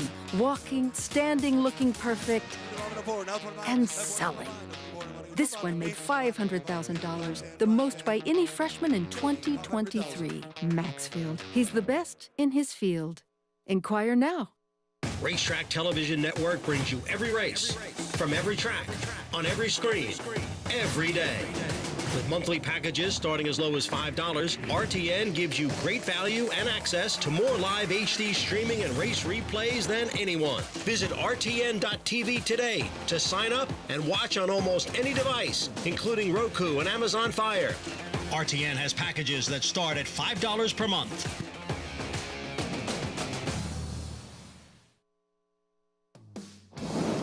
Back on America's Day at the Races, experience history in the making at the Belmont Stakes Racing Festival. After a record-breaking sellout for Belmont Stakes Day at Saratoga, you can still be part of the iconic event June 6th and 9th. Secure your tickets today at belmontstakes.com/tickets. Hope to see you there. It is going to be a fun week for that third and final leg of the Triple Crown. Back at Oaklawn, Benny K and Susie 2 went to the front, got past in the stretch, re-rallied, and gets the win in a photo.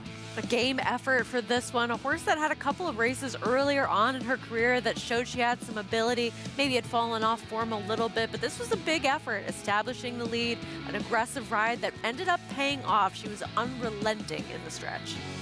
Had the lead last time against Mozingo, completely faded. Third off the bench, though, totally different story from this 4-year-old filly. Trained by Tom Vance, Rocco Bowen rides, and owned by Margaret Hawk. Third win, 9 career starts. We look at the cross-country Pick 5 follow-along. Oh, setting up to be a very nice payoff with 1 leg remaining in the Dixie Belle. And defeating favorites in each leg along the way. No insane long shots, but to be able to put them all together in one sequence. Clever ideas had to come to fruition. Yeah, beat a couple really heavy favorites, including Mozingo in that last race. Going to close it out with this, the Dixie Belle feature on the Saturday card from Hot Springs. 3-year-old fillies, 6 furlong sprint. The favorite right now is that filly we were talking about for Team Asmussen. It looks like with these scratches now, the speed left in the race, the lone speed. And she was very aggressively ridden in her last start, perhaps a little too much so. And knowing that she has that kind of early speed, I'm sure they're going to use it to their advantage yet again. And she's not as likely to be pressed. But I do think Extreme Diva towards the outside won't let her get too far away. All right, more on that feature coming up momentarily. Derby Trail next weekend picks back up in Hot Springs with the Rebel Stakes. And points on the line to get into that starting gate. One for the Kentucky Derby, $1.25 million purse though in its own right. Wow, on-site live coverage on FS2. And we'll see the return of Timberlake. Grade 1 winner for Brad Cox as we take a look at the road to the Derby that runs through Hot Springs. Or that February 24 stakes schedule, excuse me, not just the Rebel, Razorback, Honeybee, and the Carousel. And you'll see, I believe, all of it on our Fox coverage. So Timberlake coming back. What'd you think of his Breeders' Cup Juvenile? Well, I think you had to sort of be a little bit disappointed because you had bigger expectations following this giant effort in the Champagne. Fierceness was heavily favored that day. He didn't show up. You thought that this was a horse that was going to move forwards with a big performance coming up in the Breeders' Cup Juvenile. That was not the case. But Santa Anita, a track that's very hard to close ground on, so perhaps just one that his running style didn't really suit him in a spot like that. Maybe you're a little bit more forgiving of that, considering how Santa Anita usually plays, but he's going to have to come back with a big statement to really be considered a major contender heading towards the Arkansas Derby and even the Kentucky Derby eventually. 50-point races coming up, and then 100-point race time. That Arkansas Derby late March. Going to get exciting, and we'll have that coverage again for you next weekend. Meanwhile, Sunday coverage. Sunland Park Derby, Grade 3. At a mile and a 16th, and we learned, it's a couple of years ago, you never know where a Kentucky Derby winner is going to come from. That's definitely the truth. Of course, we saw Rich Strike at Turfway prior to being able to upset that Kentucky Derby. This field, I don't know that we're going to see the Derby winner come out of here, but hey, you never know. So that's a look at the field that will line up Phil D'Amato with a horse who was a distant second to maybe the most talented 3-year-old there is out there in Nisos in a 7-furlong sprint at Del Mar, and then just missed in the Los Al Futurity. He just has Beyer speed figures that make him a major player in this spot. And while Winstock, who finishes ahead of him in here, didn't come back with a great effort in the Southwest, he was a part of a pace that was coming apart. He was forward when closers were really the ones dominating that race, and he put up a fight in here. He was towards the inside trying to rally past. For some horses, that's not the most comfortable position to be in, and this doesn't quite look like a field that looked like the Southwest. 3-year-old debut, every right to move forward too, coming up for him in this Sunday race that we'll have for you on the program. Meanwhile, Steve Asmussen will have Joel Rosario in town to ride on Informed Patriot. This is a horse with some pedigree. This one a full sibling to Spun to Run, and I thought that this was an effort in the Smarty Jones that was promising, but perhaps in a little bit tight. Maybe you argue that if he had gotten some clear running room sooner, he could have made a little bit more of a statement. We saw Just Steel come out of this race, run a very game second in that race behind Mystic Dan. We're going to see Catching Freedom later on today in the Risen Star, and he's just a horse that's been pretty consistent so far in his short racing career. Again, Sunday coverage coming up from that Sunland Derby, 20 points on the line to get into that starting gate for Saturday in May for the winner of this race. So we look forward to that coming up. And big one later tonight, isn't there? I think so. Out at Fairgrounds, deep field for this Grade 2 Risen Star. And want to remind everyone playing through NYRA Bets, make a little extra money by getting a $20 bonus in your account. Bet the Risen Star, $25, and you'll get a $25 or $20 bonus in your account. Excuse me. Bet 25, get a $20 bonus. NYRABets.com. Got to opt in to take advantage of that promotion. A lot of interesting names in this race that are lining up, full field, and several that seem like they are primed to make a move forward. Like horse that we saw here in New York for Chad Brown, who's going to make his 3-year-old debut, Sierra Leone.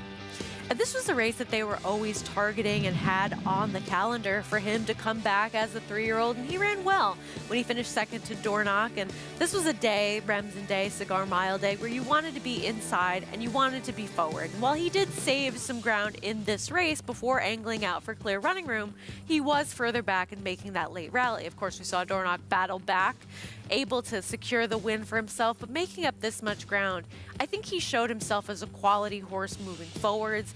Any sort of move or a progression on this effort makes him a major contender for those Derby preps down the line.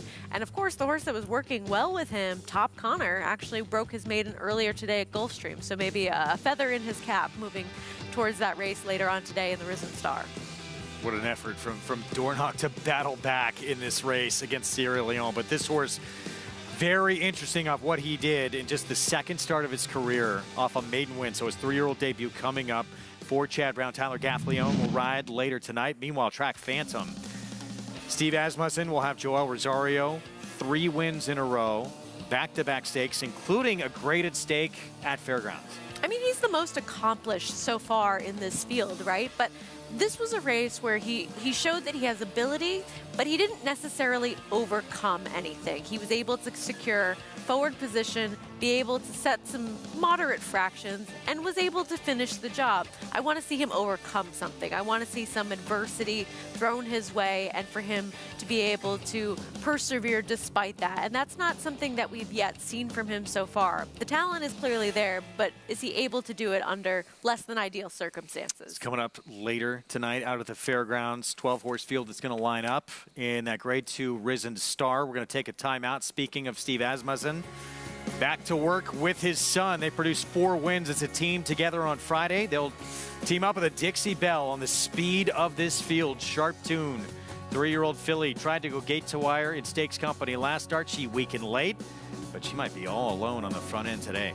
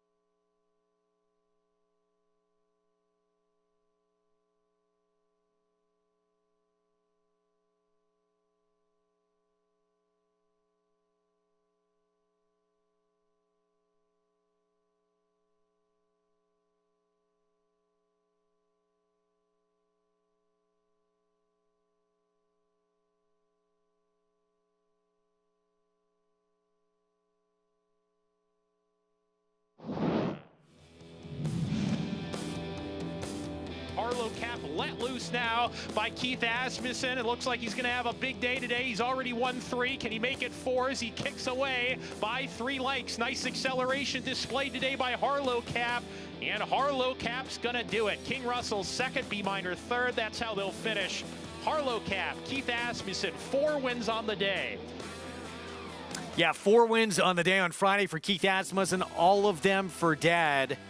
including Harlow Cap in the 9th. Won the 2nd, the 5th, 6th, and the 9th. The second race, even money favorite.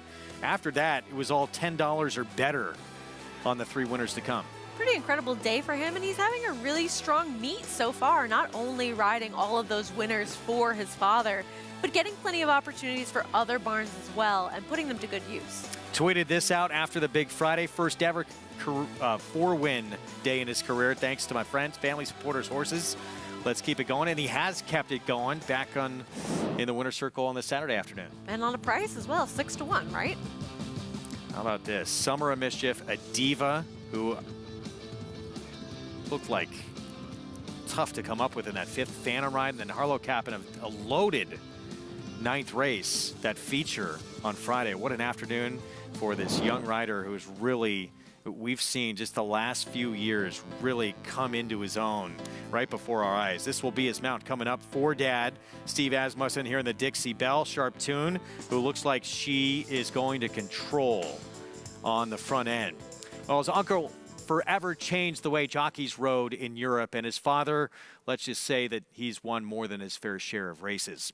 Keith Asmussen comes from a long line of successful horsemen, but despite the great pedigree, his dream of becoming a jockey looked like it might end before it ever began. Such a privilege coming from a family of jockeys that they understand the trials and tribulations of being a jockey and what it takes mentally and physically. When I first started, I wanted to ride one race more than anything, and this kind of snowballed into something that has, blown my wildest expectations. And it's Ian Glass fending off all the challenges, and he'll prevail going away too. Today, the Asmussens are better known for training thoroughbreds, thanks to the accomplishments of Keith's father, Steve, who was the only trainer to win 10,000 races in North America. It's impossible to explain how much fun it is. I mean, I've been unbelievably blessed in horse racing, and I think a lot of it is, growing up, my dad rode, and then my older brother rode and stuff. So the excitement of that, and then to get to relive it with your kids is unbelievable. I imagine he's got an immense source of pride from it, given that he is, other than horses, taught me about everything I know. Grew up around the racetrack, handicapping races. Hometown Arlington, Texas, 20 minutes away from Lone Star Park. Obviously infatuated with jockey as a profession growing up, just having known my father and my uncle and my grandfather, who were all jockeys. Keith Asmussen's mother, Julie, was an accomplished rider in her own right. She competed in the rodeo event, barrel racing, through high school. And his younger brother, Eric, is the latest Asmussen to forge a path as a jockey. Keith and Eric have already ridden on the same card at several racetracks, just like their uncle and father did at Aqueduct in the 1980s. It was always, a dream, but I would go as far as saying like a pipe dream of being a jockey. Probably 7th grade, I was about the same size I am now, so I thought I was going to blow right by it. It was Keith's height and weight that steered him towards a more typical career path after graduating from high school. Applied to the University of Texas, and I got in their business school. I'm an accounting major. I have a 5 years master's degree in professional accounting. And it wasn't until my junior year at college, when COVID hit, 2020, that when classes went online, I came to work here at Oaklawn. Because I'd already, poked my father quite a bit about, is it possible I could ride a race? Before I even rode, my parents made me promise that, once you start, you're not going to want to go back to school. You got to promise you're going to go back to school. And I kept that promise, and I went back for 2 more years, and I got my degrees. And as soon as I graduated, I went straight to the racetrack. Rivet has won his 3rd straight, and Keith Asmussen has an Oaklawn Stakes victory. Keith James Asmussen is named after his grandfather, the family patriarch, who rode quarter horses for 38 years. In fact, grandfather and grandson both won a race for Hall of Fame trainer D. Wayne Lukas 54 years apart. These two to the wire, Papa Rocket. I love being a jockey. It's such an incredible feeling. There's nothing like the feeling of being on top of a thoroughbred racehorse at full flight. And, when you add the art of race riding, it was such a spectacle watching it growing up and just being so attracted to it, and then being able to actually do it, it's beyond words. Well, you can see from that piece, very cerebral young man, and Andy brought it up earlier. We were talking about Keith, just how far we've seen him grow up in such a short amount of time. It's been a rapid rise, the improvement we've seen from Keith Asmussen. I think even looking just in a very small span of time from the start of this meet to this point right now, we've seen improvement in the way that he's thinking about a race, where he positions his horses, and just the way that he's riding overall and giving his horses the best opportunity to be successful. Let's take a look at Keith with Sharp Tune, who set the pace in the Mockingbird. 3 fillies in the Dixie Belle coming out of this race. Tanya Showers would wind up second, and here Sharp Tune would back up to third. And you get to Extreme Smoke Show, I think you make a case for her as well.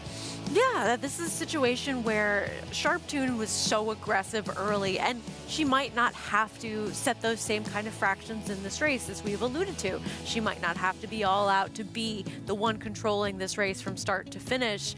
It might seem as though there's a little bit less pace for her to deal with. 21-3 opening quarter in that field last time out. So yeah, if she can, Keith Asmussen can slow things down a little bit and save more for the stretch run, she could be very dangerous here. She's the 2-1 favorite. Going to kick things off, though, with a filly who was in that race as well. Little bump at the break here, and I thought put in an okay run in that effort. She actually has a big maiden, or I should say, second win of her career at Keeneland that shows that she has some ability. Absolutely, a horse that broke her maiden at First Gasking at Canterbury, but then went on with it and really improving in that second start at Keeneland against some tougher company. Father-son, here we go. Steve and Keith Asmussen with the speed of the field, Sharp Tune. Can he dole out those fractions a little bit more judiciously in this field? She might not have as much pace pressure in here. Blue Squall, trained by Randy Morse. He's having a great meet. Just broke her maiden on a muddy sealed track. This horse isn't impossible. Some good improvement in her last start from the start prior to that, but her best race actually a second-place finish at Churchill Downs. Tanya Showers just missed. We showed you in that Mockingbird by a half length. She got kind of a setup in there, and she might not get the same exact type of setup in this race. She ran very well in there. And Extreme Diva off the race she ran last time. She is the filly to beat in here, Minnesota bred, who won the first 2 starts of her career. Big number, 84 Beyer speed figure, got a nice stalking trip to the outside. Maybe can sit that same type of trip just off of Sharp Tune in here.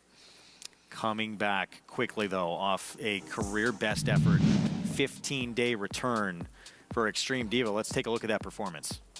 This was a big race for her, a horse that she kind of needed to prove that she was capable of showing her ability against open company. She had run well in her first 2 starts at Canterbury against state breds, against those Minnesota breds, and had yet to really take that show on the road. But this was a race that showed that she can hang with some tougher horses. And even that start 3 races ago at Keeneland, You Almost Had Me, who beat her. That's a pretty good horse who beat the eventual winner of our stakes race today, the ruthless Helena's Forte.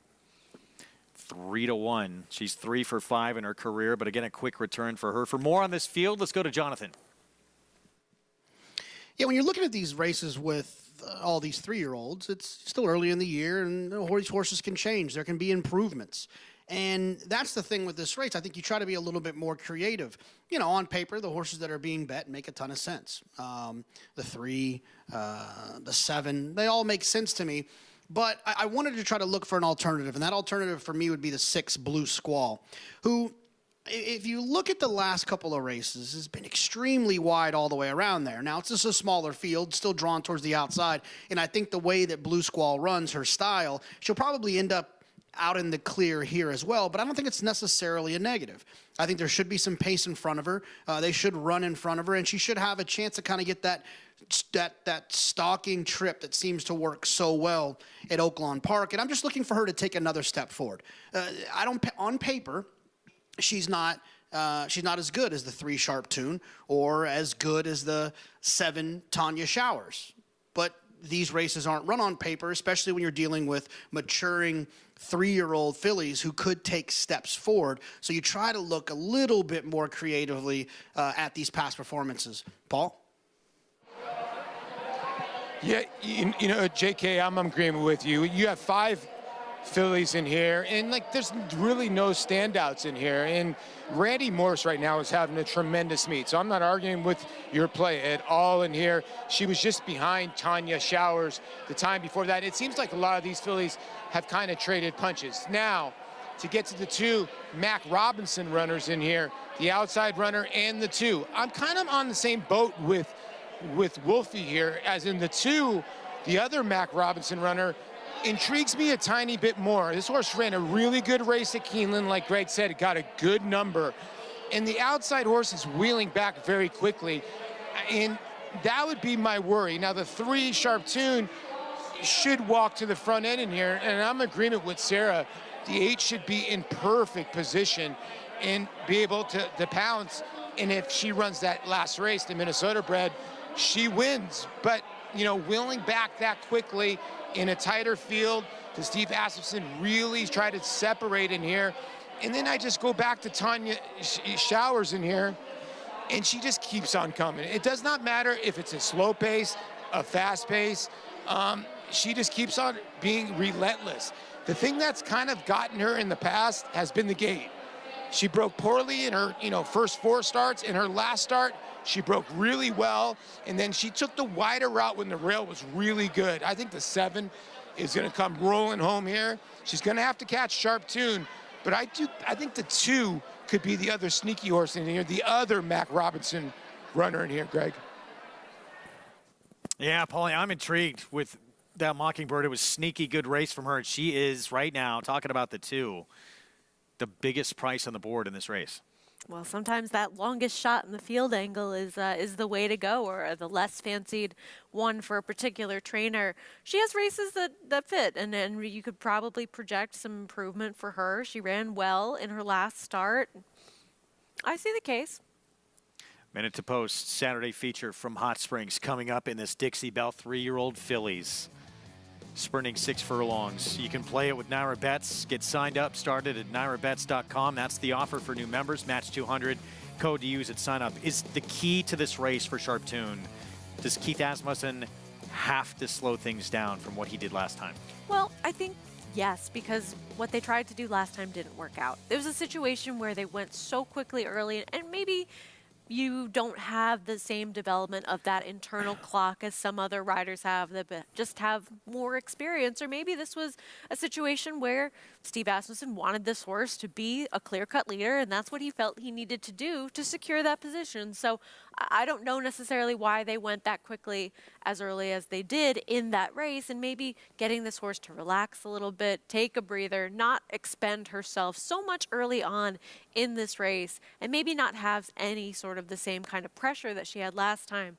Sees her out as the winner in here, and of course, people liking this horse right now, 9-5 currently. Lessons learned, you would think, from how quick this filly went. Sharp Tune, the 3, last time out in defeat, and really didn't get beat all that much. Still hung in there and was 3rd and got part of the money in that Mockingbird, but just looks like she can absolutely control things. Can they go a little bit slower this time around and parcel out that speed? But there's definitely going to be some, as Paul said, some tough customers running at her late. Tanya Showers always seems like she's finishing.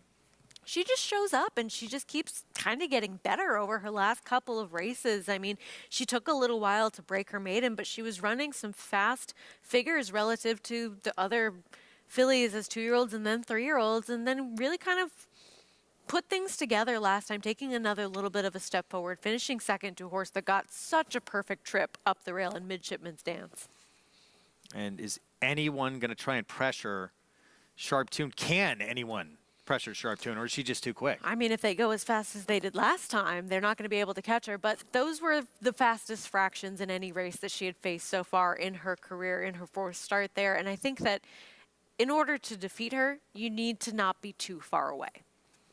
Saturday feature from Hot Springs, Dixie Belle for 3-year-old fillies, 9-5 favorite.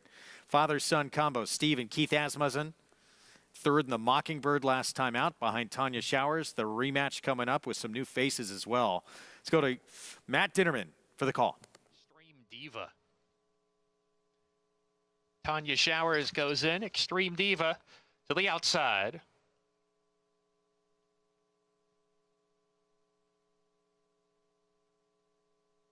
We're ready to go in the Dixie Belle Stakes, and they're off. The quintet of 3-year-old fillies all broke in a single file line. Sharp Tune on the lead, Blue Squall second.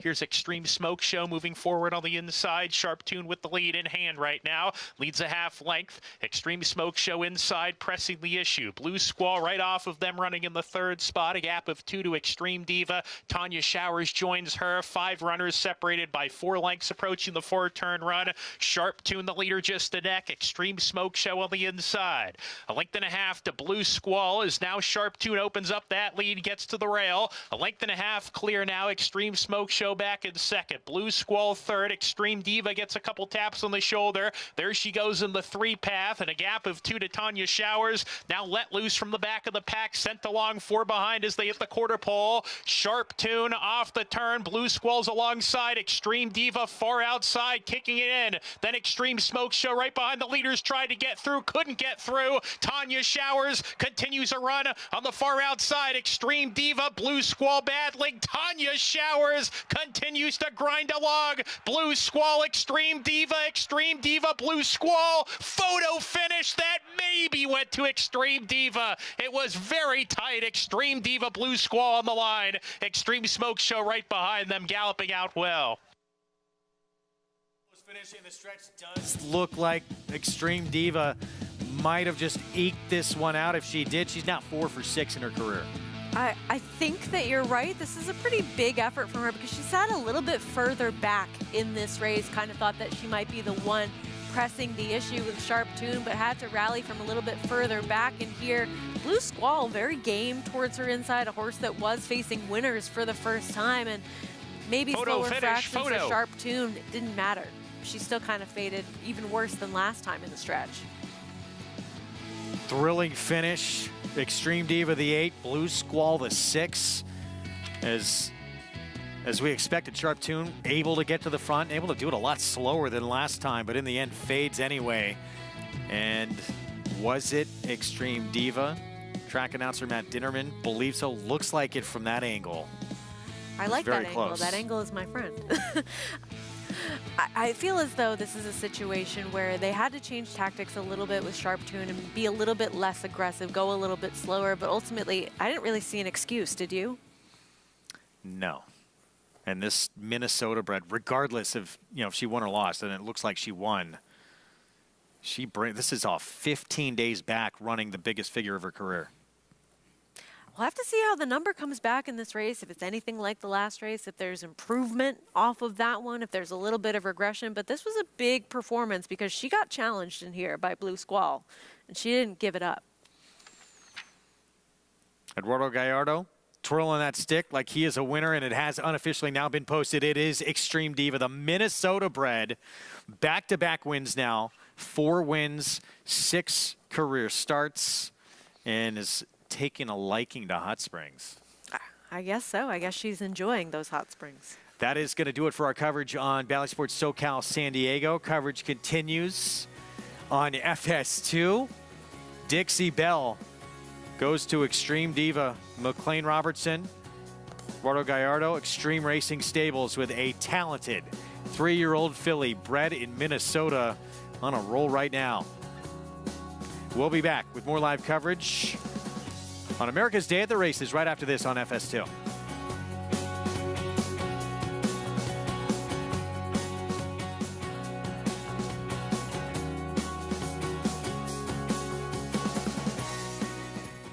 Breeders' Cup champion Good Magic by Sire of Sires Curlin was the sire of first crop Kentucky Derby champion Mage, one of 3 Grade 1 winners to date, along with Muth and Blazing Sevens. In 2023, with just 2 crops to race, Good Magic ranked 21st on the general sire list with $9.5 million in earnings. 2-year-olds sold for up to $2 million, and yearlings sold for up to $725,000.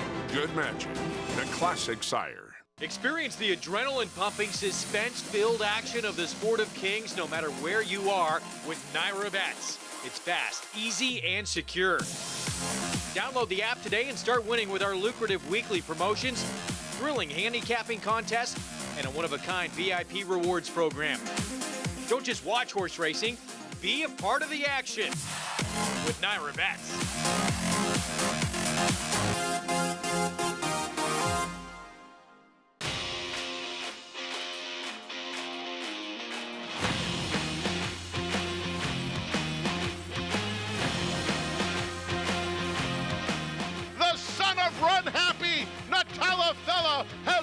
hopeful.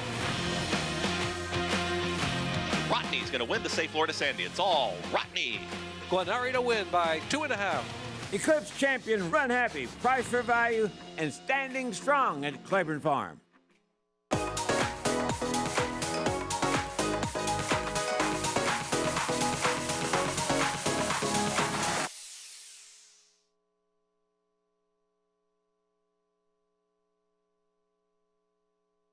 RaceLens is the most in-depth product in horse racing, with unique features found nowhere else. True odds, predictive analysis, and pace projection. RaceLens. It will change the way you follow horse racing and take your game to the next level.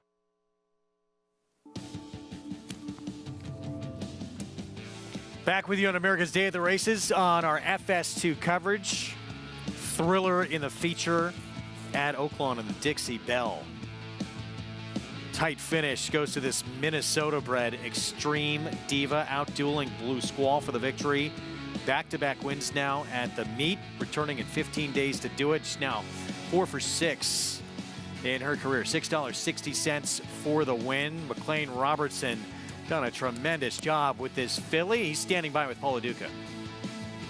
With winning trainer, the Dixie Belle, Mac Robinson here with Extreme Diva. Wow, this Minnesota bred keeps on giving, Mac. Yeah, she ran hard. You know, I was glad the horse she was going with didn't switch leads, and you know, we got kind of a lucky bob. But the way the meet's going, we'll take it.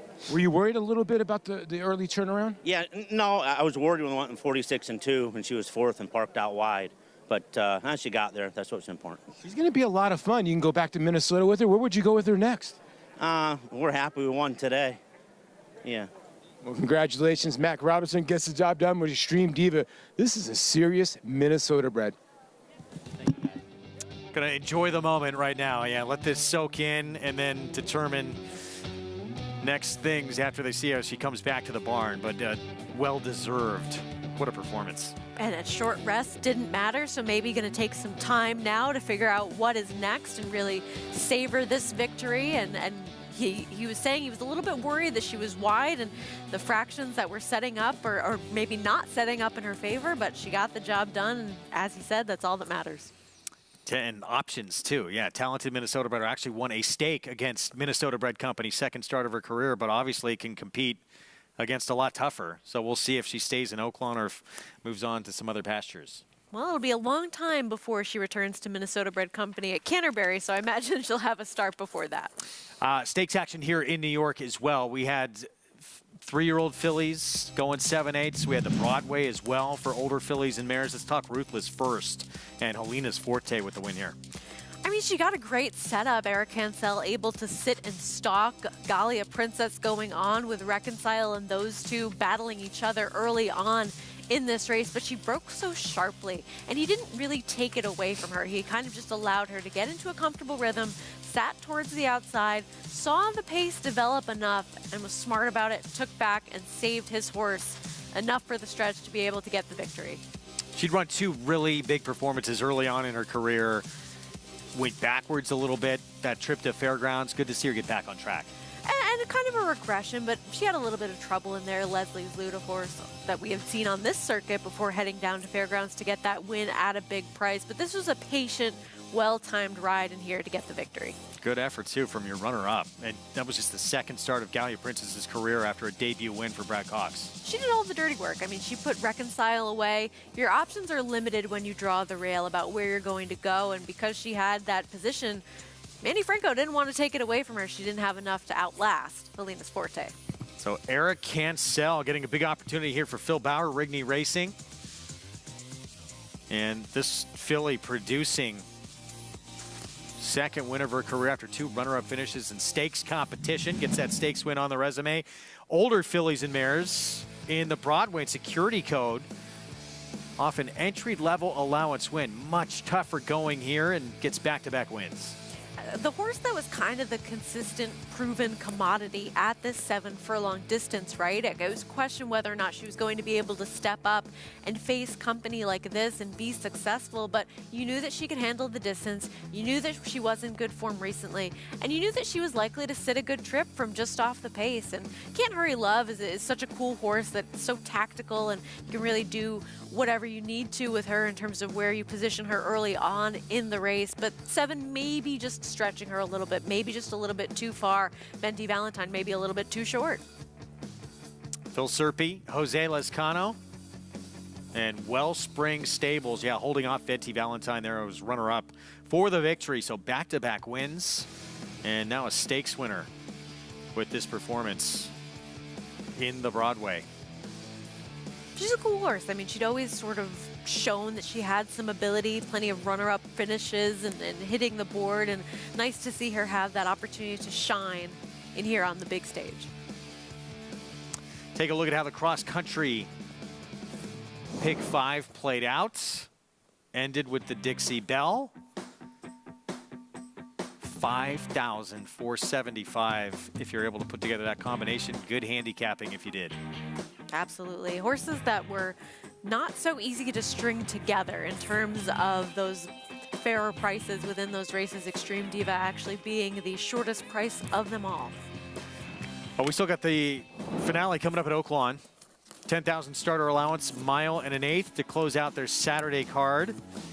And a good betting race to end things. T-Bone's Trick. A couple of really good performances the last 2 starts, including on a sloppy seal track at Oaklawn. 14-time winner right now, the 9-5 favorite. He is a horse that just is so consistent, so logical in here, and he has those races that he comes in off of that just make him a major player towards the outside. And Bear Oak's kind of the horse everybody has faced lately and hasn't been able to beat. He's come pretty close. We're going to take a timeout. Much more on this nightcap coming up from Oaklawn when we return. We'll look ahead to Sunday action as well after a break.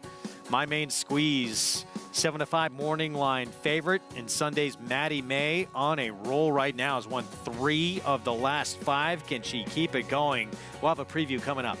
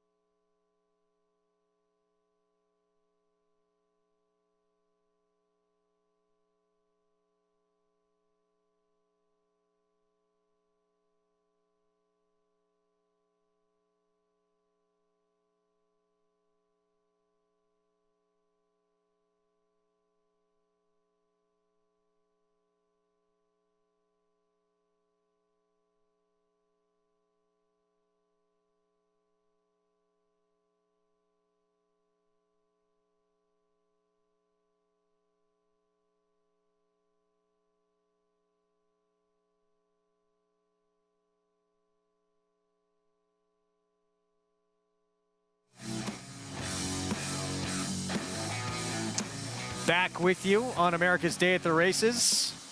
In the foreground, everyone's favorite ferry. You've taken it, right? No, I'm not a ferry person. Staten Island Ferry, you got to do it. Get a great view of the Statue of Liberty. Play with Naira Bets, bet any track, anywhere, anytime. Including the nightcap still coming up at Oaklawn. This is coming up Sunday on the card at Aqueduct. Maddie May, 1 turn mile. And my main squeeze, we talked about going to break. Outside post, Mike Maker, Jose Lezcano has won 3 of her last 5 starts.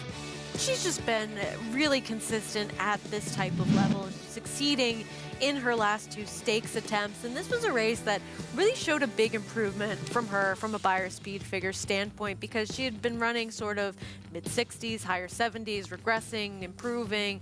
This was a breakout performance for her in terms of numbers, because this was an 88 Beyer speed figure, and any sort of repeat of that performance, she's already the horse to beat, but that really, really solidifies things. You might not remember, but you did like this horse who finished second to her, Bernie Takes Charge, who was a bit of a price that day, not going to be quite the same price now coming into this race. Yeah, I mean, my main squeeze, it's just vaulted her into another stratosphere with that kind of performance. So can she back it up? That's the big question. If she can, this race is probably over. Absolutely. And I mean, she has the pedigree to be a good horse, right? I mean, the Half to Rodney, we know how successful he is on this circuit in the State Bred Stakes. Maybe she's starting to take those big leaps forward now as a 3-year-old and can build off of that performance. But even if she regresses slightly, I mean, there are others in here that have a long way to go before they get up to the kind of level my main squeeze has shown. It's coming back to me now with Bernie. Good, Money good. grab, ratio to pause. Maiden win. It was at Aqueduct at a mile, and then tried Stakes Company at Laurel. Maybe you can also have the flashback of when you liked this horse as well, as finishing second to Dolomite at a big price that day. This was a game performance, able to get that first victory of her career. Inside, never really the place that you want to be as a horse that's forward, taking that outside pressure, able to really strongly finish off this race. 69 Beyer speed figure, faced Open Company in the Gin Talking in her next start at Laurel, and now returns to the New York Breds, probably where she belongs, and is going to be a fair enough price coming into this next race. That second behind Dolomite was a big, big effort at a huge price. It was 8-1 morning line. Manny Franco will be aboard, and the lone win on the resume, it came at a mile, the distance she's going to have on Sunday. So we'll see what happens in this Maddie May feature on our Sunday program. Hope you join us. We're going to take a short time out. We still have the nightcap coming up from Oaklawn. We will get to that when we return. America's Day at the Races continues right after this. 10,000 starter allowance, mile and an eighth to close things out in Hot Springs, and that is the one to beat right now. T-Bone's Trick, that 14-time winner, 8-year-old, the favorite at 2-1.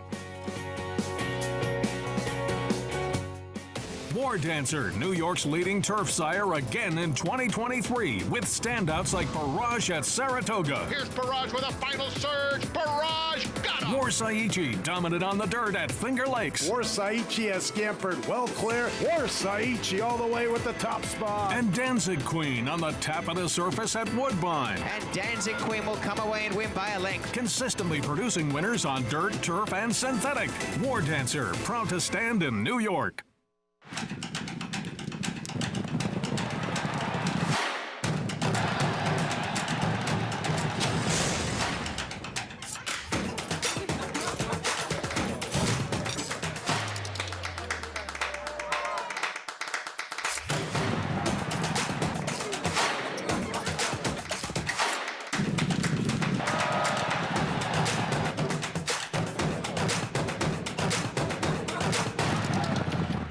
Connect, a Grade 1 winning millionaire, making his mark as a sire with Rattle and Roll, a Grade 1 winning 2-year-old, and multiple graded stakes winner.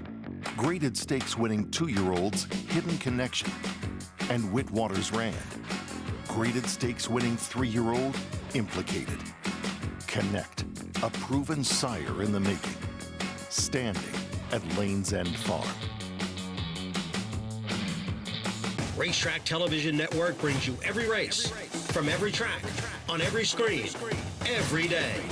With monthly packages starting as low as $5, RTN gives you great value and access to more live HD streaming and race replays than anyone. Visit RTN.tv today to sign up and watch on almost any device, including Roku and Amazon Fire. RTN has packages that start at $5 per month.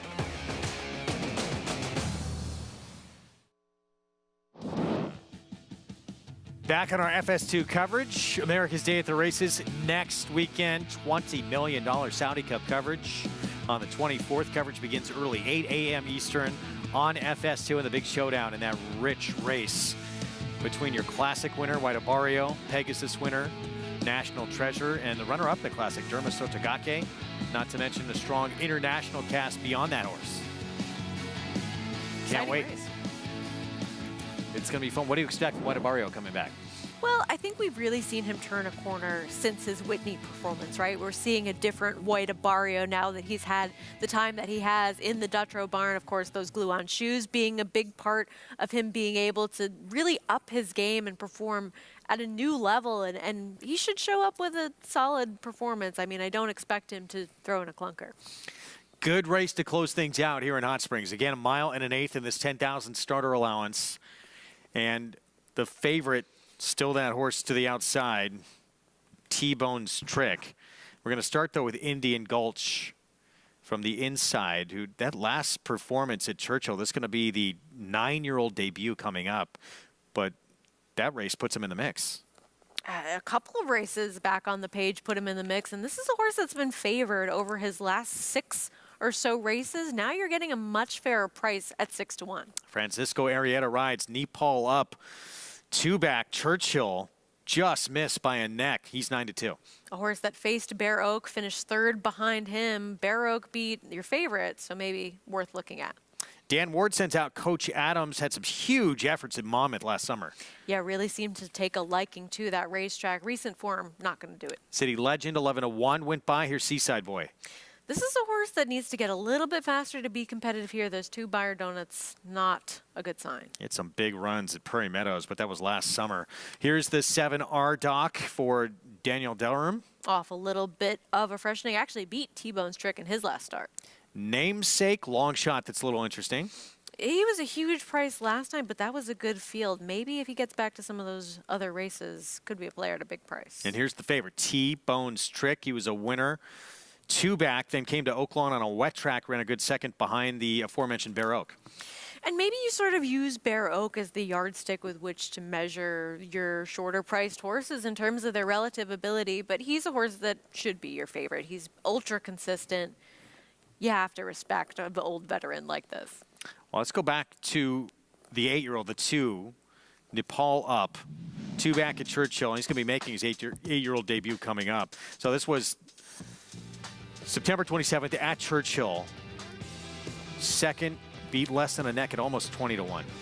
This was a big effort. I mean, he had run an 85 Beyer speed figure prior to that, or in this race that we're taking a look at, excuse me. He regressed a little bit in his subsequent start, finishing 3rd, but I think that bettors took him a little bit more seriously going into that next race after how big he ran in that start 2-back. 4-1 right now on Nepal up. We're going to check in with JK on another contender in this finale. Yeah, guys, I'm going to go to the rail with Indian Gulch. This is a horse that in the last race, the speed figure came back pretty slow. But that was a slow-paced race. And I've made this comparison before, but if you haven't heard that comparison before, you get to hear it again. Or you get to hear it the first time. If you've heard it before, you get to hear it again. If Usain Bolt walked 10 meters and then ran the rest of the 90, he's not breaking any world records. And he's not even going to run close to his fastest time. Heck, he might not even run as fast as a fast high school kid. He can only run so fast. And I think that happens sometimes in slow-paced races. Horses come home with great energy, and they run good races. But the problem is that the first part of the race was so slow, the final time can only be so fast.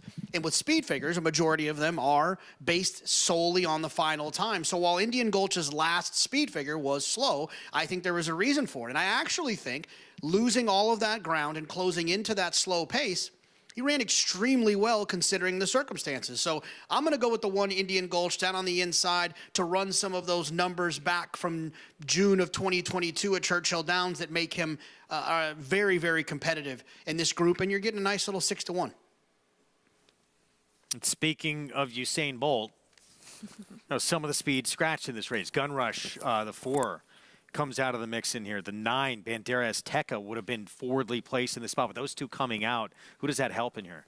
I think it really benefits a horse like Coach Adams, and he's now your projected pace setter by Timeform US in this situation, as well as the number 8, Namesake, a long shot that I think we both think has an opportunity to maybe outrun his odds a little bit in a spot like this. But getting back to the number 1, Indian Gulch, is this horse too big of a price right now? Because when you look at how short of a price he's been over his last several races, he's kind of being ignored now in this spot.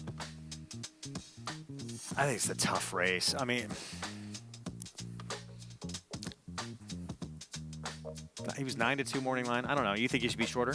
I mean, I think you're looking at a situation where if you like him, this is a good spot to bet him, because you're getting 5-1 as opposed to him being 2-1 or shorter, which he has been over his last 6 races. I mean, he's run fairly well in most of those situations. He's only gotten the 2 wins out of those 6 starts, and maybe you make the argument that this is a tougher field. There's some other interesting horses.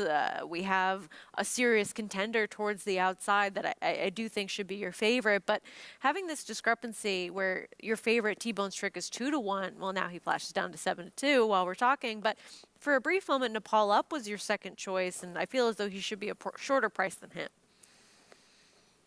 Meanwhile, I mean... Now he is, but... yeah.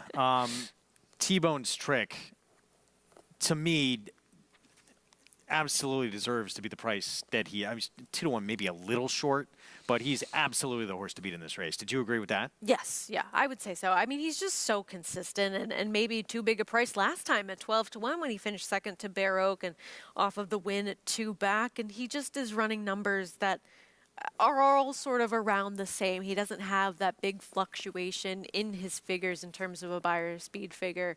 And you kind of like to see that he's just a reliable type going into this race. Well, and as you mentioned, you know, Coach Adams, he becomes a lot more interesting. I thought he was interesting already in this race, but with those other speeds scratched in this race, 3-horse, definite major player here. Don't forget, next weekend, $1.25 million Rebel Stakes on the road to this year's Kentucky Derby. Timberlake back in action for Brad Cox, making his 3-year-old debut in that race. And we saw an early look at probables. Used to huge fields in these Derby preps at Oaklawn. Looks like it's going to be, at least for Oaklawn, what they're used to, a little bit smaller side. I feel a lot of pressure about the Rebel because I liked Unoho 2 years ago. I liked Confidence Game last year. I feel like it's trying your race to go for the 3rd year in a row and pick a price too in the Rebel. I feel like I have something to prove going into next week, that I have to keep the streak alive. I have to keep it going. America's waiting. I know. I have many people just hanging on my every word about the Rebel before I look next forward week. to it. I mean, this it'll path, be a fun race. I mean, this path through Oaklawn is tremendous for the Triple Crown. Very lucrative as well. Yes, it is. And of course, the big one, the Arkansas Derby. What'd you, real quick, Mystic Dan, what'd you think of him as a Derby contender? Well, I think that shows that he can at least handle a route of ground better than I thought that he could. He is a horse that showed a new dimension, being able to sit off of the pace, being able to rate in behind horses, able to handle the wet going, able to handle a little bit more ground to work with. But overall, I felt as though that was a day where maybe the rail helped him a bit. Just Steel, another big runner-up effort. But that was a race where we also saw some horses maybe not show their best as well. There were a couple of horses for the Asmussen barn going in that we thought were going to be big players moving forwards. They both kind of canceled each other out early, and it set up for a horse to come from off the pace. And while I didn't expect it to be him, showing that new dimension, being able to rate, he kind of got a good setup. And I want to see it again, but the number was significant. I mean, we saw him earn, what was it, a 101 Beyer speed figure for that effort. So that is certainly something that you have to take seriously moving forward. All that bad weather at Oaklawn, wet track on one of their big days. Going to have a wet track for the Risen Star tonight, which just makes it more difficult to decipher who these standouts are and if they can repeat that assuming you get fast going forward on that first Saturday in May, which may not be the case. Exactly. I know you had a little bit of interest in Cardinal in that race for Todd Pletcher. Game's second place finish behind Change of Command. Last time out, Sierra Leone, kind of everybody's horse going into that race, and a horse he was working well with. Top Connor did break his maiden successfully at Gulfstream earlier today with a pretty professional effort. It'll be a good race. Oof, that was tough. Francisco Arrieta almost got nailed from his horse who whipped his neck back there. It is difficult profession these guys are in that starting gate, these riders, what they got to deal with. 4-1 now on Indian Gulch. Favorite, it's not moved the entire time. It's been this outside horse. 2-1 here, T-Bone's Trick, trying to get the 15th win of his career. Meanwhile, the 3 Coach Adams, can he take this group? Gate to wire, Nick Juarez will ride. It's the finale from Hot Springs. Let's go to Matt Dinnerman. City Legend goes in. Namesake into the outside. Your current favorite, T-Bone's Trick. We're ready to go in the finale. And we're off. Coach Adams in the red cap up on the pace, broke very sharply. T-Bone's Trick wants to be part of the action. Namesake between that pair. These 3 across the track, just loping along here. Not a fast pace. Namesake, Chelsea Bailey's got a strong hold on him. Has a nose lead on T-Bone's Trick. And Coach Adams down on the inside of that pair. Those 3 still stretched across the track into the clubhouse turn. Ardoc settles up shop. He's in the 4th position. City Legend inside of him. A gap of 4 to Indian Gulch's stablemate. Nepal Up has 1 runner beat. That Seaside Boy at the back. Approaching the backstretch run, Coach Adams assumes control on the lead. He's on top of neck here. Namesake right there on the outside, applying the pressure now. T-Bone's Trick stalking 3 deep. A length and a quarter to City Legend, and a good gallop. He's alongside Ardoc. Now there's a gap of 5 or 6 to Indian Gulch, Nepal Up, and Seaside Boy. That trio all pretty much together down the back stretch here. So they're halfway home, and the nightcap on this Saturday here at Oaklawn Park. Coach Adams still on the lead, 3/4 of a length, went 23-4, 48-2. A modest pace here set by Coach Adams. Here's Namesake turning up the heat. A 3-deep T-Bone's Trick right there within range. City Legend, 4th, shown a little more rain. Ardoc alongside of him now. They're 3 lengths clear of Indian Gulch. He's sent along with Seaside Boy. Nepal Up at the back now as they hit the quarter pole. Coach Adams, Namesake right there to challenge. T-Bone's Trick, 3 deep on the course, needs to improve if he wants to win it. Behind horses, City Legends in with a shot. Indian Gulch on the far outside. It's wide open. Indian Gulch is picking off rivals fast on the grandstand side, and Indian Gulch is coming up to challenge Coach Adams up the inside. Nepal Up. It's now Indian Gulch who has the head lead. Nepal Up trying to get there. It's Tom Vanberg, 1-2, and Indian Gulch did it for him. Indian Gulch over Nepal. A 1-2 finish for the Vanberg barn. Namesake 3rd, Coach Adams, and City Legend were next. You mentioned all the times this horse had been favorite today. Biggest price he has been since, well, you got to go back to April 22, I believe. Gets the win at 4-1. I guess you got the price today. I mean, he was facing a tougher field, and he really did have to put in some work to close into that slow pace, but he ran well and ended up being the value of this race. 9-year-old debut, winning one for Indian Gulch, and yeah, Thomas Vanberg barn 1-2. We will see it tomorrow. 3 Eastern start time on FS2. Ruthless goes to Helena's Forte. In the Broadway, Security Code. Back-to-back victories and the feature at Oaklawn in the Dixie Belle, the Minnesota bred. Extreme Diva, now 4 for 6. We'll see you on Sunday at 3.